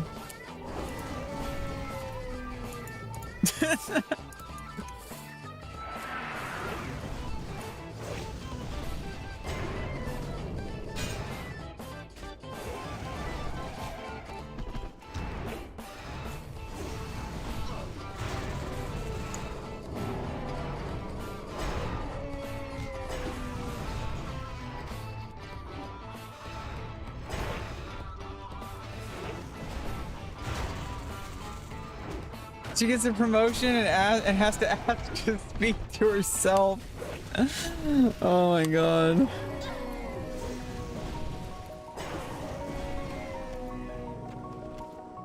What a world we live in, man.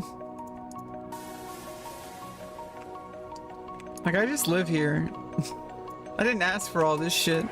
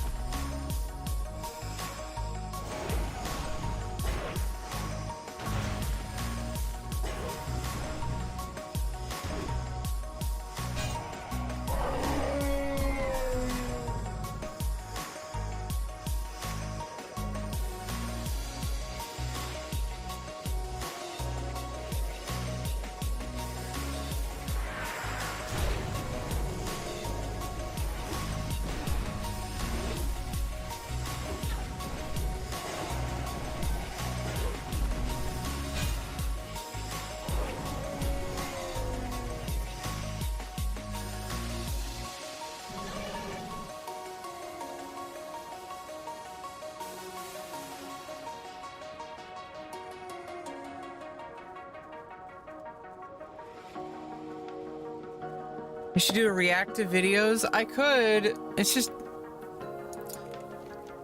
it's really kind of a lot of it's a lot of preparation. And I have a lot to say about things, but it's also like I kind of get overwhelmed by it.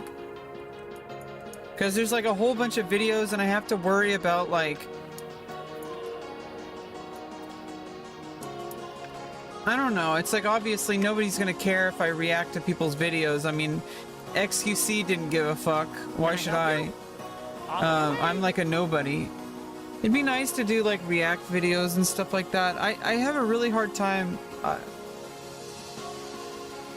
I would like to have like more prepared comments. I know that like I could just wing it and like improvise it, but I feel like I would have to like prepare like which videos to watch and like write down notes in a notepad about the timestamps, when to pause and talk about stuff. Nobody is a nobody, exactly. Yeah. What I mean is like I don't have like tens of thousands of followers like XQC. He got shit about doing React content. There was a whole big thing like H3 and all that bullshit. Be seeing you.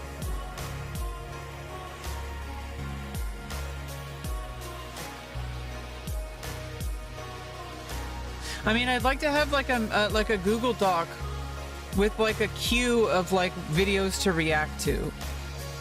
Like I would like to like or just write a document in Notepad of just copy pasting different videos to add to a queue that every now and then I could just load those up on stream and like, you know, do some React content and then throw that up on a video later on YouTube. Like that's something I've like, you know, I've always thought about that. I've done a few React content as well. I need to get over this need to be perfect because I have this thing where it's like, I feel like I have to like prepare more. I feel like I have to like write an essay. And it's like, no, literally all I have to do is just load up the video and like pause and comment on certain things because I'm very opinionated. I really don't even have to try. Maybe I should work less. I think I would be more successful if I didn't work so hard. Because I have like this really like huge need to work hard. It's like, well, working hard doesn't necessarily make me successful. In fact, because I work so hard, I'm not working at all. Like that's actually an issue. Yeah, react to somebody reacting.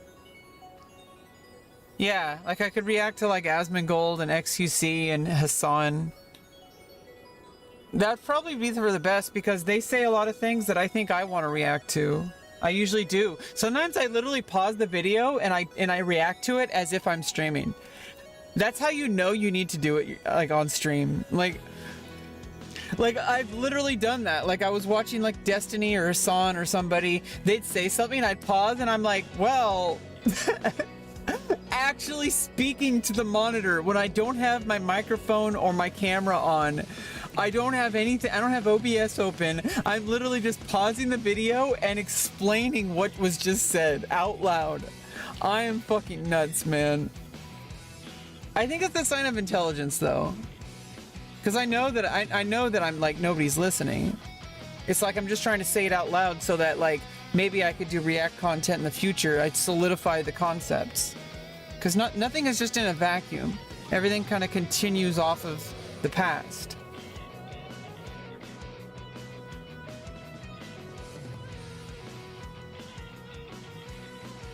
I might just do it in video form rather than on stream because I feel like a lot of this stuff kind of goes against what I want on my stream. Mike's always stoned. 420.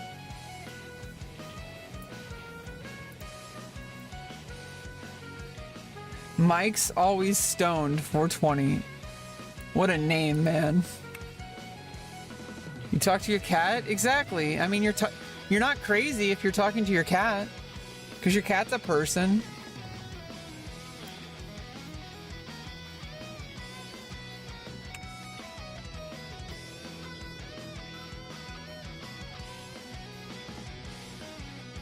Yeah, I'm a lot like Asmongold. I'm Asmongoral.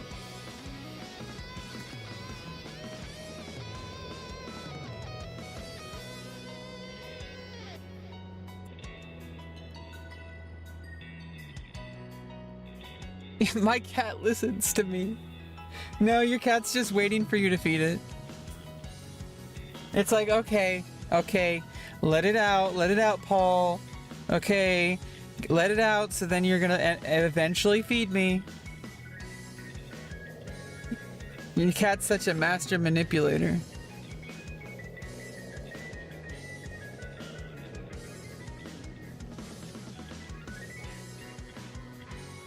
You have a great day now.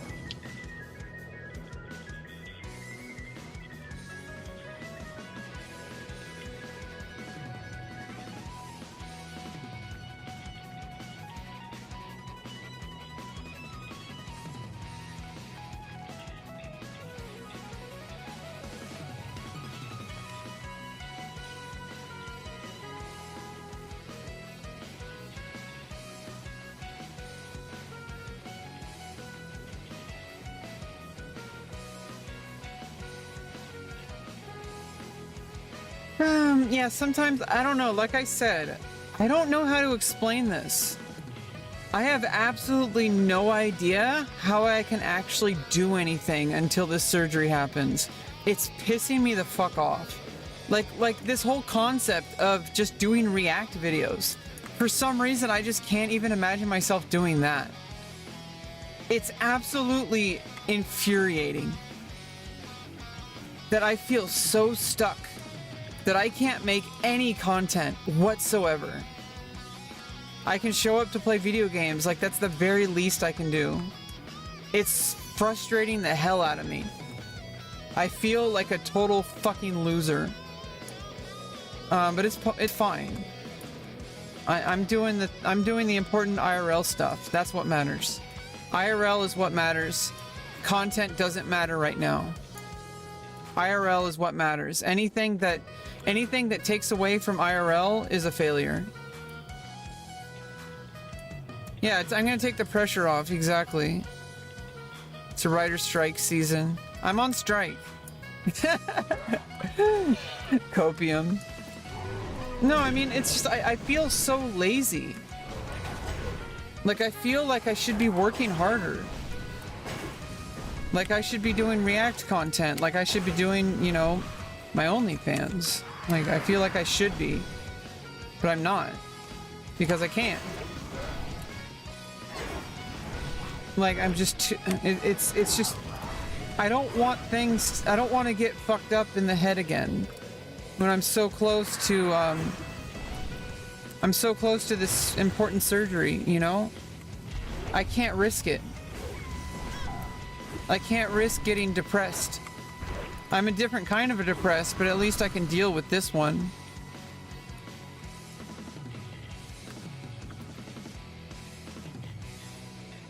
Like, this is a different kind of depressed. It's a little bit, like, kind of slower. The Shake and Quake 5000. You shake it, and you quake it.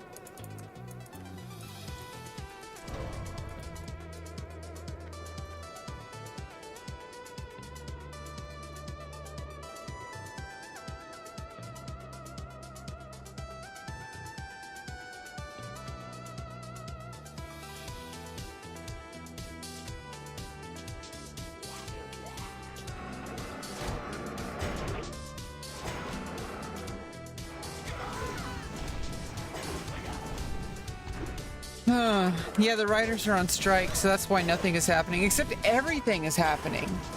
Like, I'm living a movie right now. Do you understand? It doesn't feel like it. It feels so fucking depressing and boring sometimes, because I feel like I'm not making any progress. I'm making all the progress.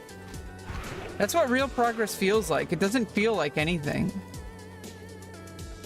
But, you know, what matters is that it's actual progress. That's what matters. Like, I am literally living movie moment right now. Like, I am going through this big life-changing surgery thing. That is a big fucking deal. And it's like, why do I not, like, accept that? Like, I'm doing the best I can because it's like I have a very special brain. I'm autistic. I just can't seem to do two things at once. I should be able to like keep working and building my career, or even just doing React content on YouTube. Like the fucking bare minimum of content is just literally watching stuff and then talking about it, like commenting on it. Like I am a fucking habitual commenter. Why am I not doing this? I'll fucking comment on YouTube, not YouTube videos non-stop. Like typing out fucking essays and nobody will read them. I could be like doing that in video format and getting like put in the algorithm. Jack Daughtry. Yeah, I mean, I'll have to. I think I don't know if it's a right-wing guy. I'm not gonna do that on stream. I don't want to get involved with like right-wing content creators.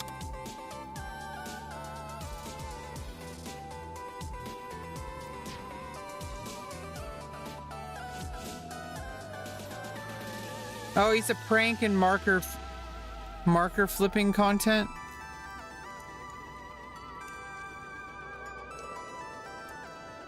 He does prank videos. Yeah, the thing about loading stuff up on stream, I don't know if I want to taint my stream with a whole bunch of random stuff, especially if I haven't pre-watched it. It just takes away from my vision. That's why I usually just play video games and just chat about my life and chat with chat. I usually don't like bringing outside things here because it's like, you know, sometimes I will, but it's just really hard to know, like, I don't want that to take over my stream. If that makes sense? Alrighty then. I don't want other people's opinions injecting themselves into my workflow. Now, if I'm going to do stuff off stream, like just do a recording and then put it up on YouTube, that'd probably be better. So I might do React content off stream. Unless I have stuff that I pre-watched and I'm okay with like loading it up on stream. Holy shit, I actually finished all the gnome quests. I didn't even realize. Unless this one's, oh no, that's a Murloc.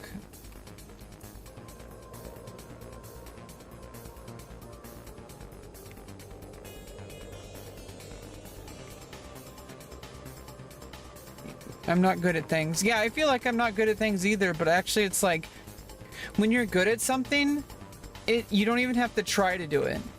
And it feels like you're not good at it. It's really fucking weird.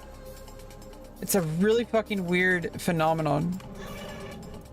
Like you feel like an imposter. You're like, I can't possibly be good. Other people are way better than me. They're fucking not. They're just winging it and making shit up as they go. And they fooled people, and they talk in such a way that, not that they're fooling people, but they talk in such a way with confidence. Better hurry back with this stuff. What? A handful of Ragnars's gift? Where is that?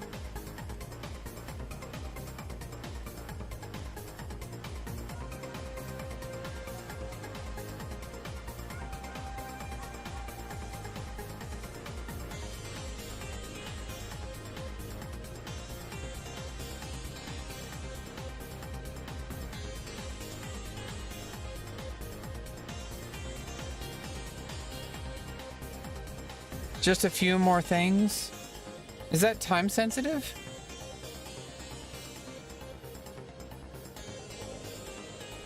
I need the overcharged capacitor.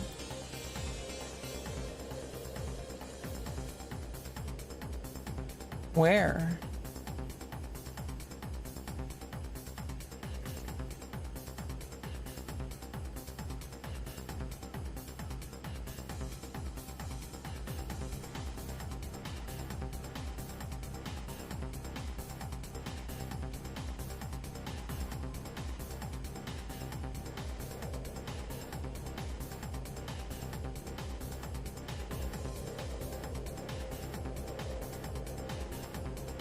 The airstrip? Oh, it's over here. No, it's Nefarious Clan Master.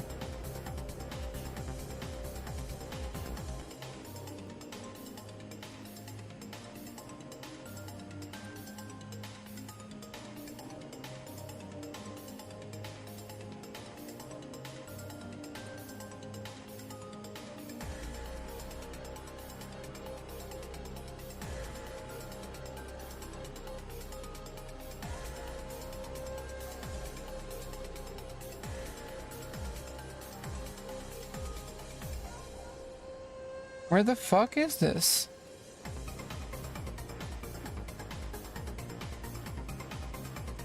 It's on rested.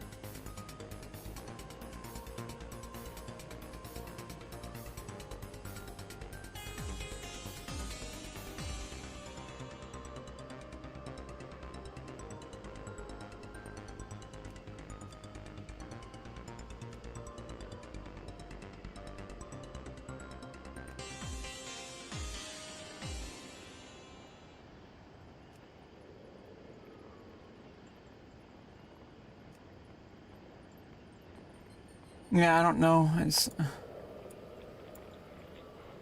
I don't know what's going on with this quest. Do I need to cancel? Oh, was it time sensitive? I may not have realized.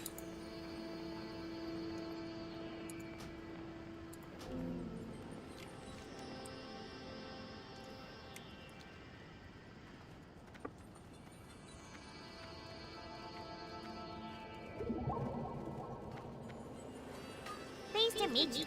Very well then. You have a great day now. You're a professional artist. Is that like a meme on Kick? Like seriously, everybody fucking wants me to buy their art services.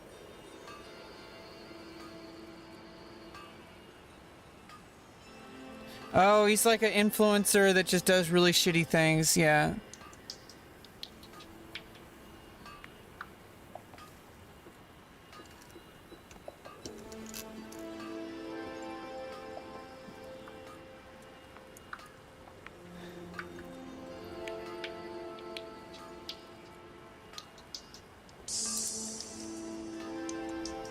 Yeah, I just have to do it again. It was time sensitive.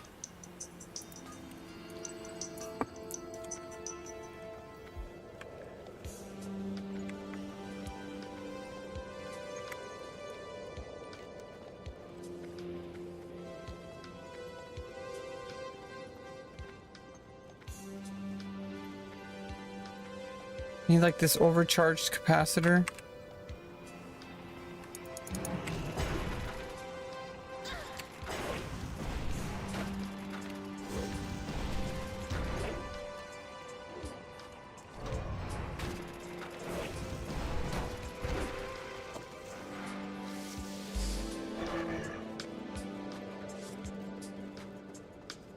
Yeah, I kind of just need to farm video reacts the same way that I farm World of Warcraft. But right now I'm farming World of Warcraft. I gotta get... I gotta treat it like that.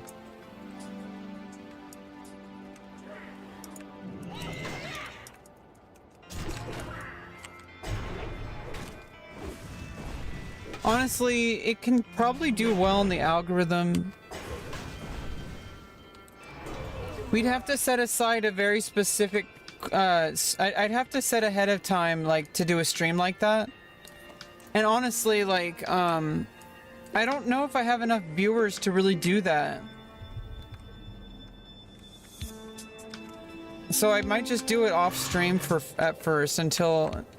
I don't even know. I don't even want to think about it. It's just... It sounds like a lot of work. I'm really not trying to put a whole bunch of effort into my content right now. Like, I've said this a million times. Like, I just can't. I'm sorry. I really apologize. Like, I just can't. I don't know. I don't know how to explain it. I don't know why. There's literally like physically no reason why I can't, but I just can't. I feel completely locked in to a medical process right now, and maybe that's just the way my brain works.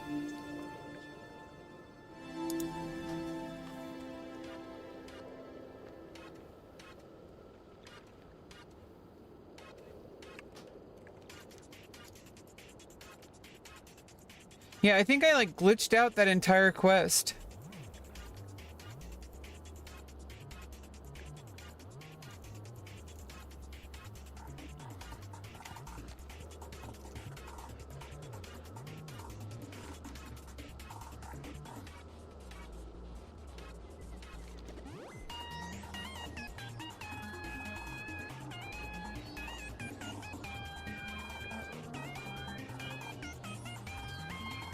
Oh, there it is.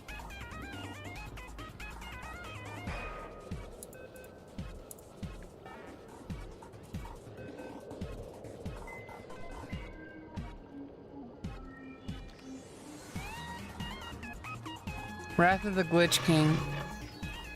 Yeah, okay, yeah, I'll just remember that guy exists. Yeah, and a ton of people like that. They're like fucking shitty. And then there's fucking like those parent influencers that are like actual like abusers. Like, you know, like keep their kids fucking locked up in their room and shit. They end up going to jail. Thankfully. Fucking terrible people.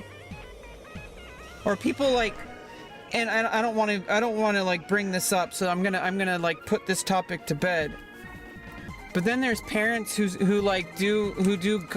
their like young children as like sexualizing their children. Like, that's absolutely fucking evil. These people need to be fucking put in jail. Using social media, using their children for social media clout to appeal to fucking perverts. Like fucking, I don't even want to talk about it anymore. It's making me upset. Like there was this one TikToker that was like an Instagrammer that was like using her daughter in a way that was like appealing to like the absolute sick motherfuckers.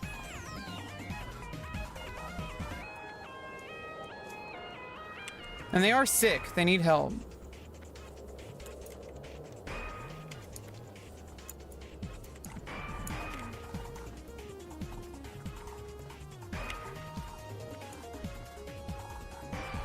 But yeah, I don't like bringing up topics that upset me, which makes React content kind of difficult to maintain.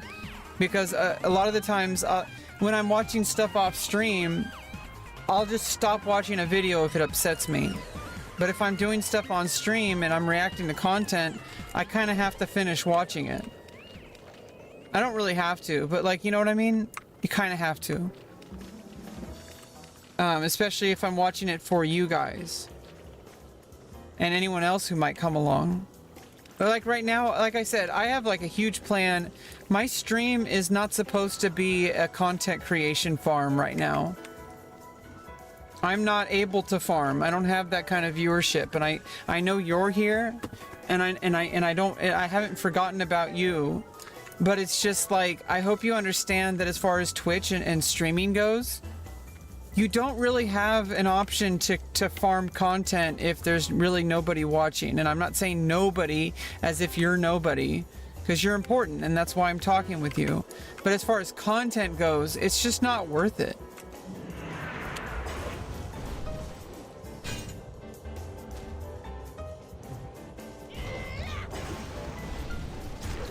Because there's like barely anybody here to farm that, and then nobody's gonna see it.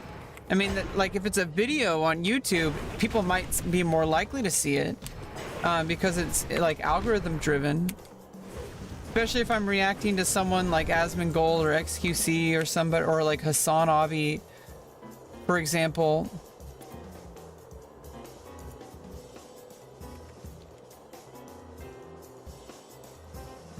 I need to reload Questy, I think.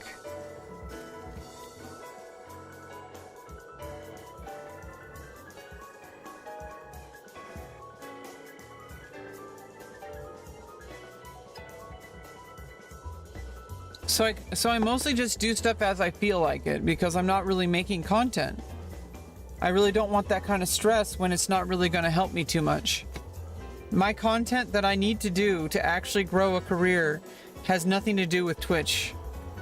And I literally can't bring it over to Twitch because that would get me permanently banned to do that kind of content on Twitch. So obviously it has literally nothing to do with the content that I do on stream. So I'm going to use my stream the best I can to... Oops. I'm going to use my stream as a place to kind of just do my own thing. And I hope you don't mind. That's kind of how it's going to be. Now, if somehow I gain like a large demand from like a large amount of people who want me to react to content on stream, that's a different situation, but I can't make that happen. If that makes any sense.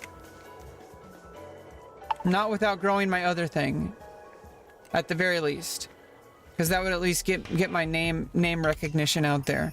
Although I'd probably appeal to a lot of people that would probably never come to these streams, if I'm going to be real. It's a separate part of my life that has nothing to do with my stream at all. And maybe one day it might kind of melt into each other, and maybe streaming would be an actual thing someday. But I'm not counting on that. And also, like, I stream for my own personal reasons.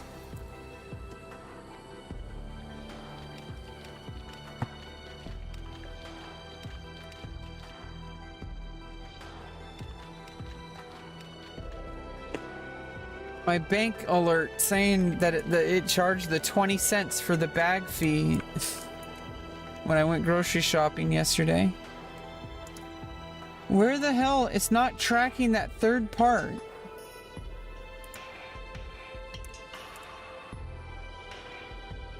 Like, which quest number is this? Just a few more things. It should be number 2. Number 2. Oh, there it is. No, that's a different one.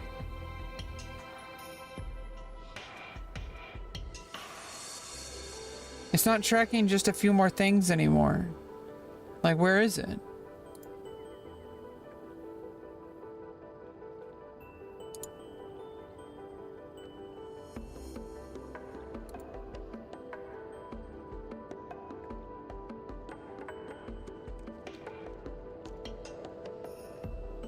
Like, where's the overcharged capacitor?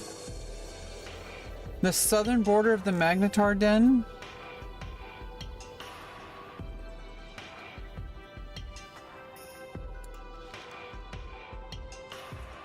Do I have to get that from an NPC? Let me Google it.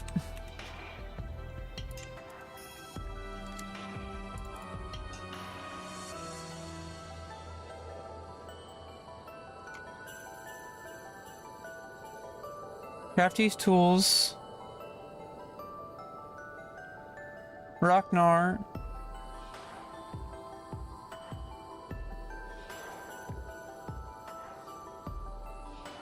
Where's the capacitor?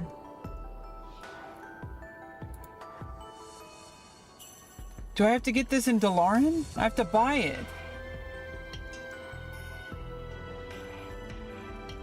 I have to buy this. It's a purchased item. Jeez. Asmon does reacts on Twitch. Yeah, he does. He'll do it live on his streams. But it's like he has the audience for that. You know what I mean? Like, it's a natural, like, thing. Like, obviously you guys wanted me to react to stuff, but right now I'm playing WoW, and it's a lot of pressure, especially for videos that I haven't pre-screened. And I know that obviously I'm gonna, like, first of all, you should never trust Twitch chat with video links. But honestly, I can, like, you know, obviously, but I would have to pre-watch it to make sure it's not something naughty. You know what I mean? Even though I do have a panic button to, like, you know, it'll cancel the last 5 seconds of anything that shows up on my stream. Still, it's just like something that I don't want to do something like that on stream at this moment. It's a lot more preparation than I think people respect. See you around. Where can I buy it? It's engineering supplies.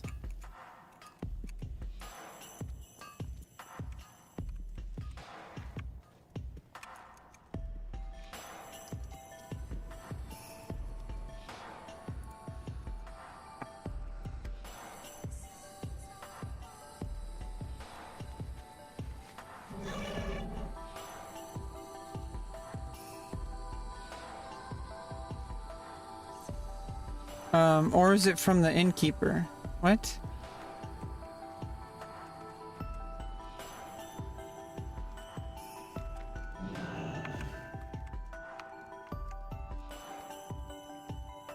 Hello.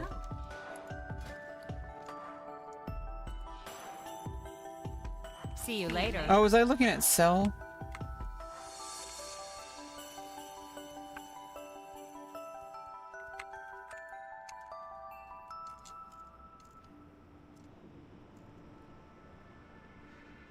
Sold by D3BA.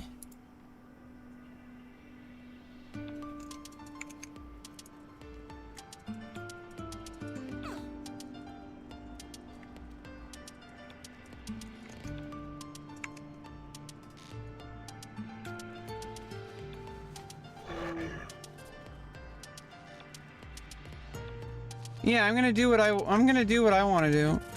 Honestly.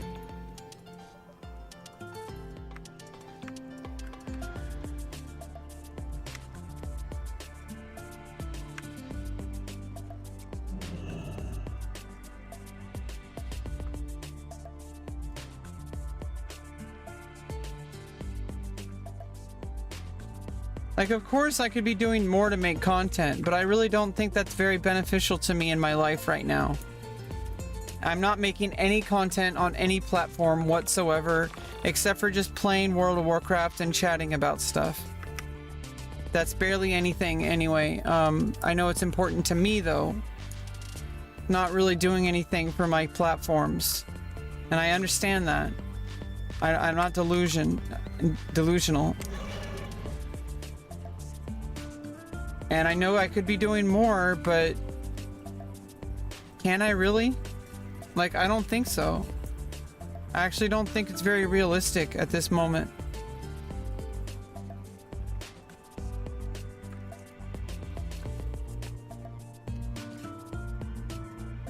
Where the hell is this NPC? The PTR only NPC?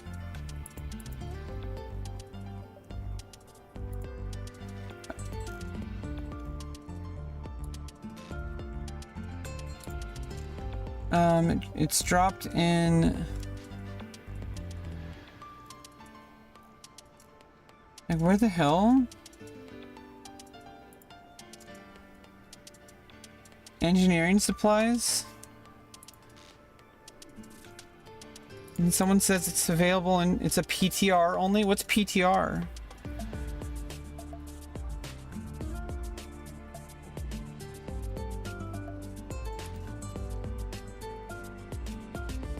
It's added in 3.4.0.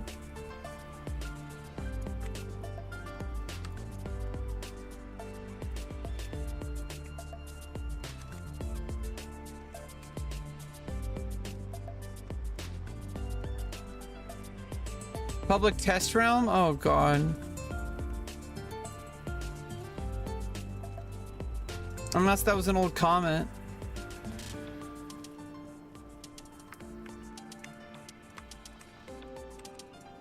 Trinkets and charms. Open for business. We need those. Be careful. I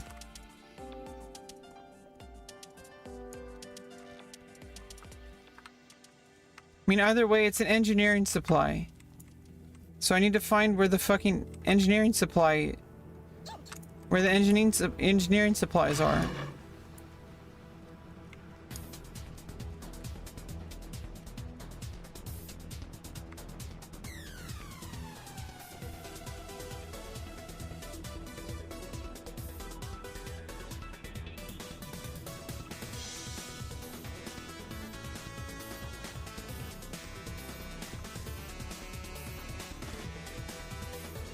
Yeah, if reality is just a test realm, well then we've been the ones being tested on. Maybe eventually we're gonna have our day where we're gonna have everything made up to us. Like they're gonna be like, hey, we're gonna give you guys some heirlooms and some like unique items that only you will have access to that are way better than everybody else's. Because you guys were the ones that we tested everything on. Wouldn't that be cool? If after all this time we were actually in a public test realm and then like we get rewarded for all of the pain that we've had to suffer through? That'd be awesome. It's totally fiction, but whatever.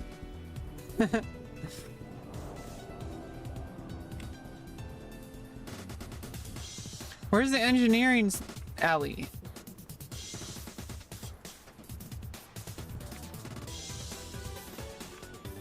It's like armor smithing.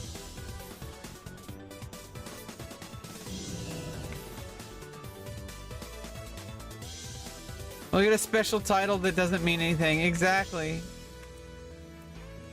But everybody's gonna wish they had it.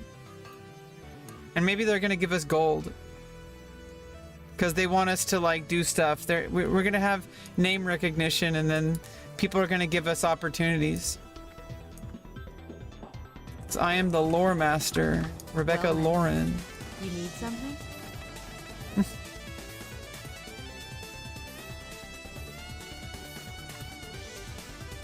I don't think I can get this here. Then what the fuck does it want me to get this for in my quest? Oh, can I buy it? Oh, do I buy it from the NPC? The gnome NPCs. Oh.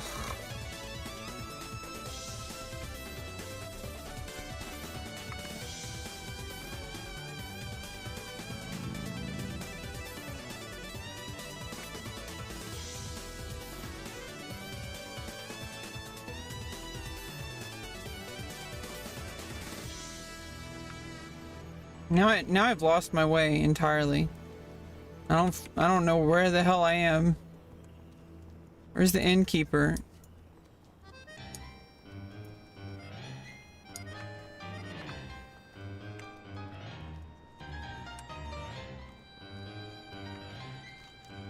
I'm trying to get to the portals. I don't know how to get there without knowing from where I was at the innkeeper.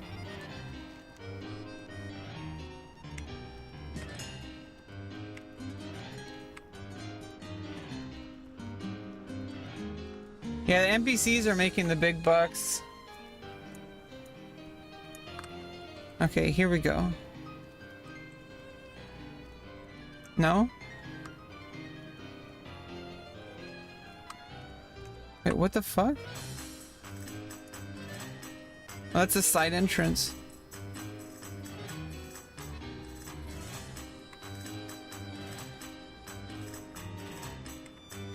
Where the hell did the portals? Am I insane?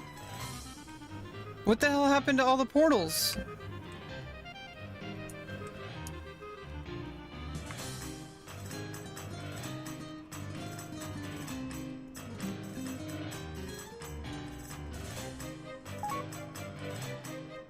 Are you bringing me one? I don't know where you got it. Oh, and I need to mail you the. I'll trade you the. I'll just send it to Trixie. I'll send the scroll. I mean the conjure food scroll. Or book. Where's the mailbox? Oh, there you are. I can just trade it to you. There it is.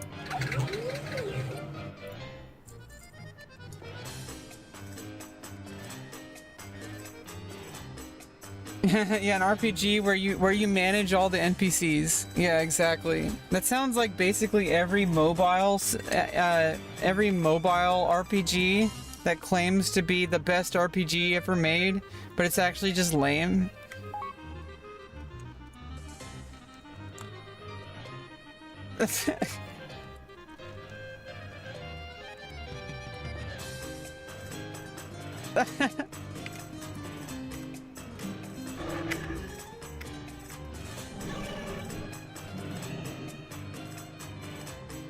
Let me find it. Just a second.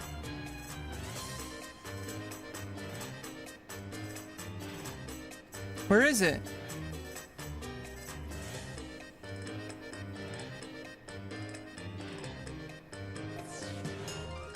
What did I do with it?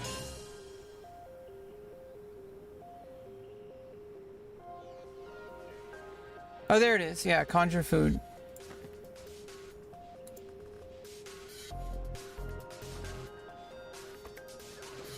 Yay! Now where's the... How come I can't find the portals?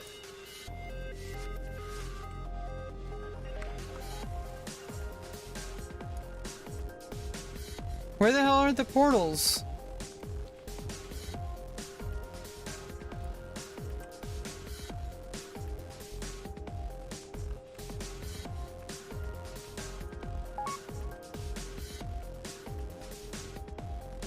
Oh, they're auction. Oh, you can. I could have bought them on the auction house. Where the hell are the portals?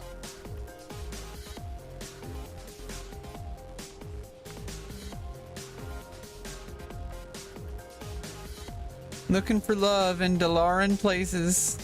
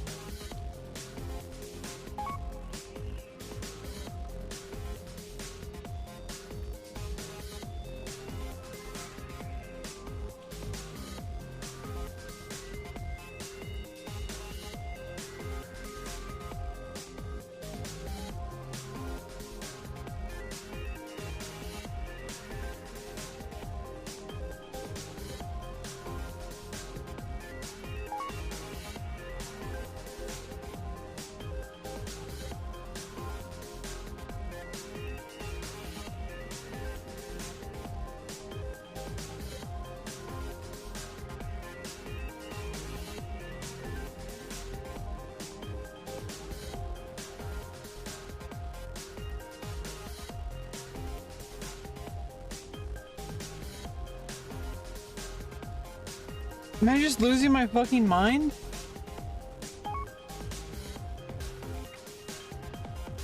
Oh, they're in silver. Oh.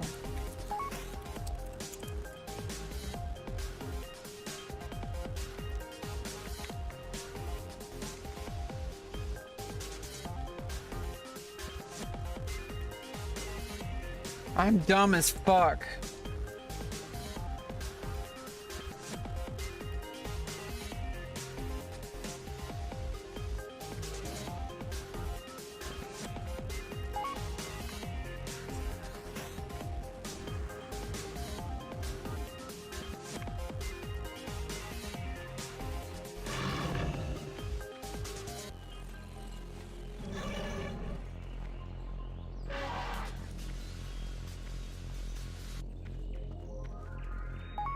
Don't talk to Rebecca that way. Yeah, I won't. Okay. I won't talk to her like that. Becca's not here. Rebecca's not here right now. I put her away.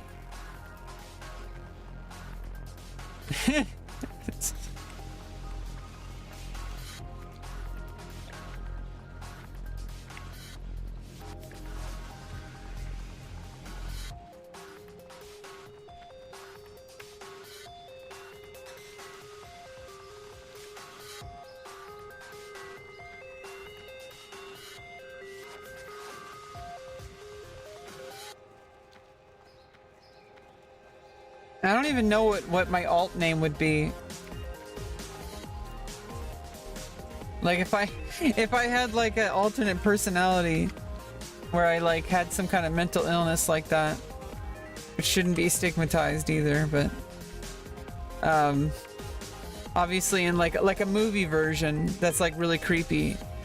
If like I was in a movie and like I had like an alternate personality that was like, Rebecca's not here right now. I put her away. Oh, I should be the new Harley Quinn.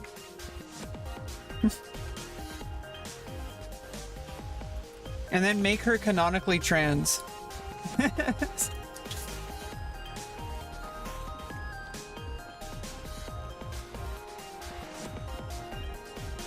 Oh, Palternate?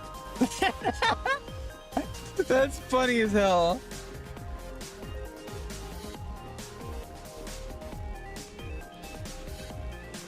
Hey there. Be careful.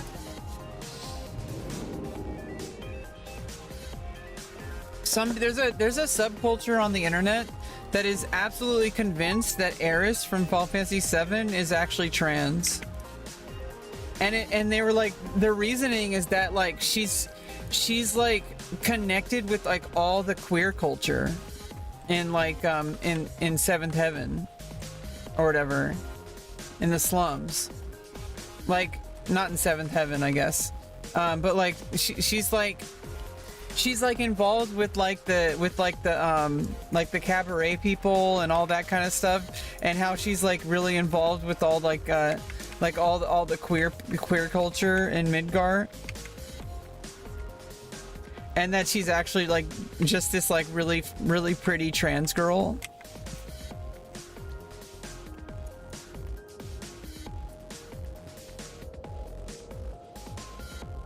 Especially since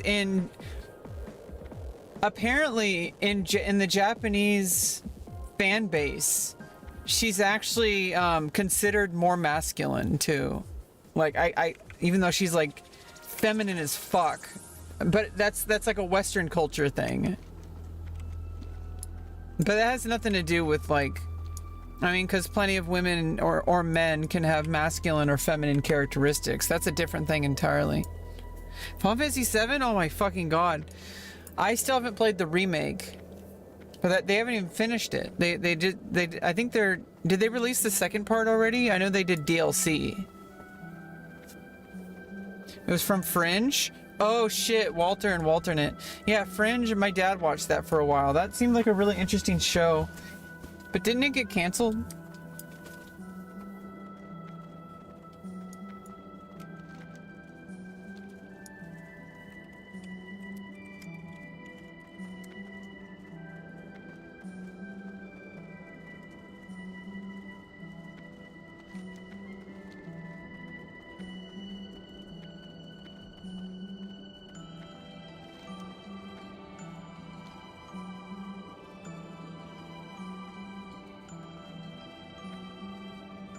Okay, well, I'll have to watch it sometime. There's a lot of TV shows to watch. Honestly, you can never watch them all. Everybody says, people always say like, oh, you have to watch this show. Do I really?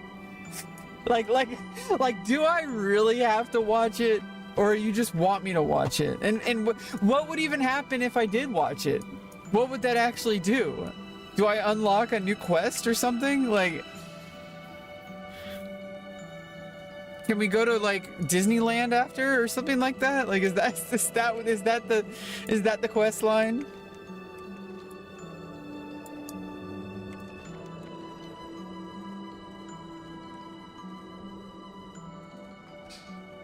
Yeah, I mean, there's like multiple timelines and shit. I watched some of like an episode or two, and it looked really fucking interesting.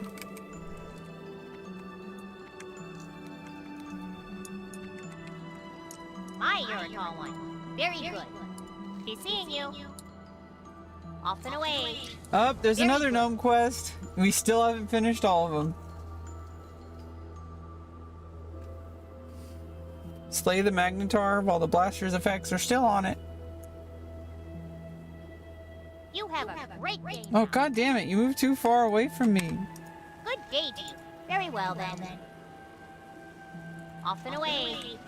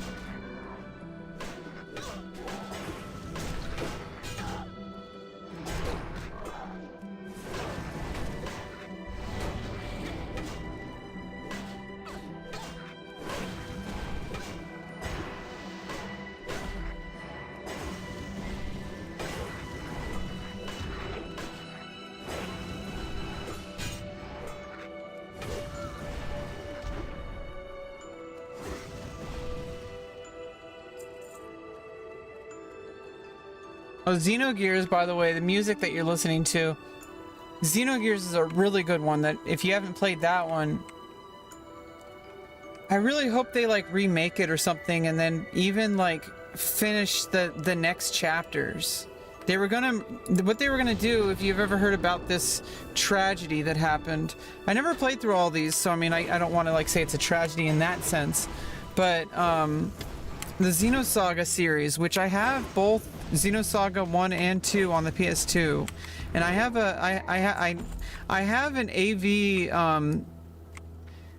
input where I could actually like play PS2 games, and I could like put the output through like a capture card and play it on stream if I wanted. But I have Xenosaga 1 and 2. Then there was another one that came out later called Xenoblade Chronicles, but they never did what they originally planned to do, which, and I don't know if it's ever going to happen, but nowadays a lot of like remasters and stuff like that are happening, so maybe they're gonna remaster Xenogears, and maybe that'll give it some momentum that they'll actually have, they'll be able to like actually make Xenogears episode 4 and 6, because Xenogears is episode 5. And they even said that. They did a Star Wars kind of thing. They actually said at the very end, after the credits, it said Xenogears Chapter 5, or Episode 5. And so like they were gonna do 1, 2, and 3, and then they were gonna do 4, and then remake 5, and then do a 6. And it's like, that would be absolutely insane if that actually happened. But the entire fan base is kind of, obviously there's people who are like delusional and like saying, I believe, I mean, it's like you could believe UFOs are gonna show up any minute. You know, people who go to like freaking Roswell, New Mexico and expect aliens to abduct them.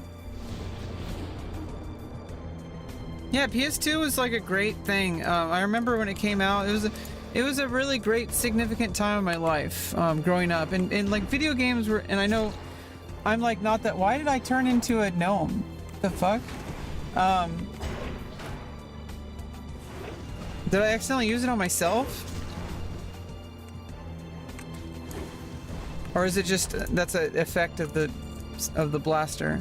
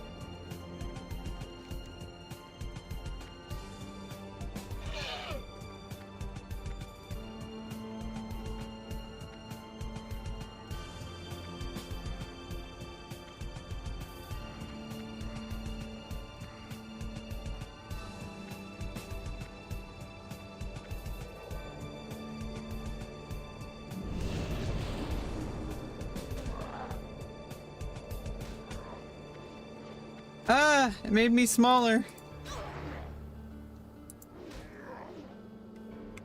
Results may vary. It made me super small.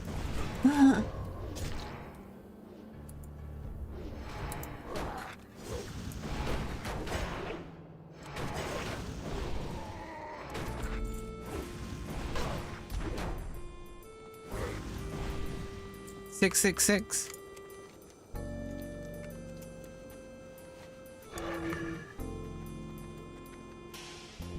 Yeah, but you know, it's like you did something else when you were unemployed, etc. Yeah, doom scrolled, oversleeping, whatever. Everyone does that. Don't get hard on yourself for that. I know that people say, oh, you need to maximize your results, you need to grind, you need... It's like, really? Calm the fuck down.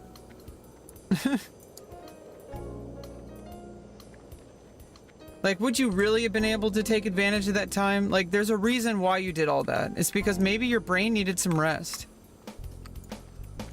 That's what's going on with me right now. And I know that's like a copium, but like whatever. That's what's going on right now.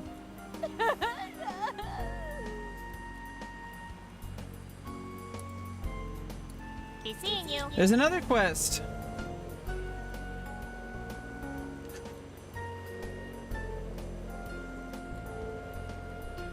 Very well then.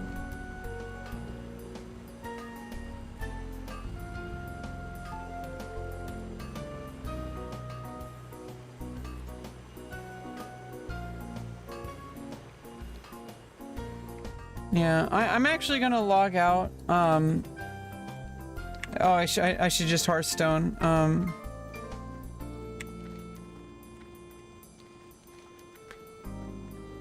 Let me do this last quest and then I'm gonna log out. We're gonna call it a day. It's been 6.5 hours. I think it's time to take a break from computer screens. Go for a walk. Or a bike ride. Probably a bike ride. I really like bike rides. Plus, I need to get my bike rides in before surgery. It strengthens my pelvic floor, which is going to help. But also, I'm literally not going to be able to ride a bike for 3 months after surgery.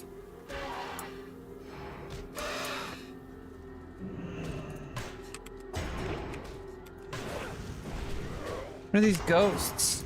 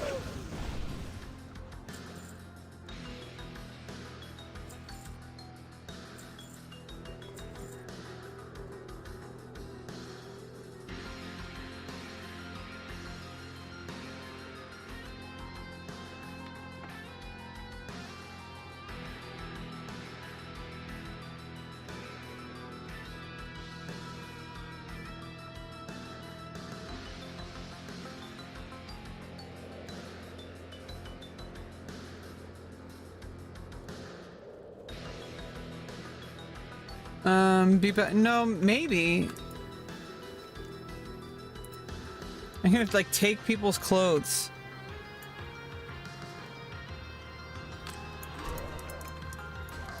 Naked Torns.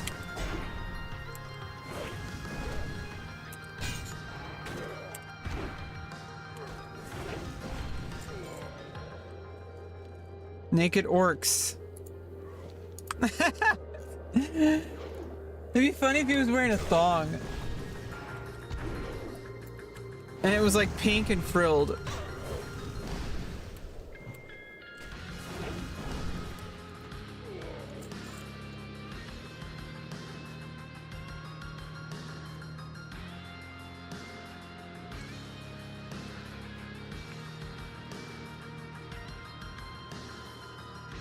Imagine if like eventually like it came to the point where someone actually tried to cancel me.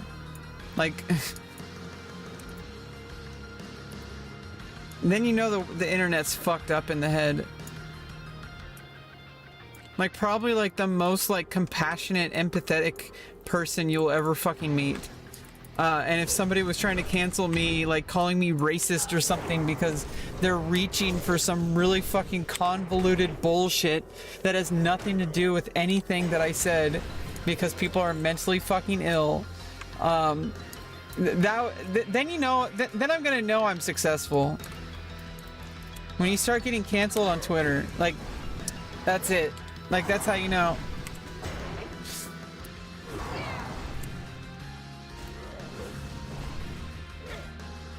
I seem alright? I'm more than alright. I'm awesome. Super mega awesome.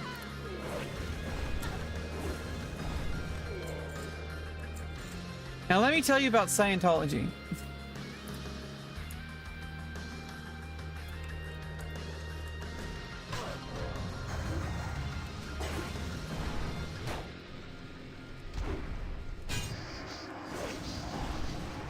I'm not gonna let him do the wrath.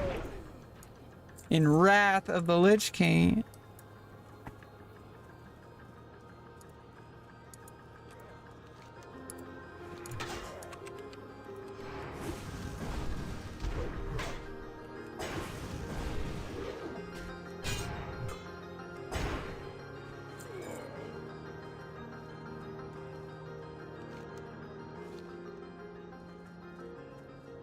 Okay, two more naked horde to go.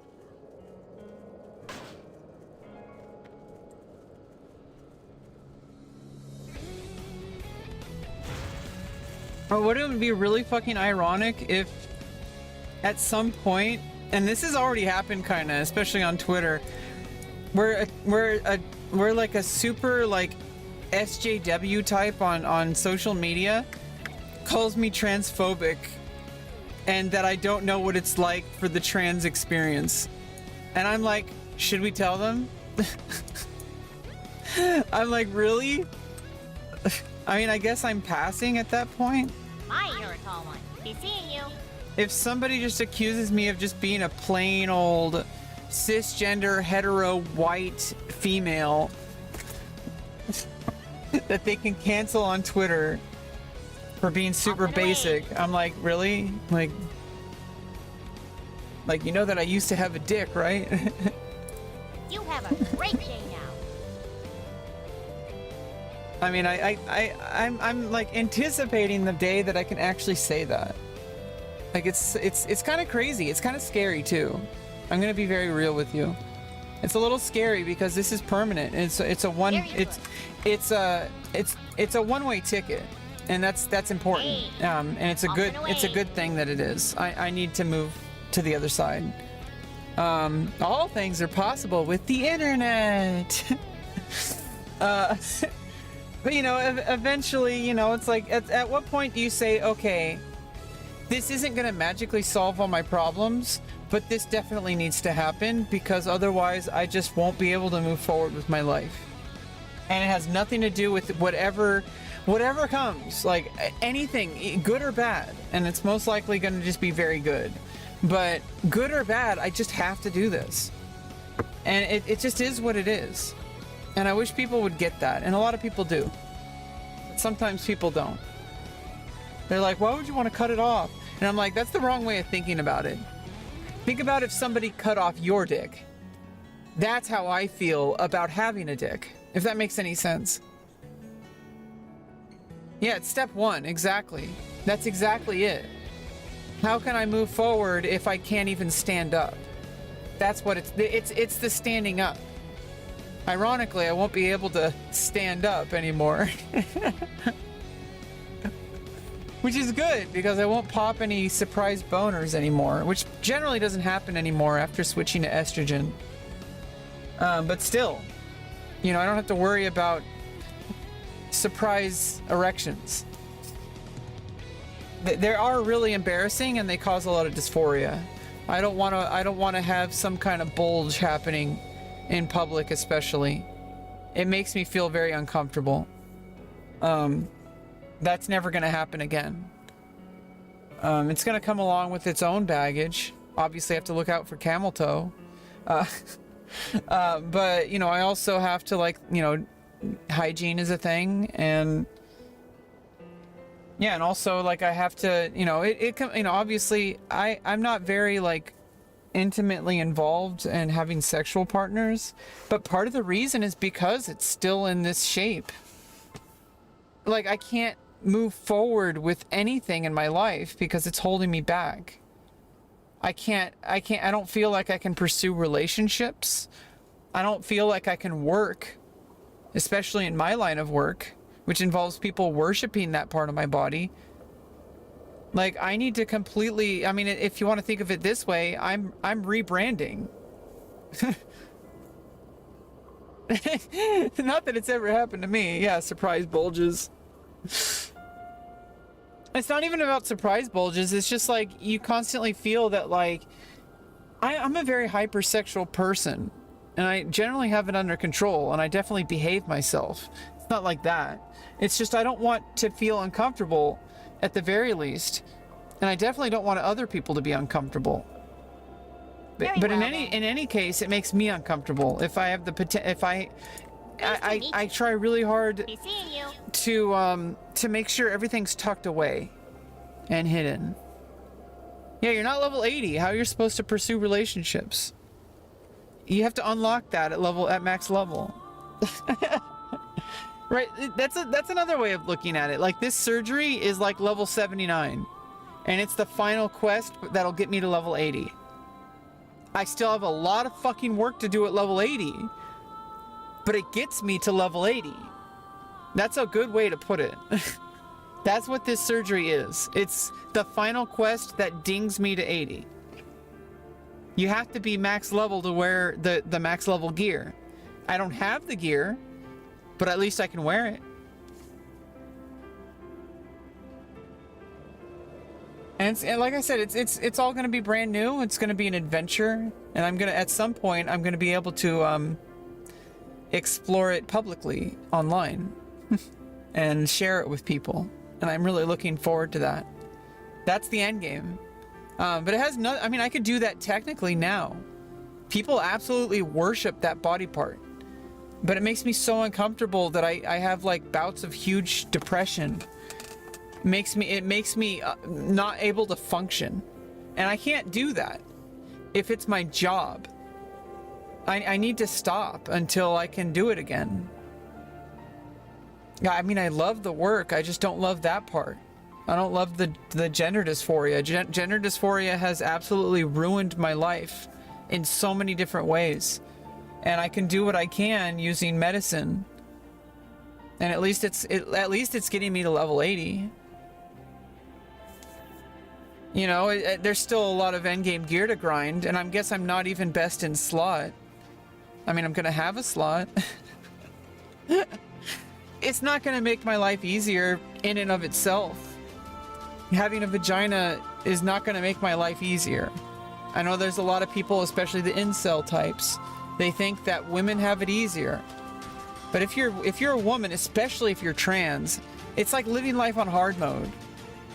Yes, certain things might come easier, but that's because these people, these men, they've never been able to appreciate their own bodies, and they've never been able to have their bodies appreciated by people.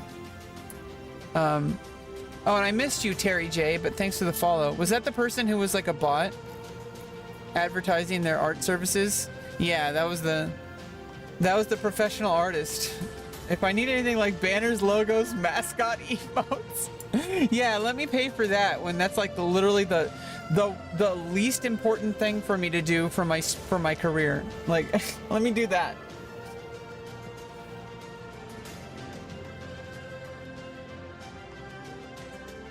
You have a great day now. Interesting. Very good. And there's yet another quest. We're gonna finish these quest lines. I want to be done with these fucking gnomes. God damn it, they're asking me to do so much. They're putting me to work, man.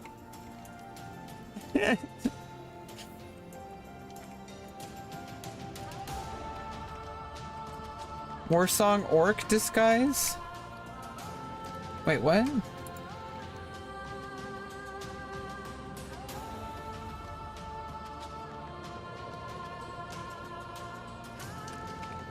There's a sack? Okay.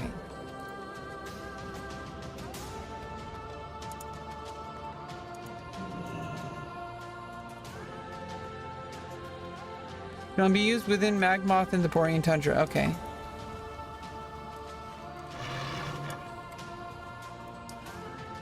I have to be here. Magmoth, okay. I have to disguise myself as an orc. Oh, and they still attack me?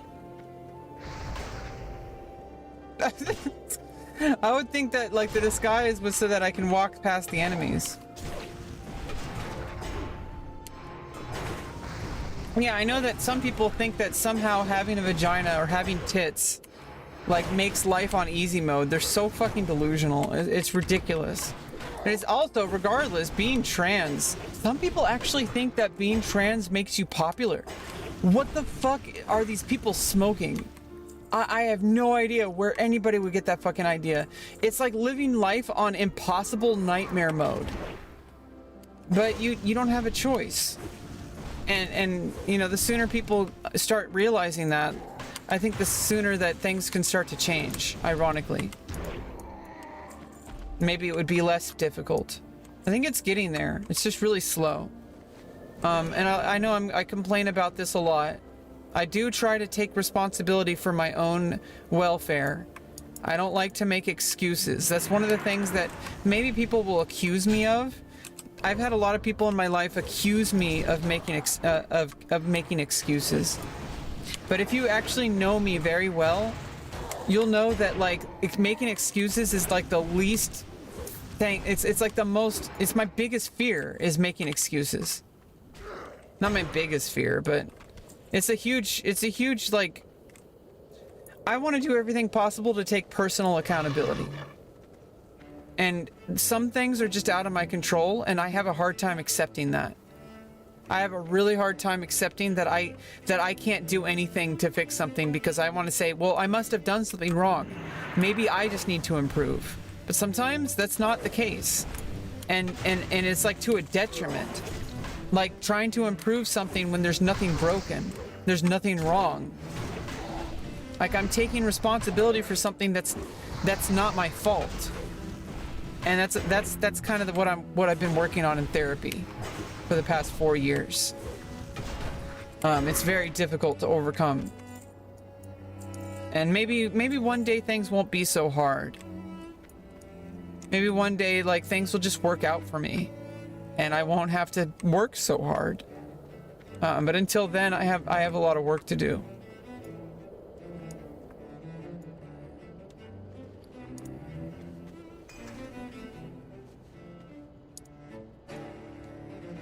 Now, where do I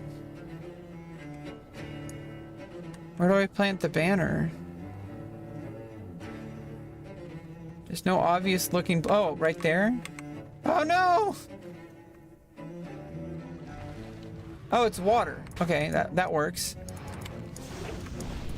Oh, do I have to plant it on his body? Probably.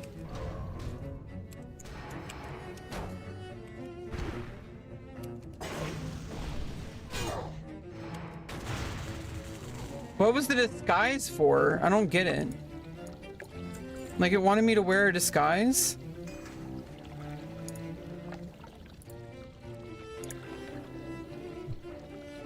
Whatever.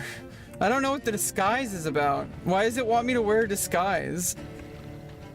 What does that even do?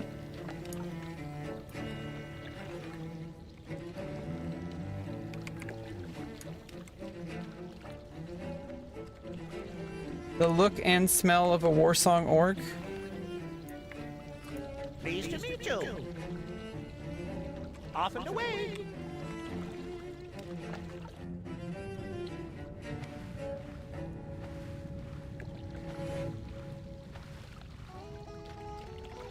But these guys still attack me. So what's the point of this?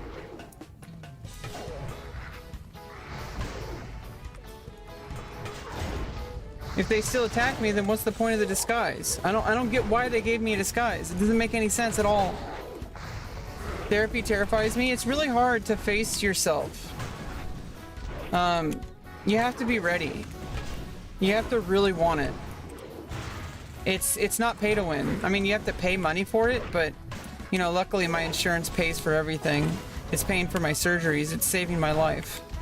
So I know people will talk shit about California and all the taxes, but those taxes that people are complaining about are the reason why I'm able to have a chance at being okay in life. That I get to actually, you know, be alive, instead of feeling like I don't have a life. Instead of feeling like my life is never going to be okay and that I just need to give up. Like that, it's saving my life. And people are just, it pisses me off when people just complain about California. When it's like, if it weren't for California, I'd be absolutely, like, I'd be dead. I would not be okay. If I didn't have these, like, this treatment and the surgery and the therapy and everything that has allowed me the chance to actually keep going and try to make my life better. It's giving me all these resources I didn't have before. Fuck, I'm just gonna Hearthstone back and we're gonna log out. I'll do this next time. I don't know how to escape this place.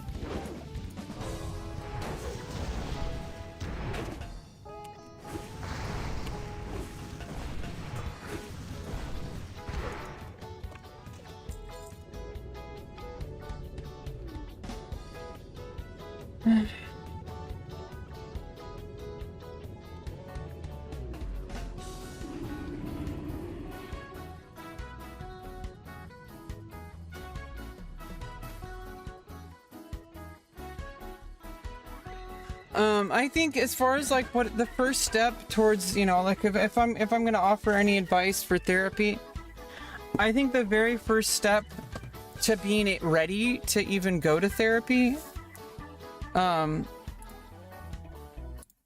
feel like the first step to even be ready to go to therapy is you have to be willing to let go of your preconceptions about yourself and about what you think therapy is. Because therapy is most likely nothing like what you think it is. And you have to also admit that, like, it's not a one-size-fits-all solution. It's not like going to the doctor for diabetes or anything like that. It's something where it's like you have to actually find a therapist that matches you and what your needs are. So I would say if you're scared of therapy, start with writing down a list of things that you think are causing problems in your life.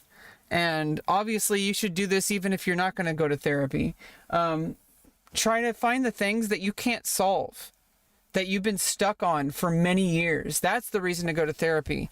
If you've been struggling with some kind of problem, it doesn't even matter if it's a small problem. If it's been something that you have not been able to make a difference in, to change in your own life for multiple years at a time, it's been something that's just been like a thorn in your side, and you have absolutely not been able to make any progress in that, that's when you know you need to talk to a therapist.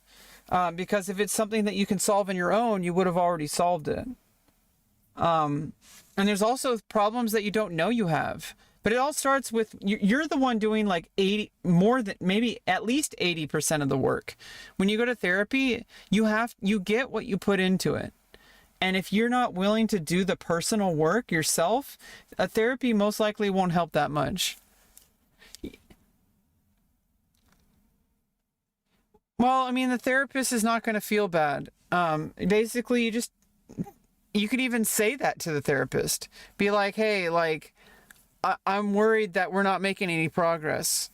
And like, you know, a good therapist would help you understand that. Like, you know, like what are the things that have changed since you started going to therapy? And I sometimes feel that way. I'm like, I don't know if like we're making any progress. And a therapist is an objective observer, or somewhat objective, because they do work with you for a number of years. I've been working with my therapist for 4 years, and she's helped me significantly. But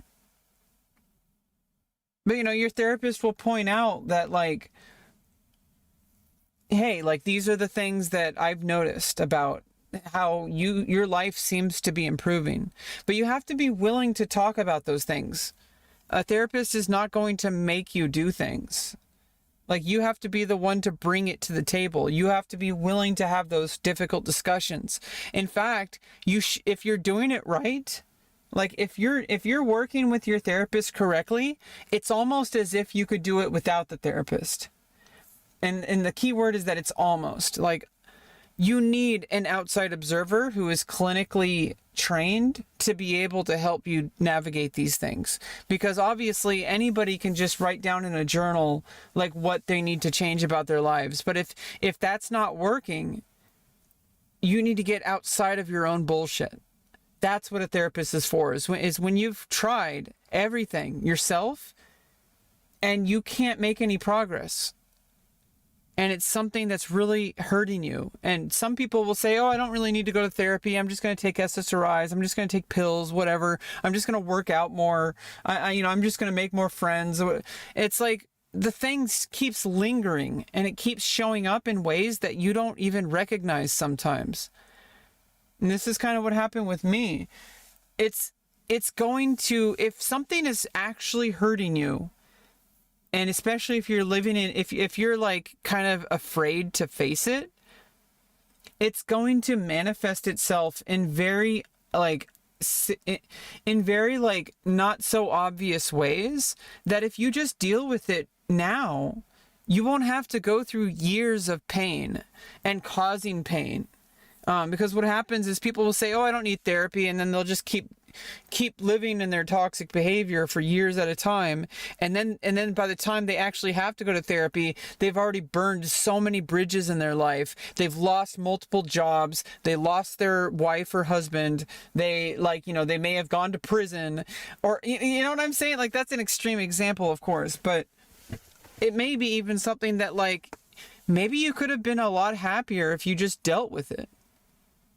You know, you don't know. Like, you don't always know. That maybe you can kind of get by without it. Obviously, everybody can just get by. But, like, in fact, if you are so terrified of therapy, that's probably a good indicator that you need to go to therapy. Like, there's obviously something that you don't want to face. Like, if you were like, yeah, I could go to therapy. I tried, and then it's like we worked on stuff and I feel pretty good about things, and I just want to kind of move forward. And then obviously if something else comes up, you could always go back to therapy.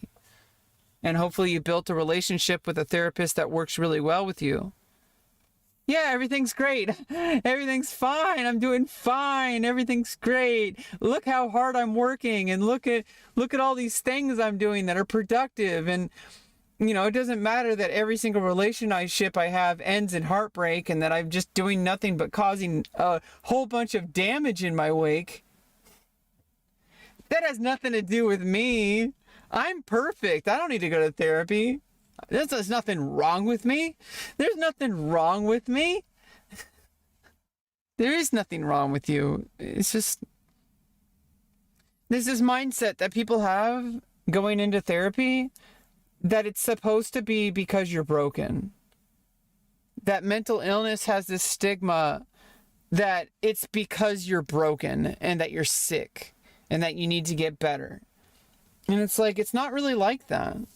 A lot of the times, in order to have the healthiest life you can, you could be doing everything perfectly, but imagine if you had the assistance of a clinical professional to bounce ideas off of, to improve your life, to make sure you don't go in the wrong direction. I know I probably need to see a therapist for the rest of my life because I'm autistic. There's just so many things that always, no matter what I'm doing, something is going to pop up. Now I talked to my therapist about this, that like, I can't even imagine a time where I wouldn't see her. But I think I can imagine a time where I don't have to see her as often. Like maybe maybe there'll be a time where I only have to check in with my therapist once a month instead of every week. You need to get back on WoW and get to level 80. Exactly. That's how you know it's a good therapist. Otherwise I'd have to kick you from the guild.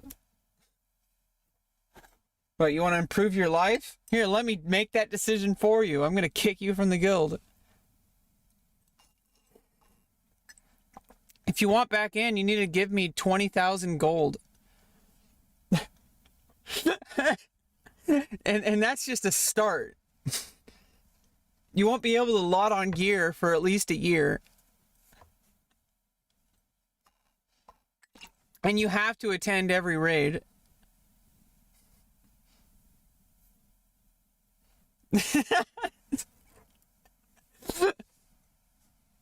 Your therapist is also your guild leader. Exactly. No, that would be very bad. You don't want your therapist to be a part of your life.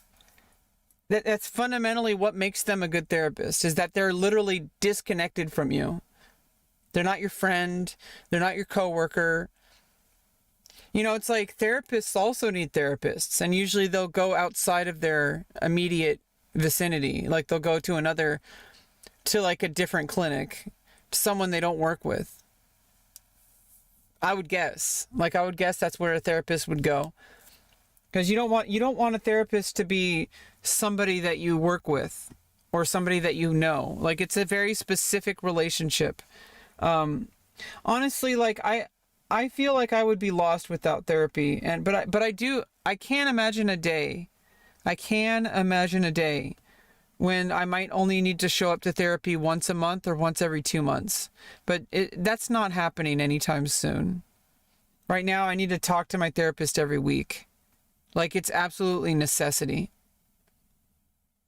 Like, I just constantly have shit that I'm having to deal with. And maybe that's not the case for most people. Most people might just need to see a therapist, like, for a temporary time. Like, I've been seeing my therapist for 4 years. Every single week. I have not missed a single session. And that's good, because that's one of the things that I wanted to work on. I wanted to work on being able to show up. And even if I have to do a Zoom call, I still show up. And that's really big deal for me, because I dropped out of high school. I dropped out of every single college program I've been in. I've quit every job I've had. No, don't re-roll a new character.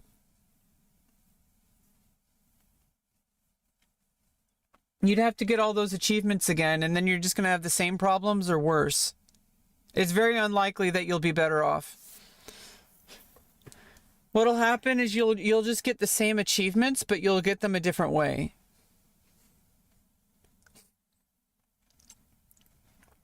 Because you have to relearn everything. So don't re-roll.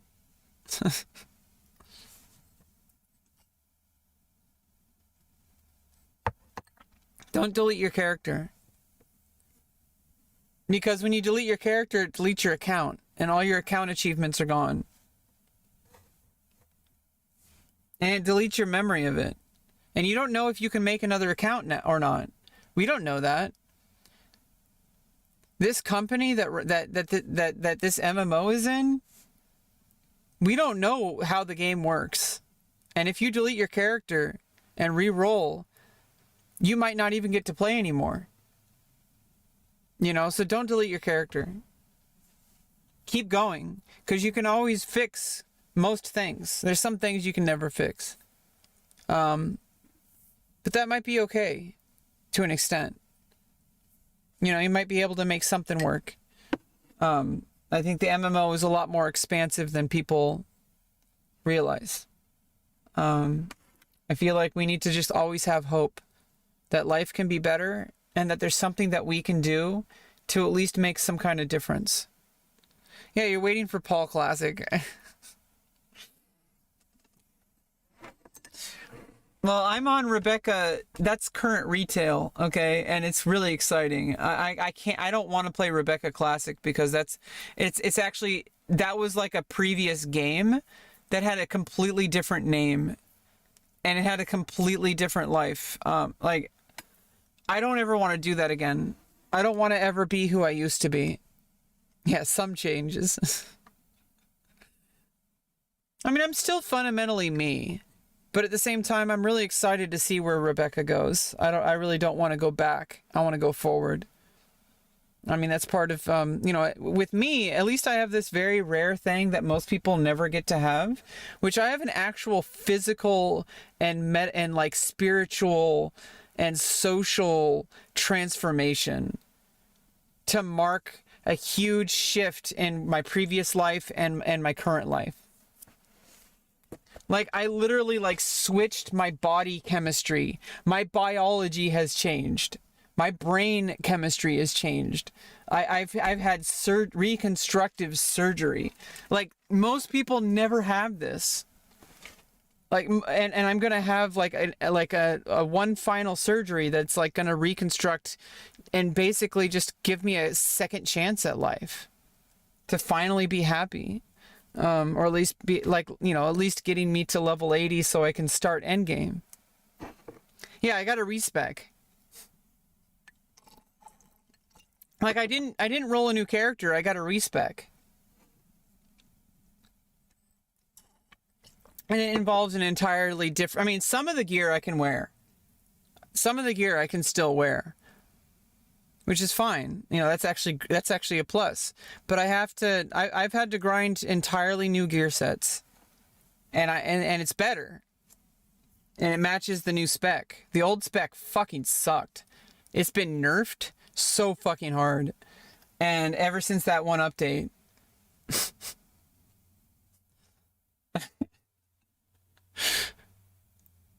Yeah. Man, comparing life to WoW, it really is wild, man. Life is fucking crazy. Anyway, Asmin Girl signing out.